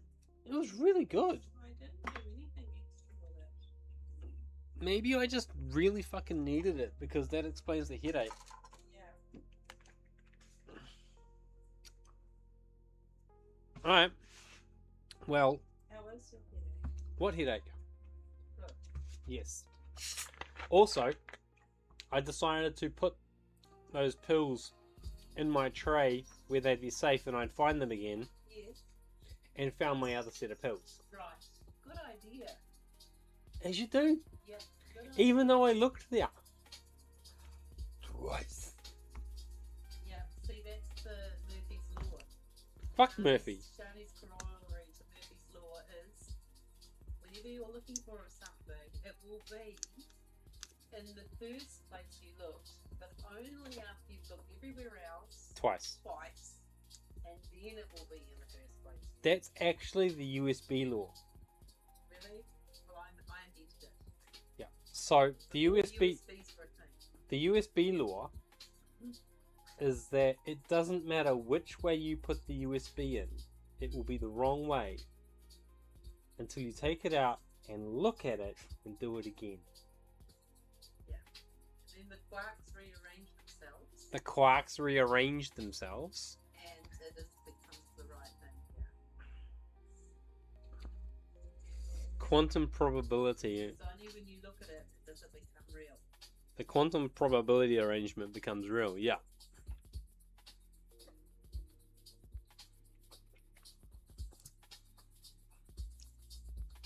Because until then, it's only probably real. Yeah, it's probable that it's 50-50, probable that it's that way, probable that it's that way. But when you change it that way, all the probabilities revert back to the original probability. So In order to balance the you can probabilities still out. get it wrong the other way. Yeah. But then you look at it. And it solidifies it Yeah. because it's been observed. It changes it because it's been observed. That's disgusting. You know it's disgusting. Yeah, it is. But it's true. That's why it's disgusting. And we're still disgusting this. Speaking of disgusting, I'm still amazing. Oh no. You have a wordle. I have a spelling bee. Okay. Yeah, I know what I mean. I am doing fuck all. Yeah, well, I have to make fun. And I might be put on a waiting list. Oh, it's one of those phone call. What are the letters? I was going to start with an N, by the way. Okay, the letters I will give them to you. I will tell you how many points I need to get to genius.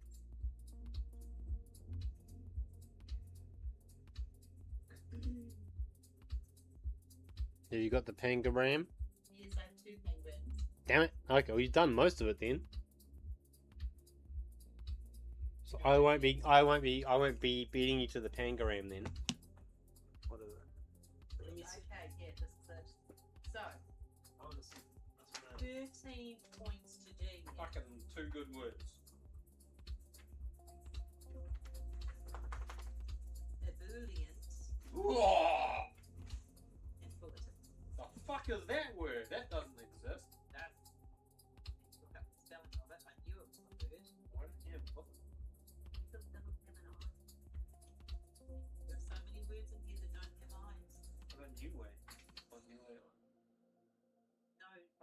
exact thing. I love my friends. Libel. Got it. Billet. Got it. Nibble. Niblet. Niblet, I don't think it's a word. I'm not It's a trying to- word.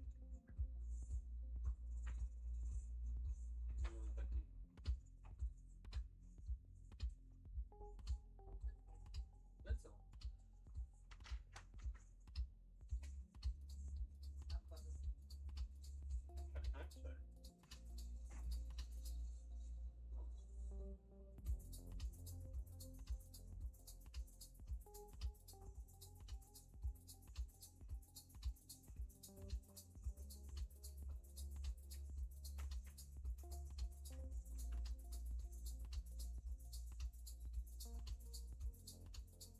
Really, I don't mind. I have to try. I have to try all the words that don't have an I in it. Keep them out my system. Blue, blunt.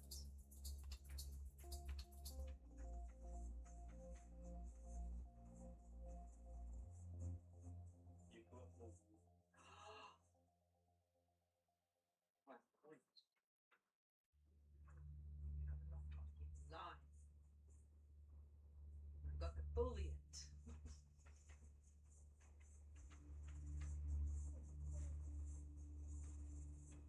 Beetle, doesn't have an eye.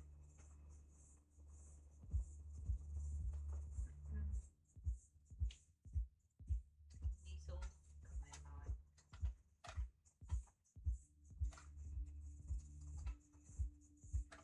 Tent, doesn't have an eye.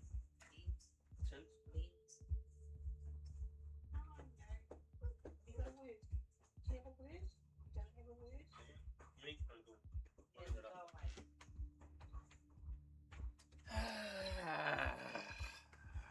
I keep it a $1.50 though.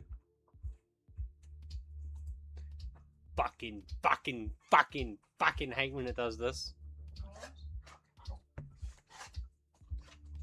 It does this. It just goes fucking sideways for the next hour. This is where I want to play video games. I won't get the cue. 86.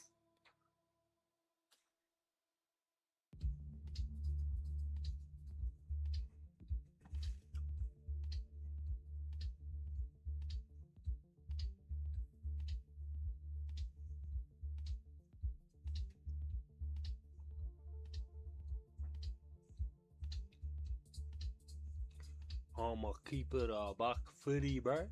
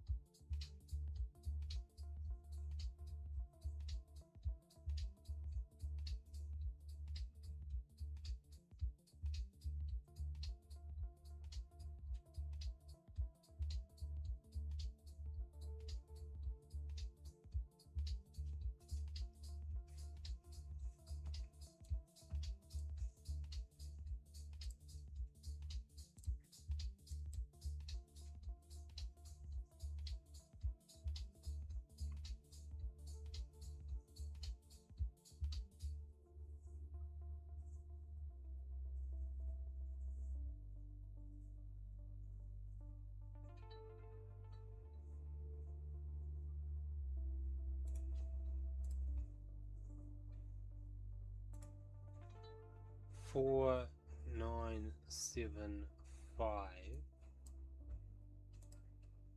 Yeah. That's where I put it. That was where I put it.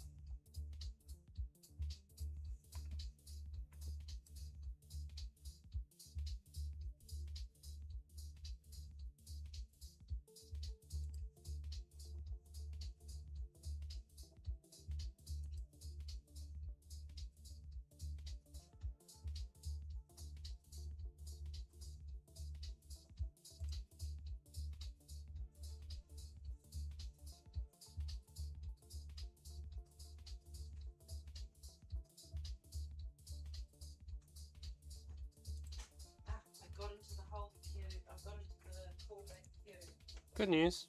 It is good news.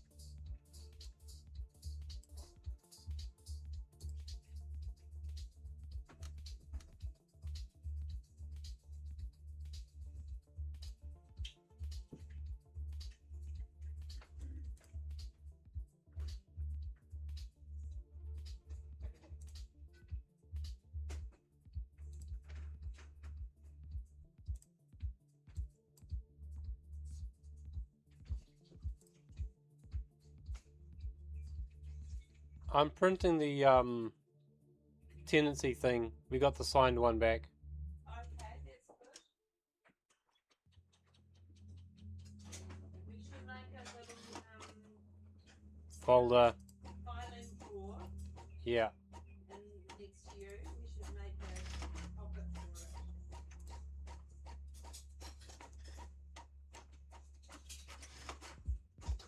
Just imagine if we got a thing saying, "Oh no, actually." Pardon?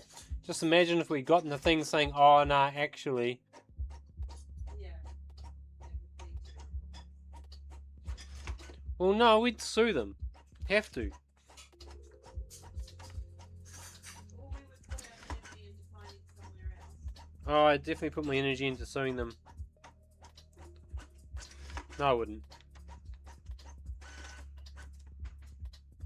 So we sue them from our cars. Yeah, We don't have anywhere to live. yeah. You got it.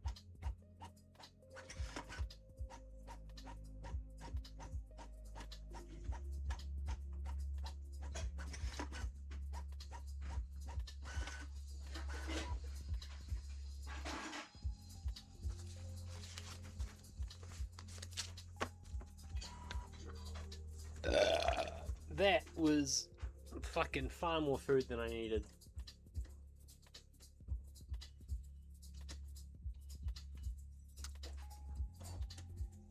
But so yummy. Yeah, that avocado probably wouldn't have been as yummy tomorrow. Well, there's half of a one left, so I'll make sure. Quarter of a one left. 'Cause I had quarter. Oh, yeah, no, there's half of a half left, so I guess.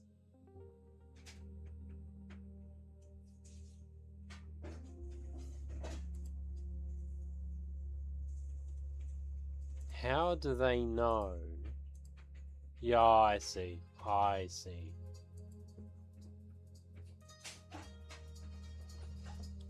It's just the inversion of each other.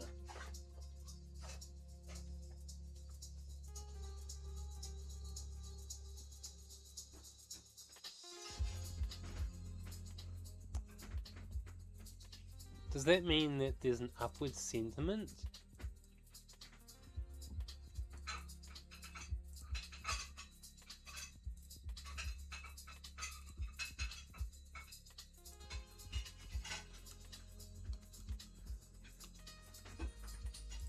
Let's not fucking do that, shall we?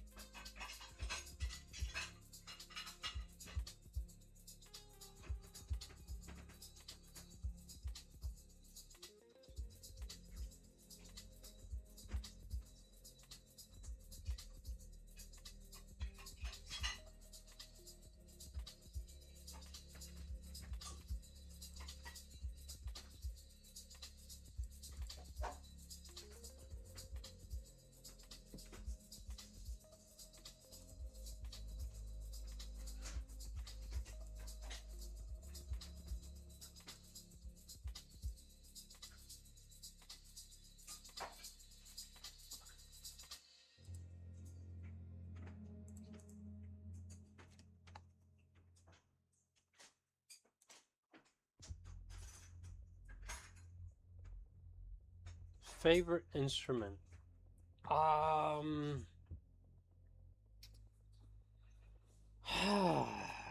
Probably the three I'm on.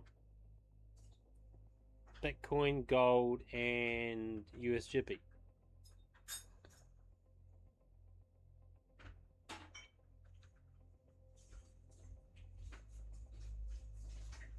The reason is small spreads.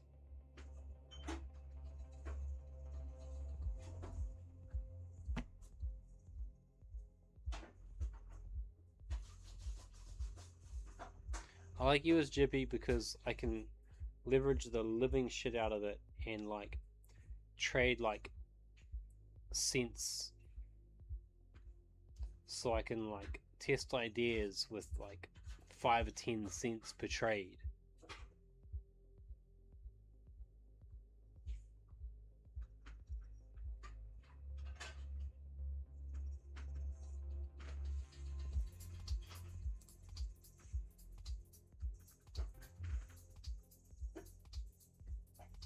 It's in there, maybe.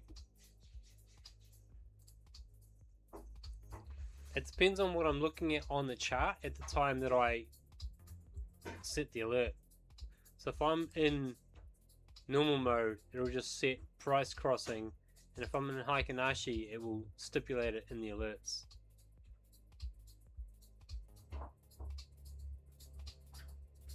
But yeah, TradingView made this update where you can flip between both now freely, and you can use Heikinashi candles in backtesting, and it's a really, really nice quality of life thing. What they really fucking need though is to allow hedging in backtesting.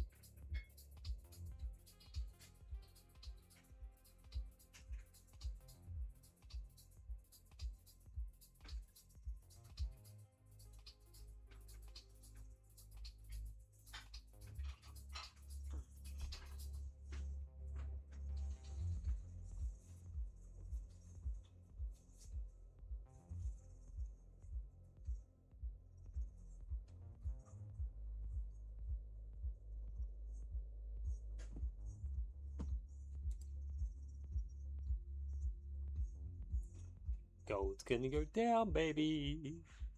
What about smooth? I haven't abandoned it, I've just outgrown it.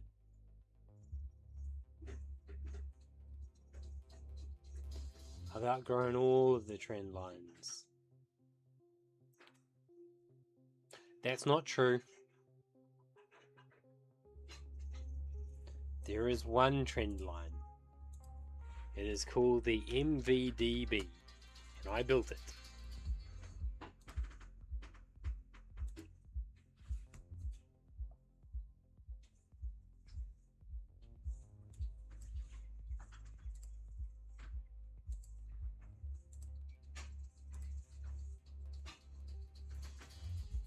And it looks like that.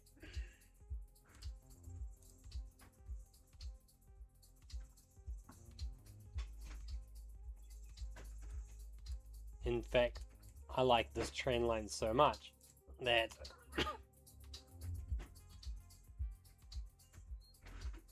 I don't know why, but this is running on it right now. But I don't know why it hasn't taken the trade.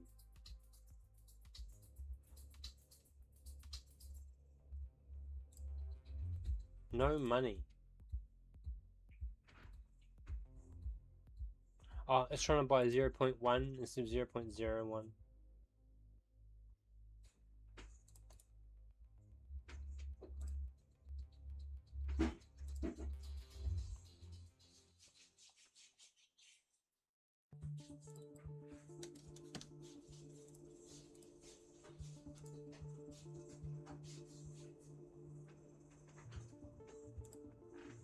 Okay.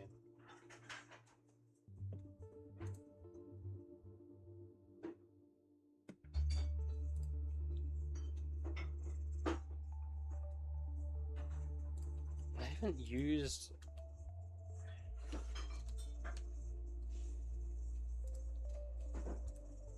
Hashi for a while.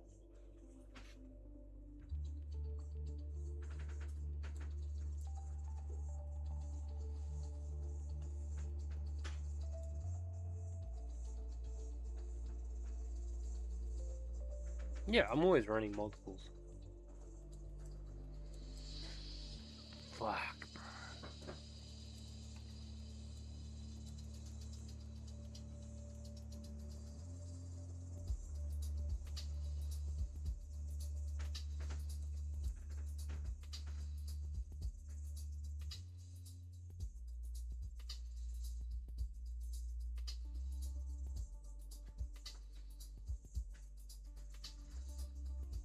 I mean, I've got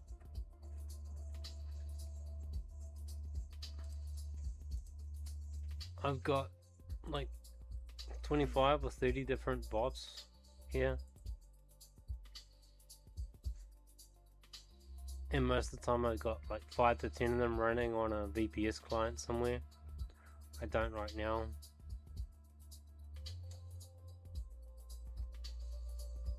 I should start them all up again. The ones I've got running on VPS is these ones here. 1, 2, 3, 4, and then this one 5. Are all running on VPSs.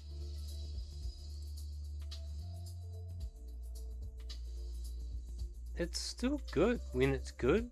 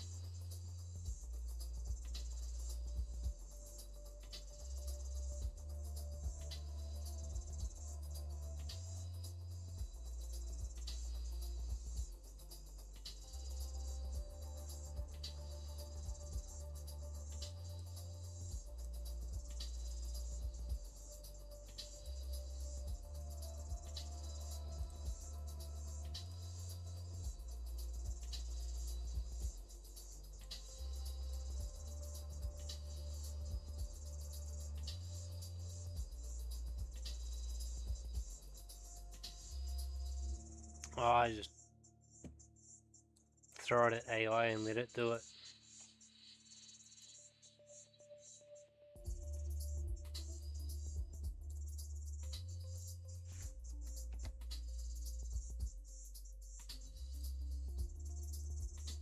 But I'm generally, yeah, I'm more interested in levels now than in trends.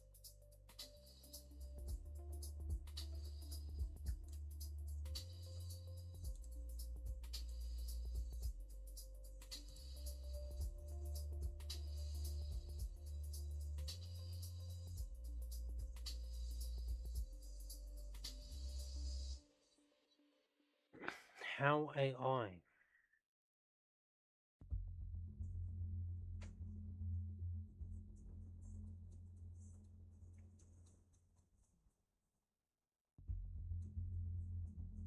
What do you mean, how AI?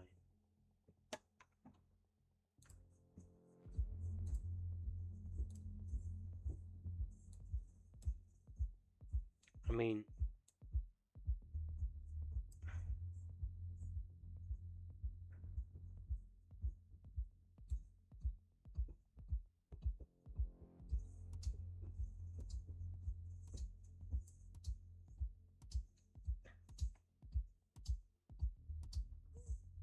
I write a script, and then I put the script into the backtester. I use the AI to write the script. Sometimes it gives me buy-sell results and stuff, and sometimes I need it to give me an output to a CSV file, and then I pass that through the AI.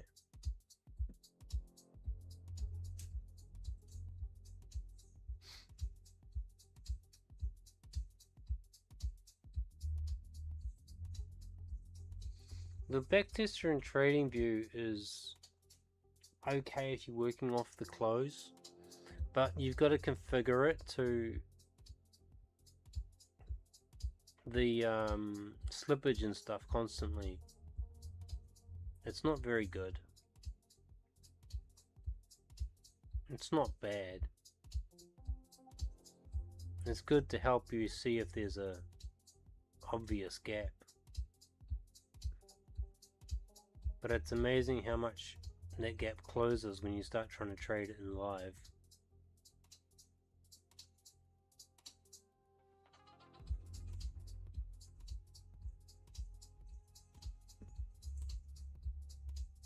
I'm just bored.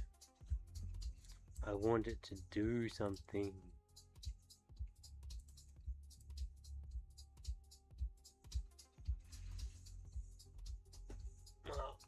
I do some in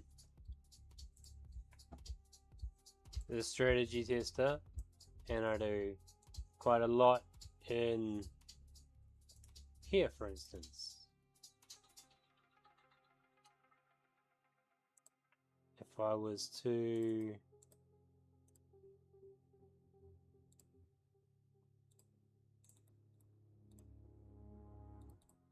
just saw the mouse again out the corner of my eye running from the dishwasher to underneath the fridge. did you? I did.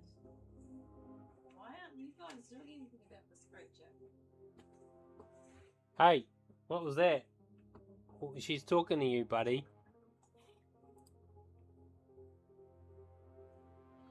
Well, that was pathetic. Well, the fact that it should be on 5 minute probably helps. You know, it's not surprising that we have a mouse, given that we leave our doors open all the time. And there's little scraps of food and kibbles, crumbs all over the floor. They're too tempting for it.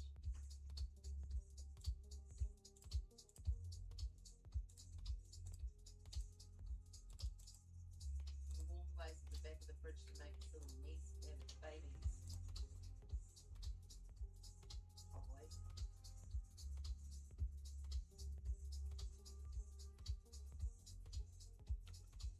I mean,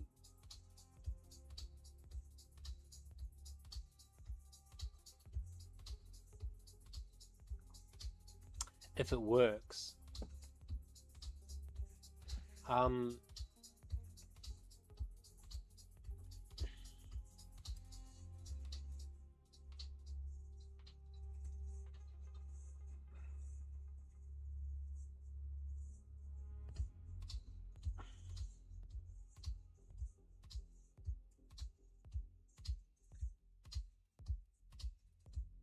If it's having babies, then there's another mouse. It takes 2 mouses to make 3 mouses. It takes 2 mouses to make 3 mouses.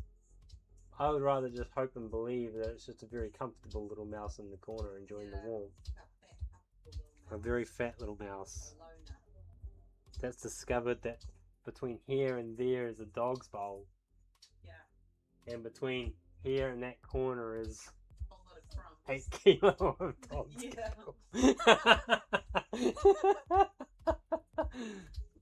I just pop over here. I think Olivia. I might crawl back to my corner. Fucking water bowl right there. You don't hear the dogs get up at 3 o'clock in the morning and nothing. They do. Although last night it was a Mouse part of you. possum. Yeah. Well, I'm out of mouse space. That's okay. We can leave him behind for the next ones. I'm sure they'll appreciate. I think they won't appreciate it. He'll leave as all the furniture leaves. As long as he doesn't get fucking tag along in the furniture for a fucking ride, I suppose. Well, if he does, we'll deal with it. And we'll tell her. He's probably already got fucking family over there. He's probably got freaking a nest in his sofa or something. Buddy. What? What? We could tell her if he does come on. Hi. We moved in and the place is infested. Nice. Look at you, mate. You cheeky piece of shit. Hey? He's so tall. He's huge. See, he makes you jump up like that, and then I don't want that. You do it to him. Not allowed to do it to me. No. No. Yeah, that looks quite nice, but that's $700 over 3 months with drawdowns. So, I mean, it's boring.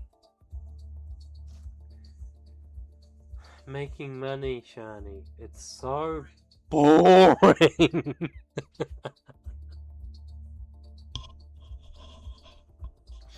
Oh, that's terrible. That is terrible.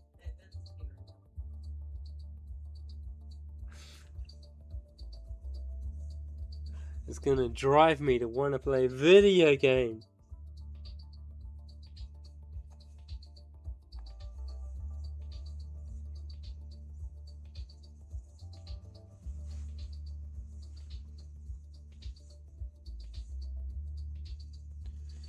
Making money is kind of boring. No crap. Cap. Siap. Siap.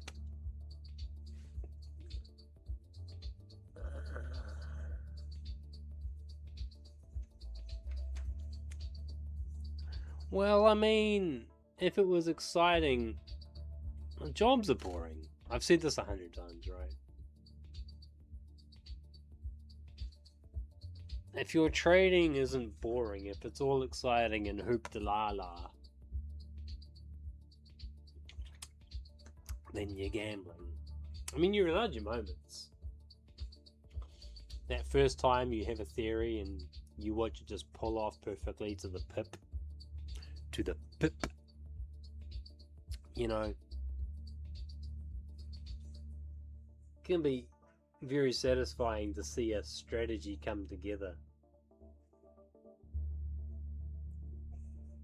You know? Should we watch some fucking degeneracy while we wait for nothing to happen? Should we do that? Let's go watch some degenerate traders. That sounds like fun.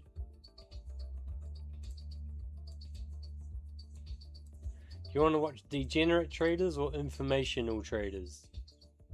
You have a choice.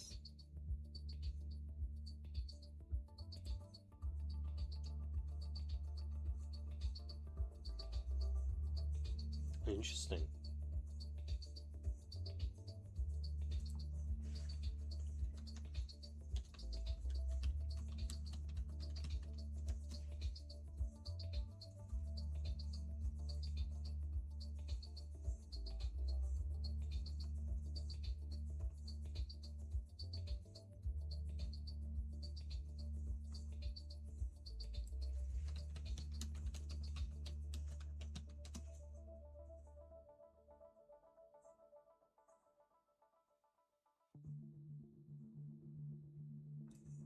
Let's give this a shot. One user losing his life savings and his girlfriend to another user striking it rich with 0 DTEs. We're going to go over the baddest Wall Street bets trades we haven't covered yet. Tick is the user who loves trading risky options with margin. His story starts back in August 2022 when he was feeling extremely bullish on VNQ, which is Vanguard's real estate index fund. Real estate and the stock market were a bit rocky in the middle of 2022, and it seemed like... Oh, have you seen this guy? Here. Is this the short version? No, this is the long version. Have you seen this guy? He's doing something like what you're doing, but he's a degenerate.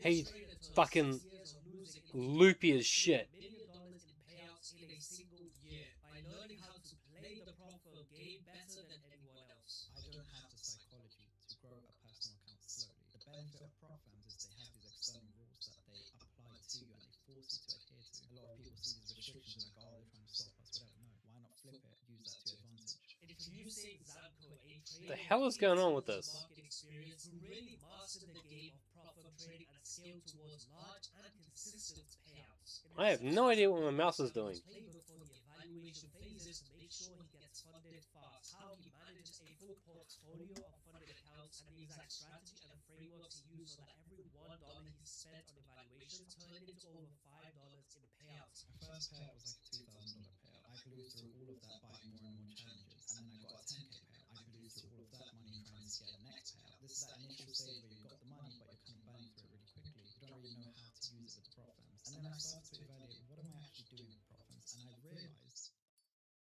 look at who you are as a person. Because again, marriage is what changed me. It made me look inwards rather than blame everything else. So rather than this prop firm did this or they did, no. Did you mess up? Did you not read something correctly? It's always look at yourself.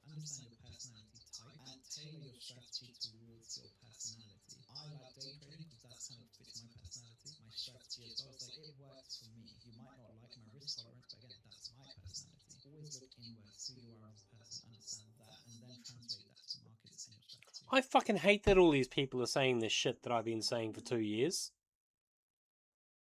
I fucking hate it.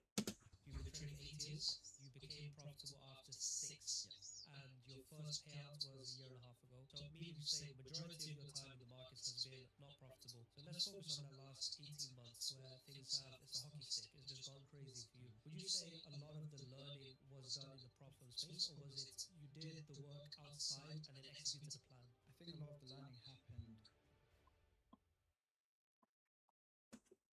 Hey Titans, before we get into this episode, I just want to mention with Zampo, this episode is very technical. But again, the payout is 1.3 million, so works out in my favour. No, of course, I think the mentality most have towards prop firms is you play the risk reward of it, and I think it's unrealistic to your first funded account becomes your last one that gives you all the payouts. You gotta play the game because there's rules that are designed to trip you up, and eventually you will trip up.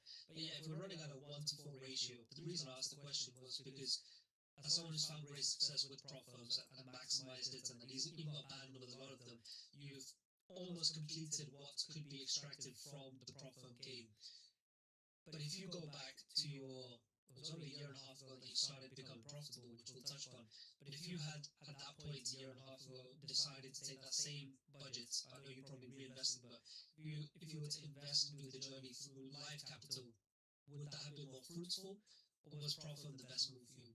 I would have lost all of that money if I had put it into a personal account because I don't have the psychology to grow a personal account slowly. The benefit of prop firms is they have these external rules that they apply to you and they force you to adhere to. So you can't overtrade, you have to risk a certain amount, and if you reach a daily drawdown, you have to stop. In a personal account, I can keep going until I blow the whole account within a single day. He's a degenerate. The rules that are designed to restrict traders to make too many payouts actually helped you. Yeah, it's a framework of your mind. A lot of people see these restrictions like, oh, they're trying to stop us, but no. Actually, why not flip it? Use that to your advantage. So the quick context I want to give is you've been trading 8 years, Yes. and you became profitable after 6, Yes. and your first payout was a year and a half ago. So meaning to say, majority of your time in the markets has been not profitable. So let's focus on that last 18 months where things have, it's a hockey stick, it's just gone crazy for you. Would you say a lot of the learning was done in the prop firm space, or was it you did the work outside and then came to the markets? Oh, sorry, the prop firms prepared and then executed the plan. I think a lot of the learning happened when Pardon?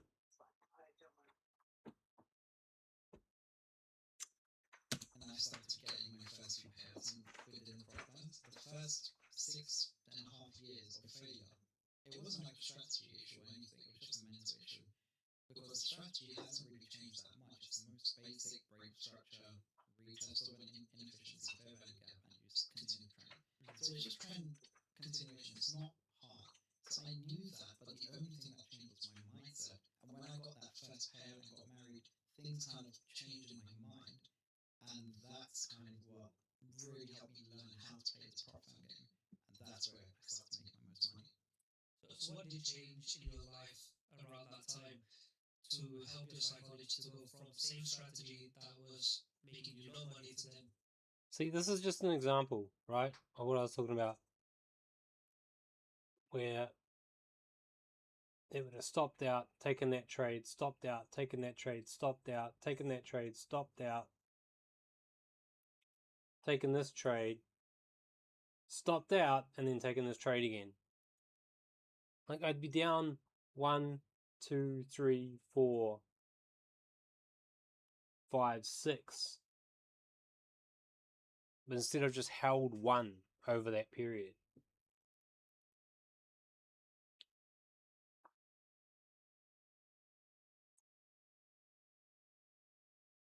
Making life-changing amounts of money.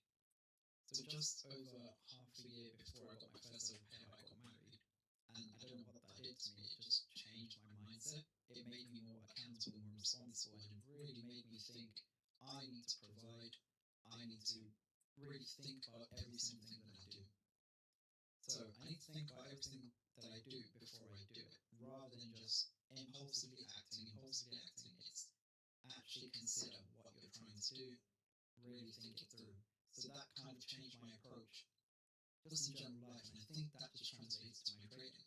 And then also, another thing that really clicked for me was my first payout, because that was tangible evidence and it was proof of concept, like, oh, I can do it now. Because until you have that proof that you can do it, you're not going to believe in yourself. So I think it was just self-belief, responsibility, accountability for marriage, and all of that combined has launched me. Yeah, shout out to your wife. I think to bring you into a sphere of we're just aware of consequences, because I think a lot of traders do, when they're not profitable, they just get blinded by what could be, especially profits give you that illusion of what could be, and you get lost in that source. I want to talk about in that period where you were learning through passing the profit accounts and getting the first couple of payouts and reinvesting it. Those stages were the pivotal ones, because I think profits What? also amplify all emotions. It can amplify euphoria, it can amplify ego. That is, you've got a certificate now, you've got a leaderboard, so it can bring a lot out of you that you might not even be a profitable trader. It just gives you the illusion that you are. It gives you the badge of honor, even when you maybe just made 10% for the first time and then you blew it the next week, kind of thing. So, what frameworks did you have at that point to not give away what you had earned? Because I think a lot of people do get that first payout and then kind of blow it and never go on that hockey stick trajectory. What were you doing at that point? So my first payout was like a $2,000 payout, and I pretty much blew through all of that buying more and more challenges, and then I got a 10k payout. I blew through all of that money trying to get the next payout. So again, this is that initial stage where you've got the money, but you're kind of burning through it really quickly because you don't really know how to use it with the prop firms. But then when I got a 20k payout, that gave me a really big buffer. And then I started to evaluate, what am I actually doing with prop firms? And I realized I'm approaching it with very high risk. So now it started becoming a numbers game, that I just need to risk very high, just get to the funded stage, get one payout, and that should cover the losses along the way that I'm blowing the accounts now. So now I started seeing it as a numbers game. Now I have a big buffer. I'm using that buffer just to buy accounts, trade them with high risk, and eventually one of them's going to pass. One of them's going to get to the funded, get one payout, that makes up your losses, repeat. And I kept doing that. Essentially maximizing the risk reward of buy-ins versus payouts. Can you put some numbers behind what you mean by high risk? High risk. So initially, before like a year ago, a lot of these problems didn't have as much restrictions as they do now, and they would allow you to risk the whole daily drawdown in a single trade. So that's what I would do. So whatever the prop firm's rules are for their max risk per trade or per day, whatever it is, I would use that on a single trade until I have to stop the same day. So if it's 4%, you're allowed to risk 4% trade, I'll do that, and then stop, and the next day I'll try to use the remaining 4% that I have if it's in favor. But obviously, if I get the one win on that first trade, that passes me. I get to phase 2, I risk the whole daily drawdown again. One more win, and that's it. So 2 wins, you're already funded. And once you're funded, I drop my risk and just get one good trade, and that's your payout secured. It's interesting because a lot of people would spend weeks, months on an account doing 0.5% risk because they don't want to lose that account. But here, the sentence that comes to mind, I want to know if you agree, to find success with prop firms, you don't need to be a profitable trader. Because if you can be a break-even trader and time your trades accordingly on prop firms, you get payouts as a losing trader. And essentially, in your case, you're betting on, can I get 2 wins in a row to get funded, and then you get sensible wins. With that approach in mind, what did you have to prepare beforehand? Because this can also sound like a money pit, where you're just endlessly buying accounts and loading them. So what I was preparing was, of course, my strategy. I was refining it more and more, and I understood. Usually, for the past 6-7 years, whatever, I was failing. I tended to kind of get the most pinpoint entry types, try to get like the big reversal, and then think, let me just follow the trend. More than likely, I'm gonna catch a big win. And when you're risking 4% in a single trade, you can have a huge stop loss, even with the maximum lot size that they allow you. So your aim is just get the direction of the day correct with a huge stop loss. It's probably gonna win. So that's kind of what I started doing and preparing my trades in that way, which is just follow the trend, just try to catch the overall direction. That's interesting because then you're modifying your risk reward per trade. Because if you're risking 4% and you need 8 or 10% to pass, you essentially need 1 to 2.5% is that where it's optimal for you in your strategy on the live accounts in terms of risk reward around 1 to 2? No, actually, on the live accounts, I have really high risk to reward. So I actually have quite tight stop losses. And now it's changed now. Before, I used to try to go for just big stop loss, try to get a small risk to reward, just big payout with a big risk. So like risking like 3% of the funded account to make like 3 or 6%. But now I've been able to refine my strategy to a point where I know the direction of the market. Now I'm just refining my entries. And now I pretty much on average like 1 to 5, 1 to 6, and I risk like 1%. And now when you look at the amount of funding that I have, and you look at, let's say I'm making like 5 or 6% in a day across $1 million in funding, I've just made 56k in a single day on just one trade. Let's take a moment to talk about part of the show, a leading prop firm that is funded next. It's important for me to listen to our community to see who are you working with and how can we make your experience better. And the main feedback I heard is trusted payouts, quick payouts, ability to scale, and affordable prices. I fucking hate this head. I will deal with it in a second. Only being a top 3 prop firm in the industry, also having on-demand What payouts. is going on with this? Why is this not working? You will double your capital for free. And because in this industry, trust and reliability is the most Fuck off. Stop loss. Yeah, pretty sharp. Which also means that the average pips. they average And from to get even trades to which risk. As Blah, blah, blah. The There you go. argument then becomes if you have a strategy that's giving you the 1 to 2s, that's allowing you to have positive outcome, why modify it for, as in why not keep that in the live account and then go to a high risk reward model and drop the risk? Thinking being, is the rules that they put on you now, or this is the optimal strategy?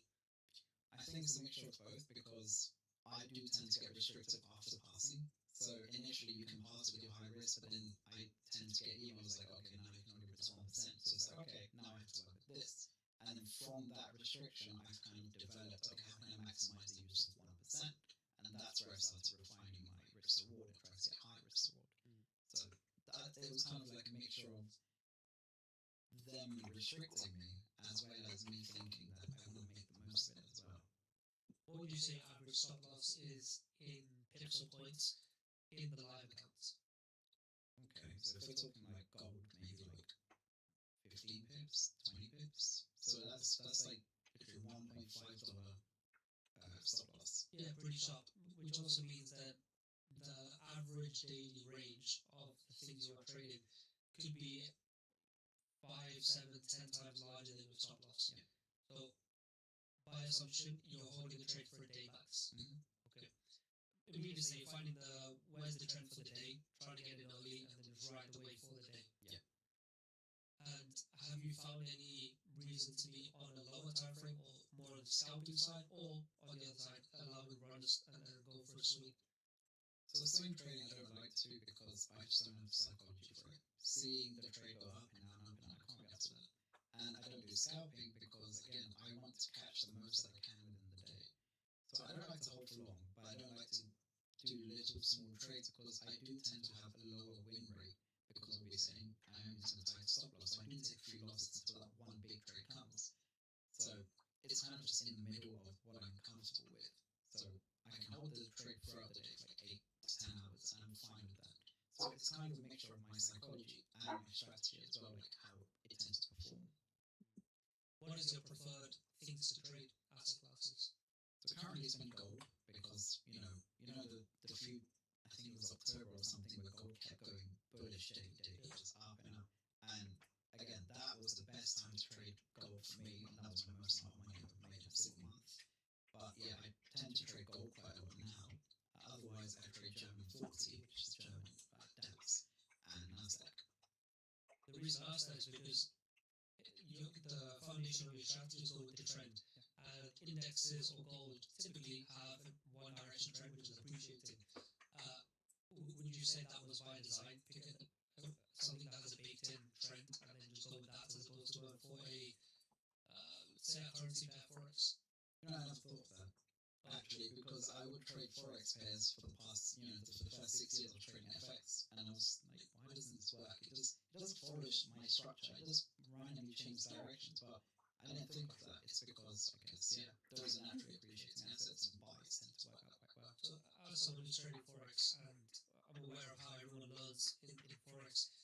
Typically, whatever strategy people end up with, even if they are say I'm going with the trend, what time frame? Are we talking daily trend, 4-hour trend, or 1-hour trend, or M5 trend? So trend is subjective. So in forex, you can think you're with the trend, but more often than not, most traders are reversal traders without realizing it, because it's a consolidated market. If you zoom out far enough, so it's hard to pick the trend, and therefore, if you haven't dialed it in, you'll always be picking the top, picking the bottom, reversal trader, which is harder to pull off. But if you're always with the trend and it's a clear defined trend, it is an assumption that it could be easier. But that being said, if you were to look overall over the last year and a half, how many of your trades would be buy versus sell?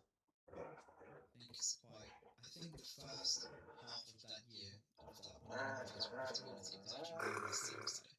Mostly on Nasdaq. I would pretty much say Nasdaq a lot on like market Fight. open, because it tends to Fuck you. and now I didn't realize why, but it was actually like, okay, so everybody's Hey, grabbed, big boy. then start Hey, launching, big but I would boy. catch that sell and think, wow, my team She is- won it. Leave it I alone. didn't realize that back then. Good boy. It tended to be sells on Nasdaq, most of them. So that's kind of what it was. Now it's more buys. Usually people are on the other side of the fence, which is I'm going to wait for the price to sweep whatever objectives, wait for the confirmation, wait for the open, and then go with that tide. Why have you chosen to be in the sweep portion as opposed to the reaction afterwards? Just impulsive. I don't know. I just didn't want to miss the move or something. It's still what you're doing now. Now it's more waiting for the manipulation to happen and following the direction, because I know it's going to happen now. So that's something I've learned even in these 1.5 years of profitability is, even though I am making money from it, I'm still learning a lot. Like, okay, now it's moving, why is it moving, how is it moving? And I'm just constantly refining, like, okay, the buys after the manipulation, they tend to work much better, because I know overall we're really bullish. I want to talk about risk reward, and the reason is because in my own journey, it's changed almost on a every 2-3 year basis. I've had a big change in my vision of what risk reward is optimal, and then as a result of optimizing it, I've had big jumps in my profit without having to change strategy. And my findings were that different to yours, which is why I want to set the foundation, is I always used to do discretionary risk reward, which is I hate how he injects his opinions into other people's fucking interviews.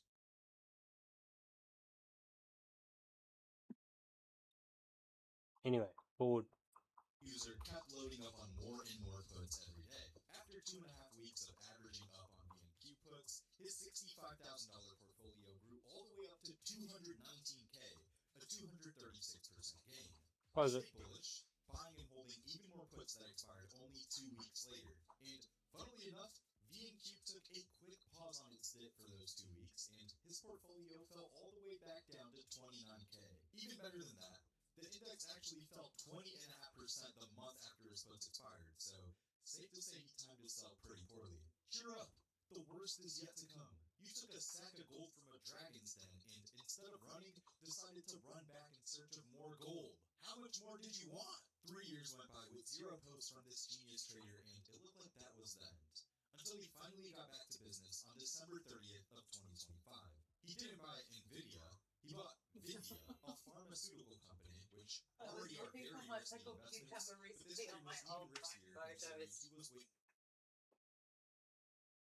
I came across the Fuck, that's monster. her! Holy fuck! The swamp monster. I didn't recognize her. I was like, whose fucking dog is that? Is that Mila? No. Yes. Remember that day? I do. She's white. She'd been in the mangroves. That's a white dog.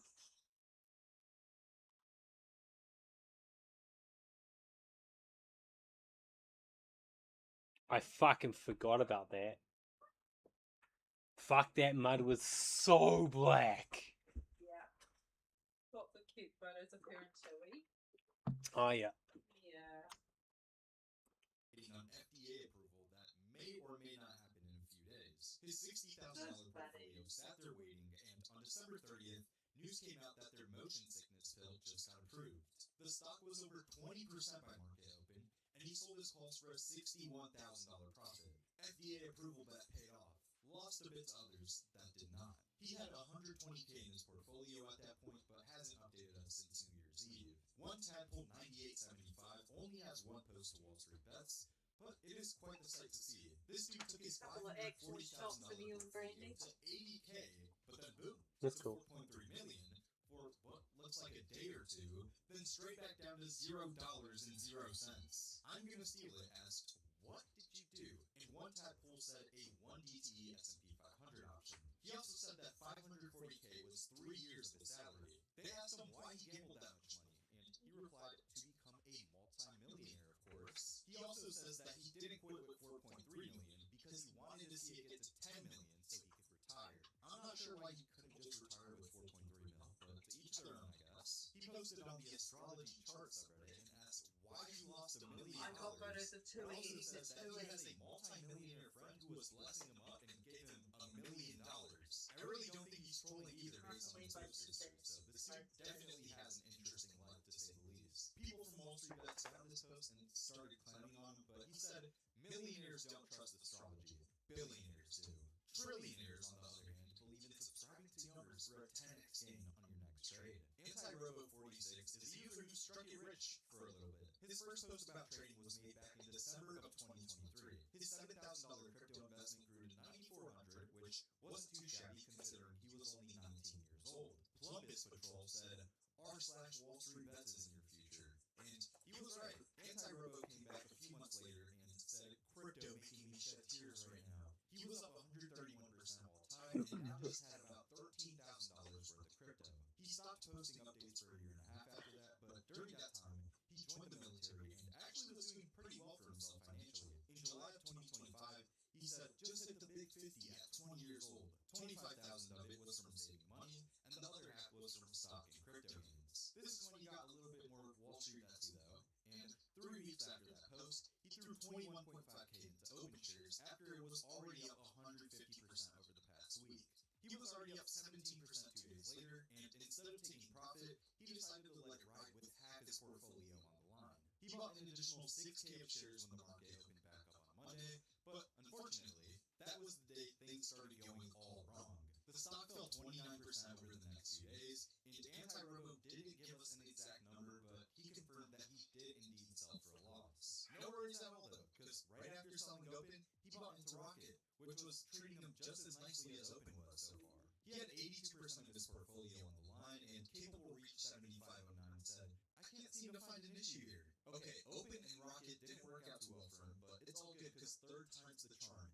And this time, he was putting all his trust into Figma, all of it. After his first day of holding, he was already down 8.5%, but it was all good because he said, what goes down must come up, right? Anti-Robo didn't give us any more updates on Figma, but the stock is down 64% since then, so it definitely doesn't seem like he was able to sell for a profit. Anti-Robo was 0 for 3 so far, but trust me guys, the next one was bound to be a winner. On August 19th, he threw just over $35,000 into Fabrinet shares. He was down 2% for the first day, but said, FN bounce back. I'm ready. The next 3 days of holding weren't particularly pleasant, losing him another $2,500, but that made him completely empty his bank account and dump pretty much every last dollar he had into the stock. Anti-Robo didn't have the best track record, but maybe this was the one. And actually, it was. Only a week later, he was up 13.3K and was now pretty deep into the green. He also posted to the Money subreddit, letting everyone know that he just hit the big 60 at 20. He also says he makes 24K a year and deposits 75% of his paychecks into stocks.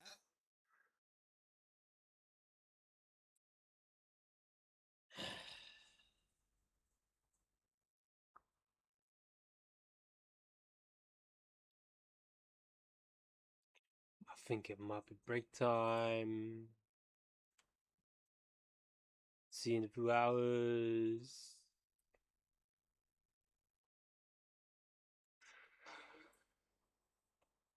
Bye, guys.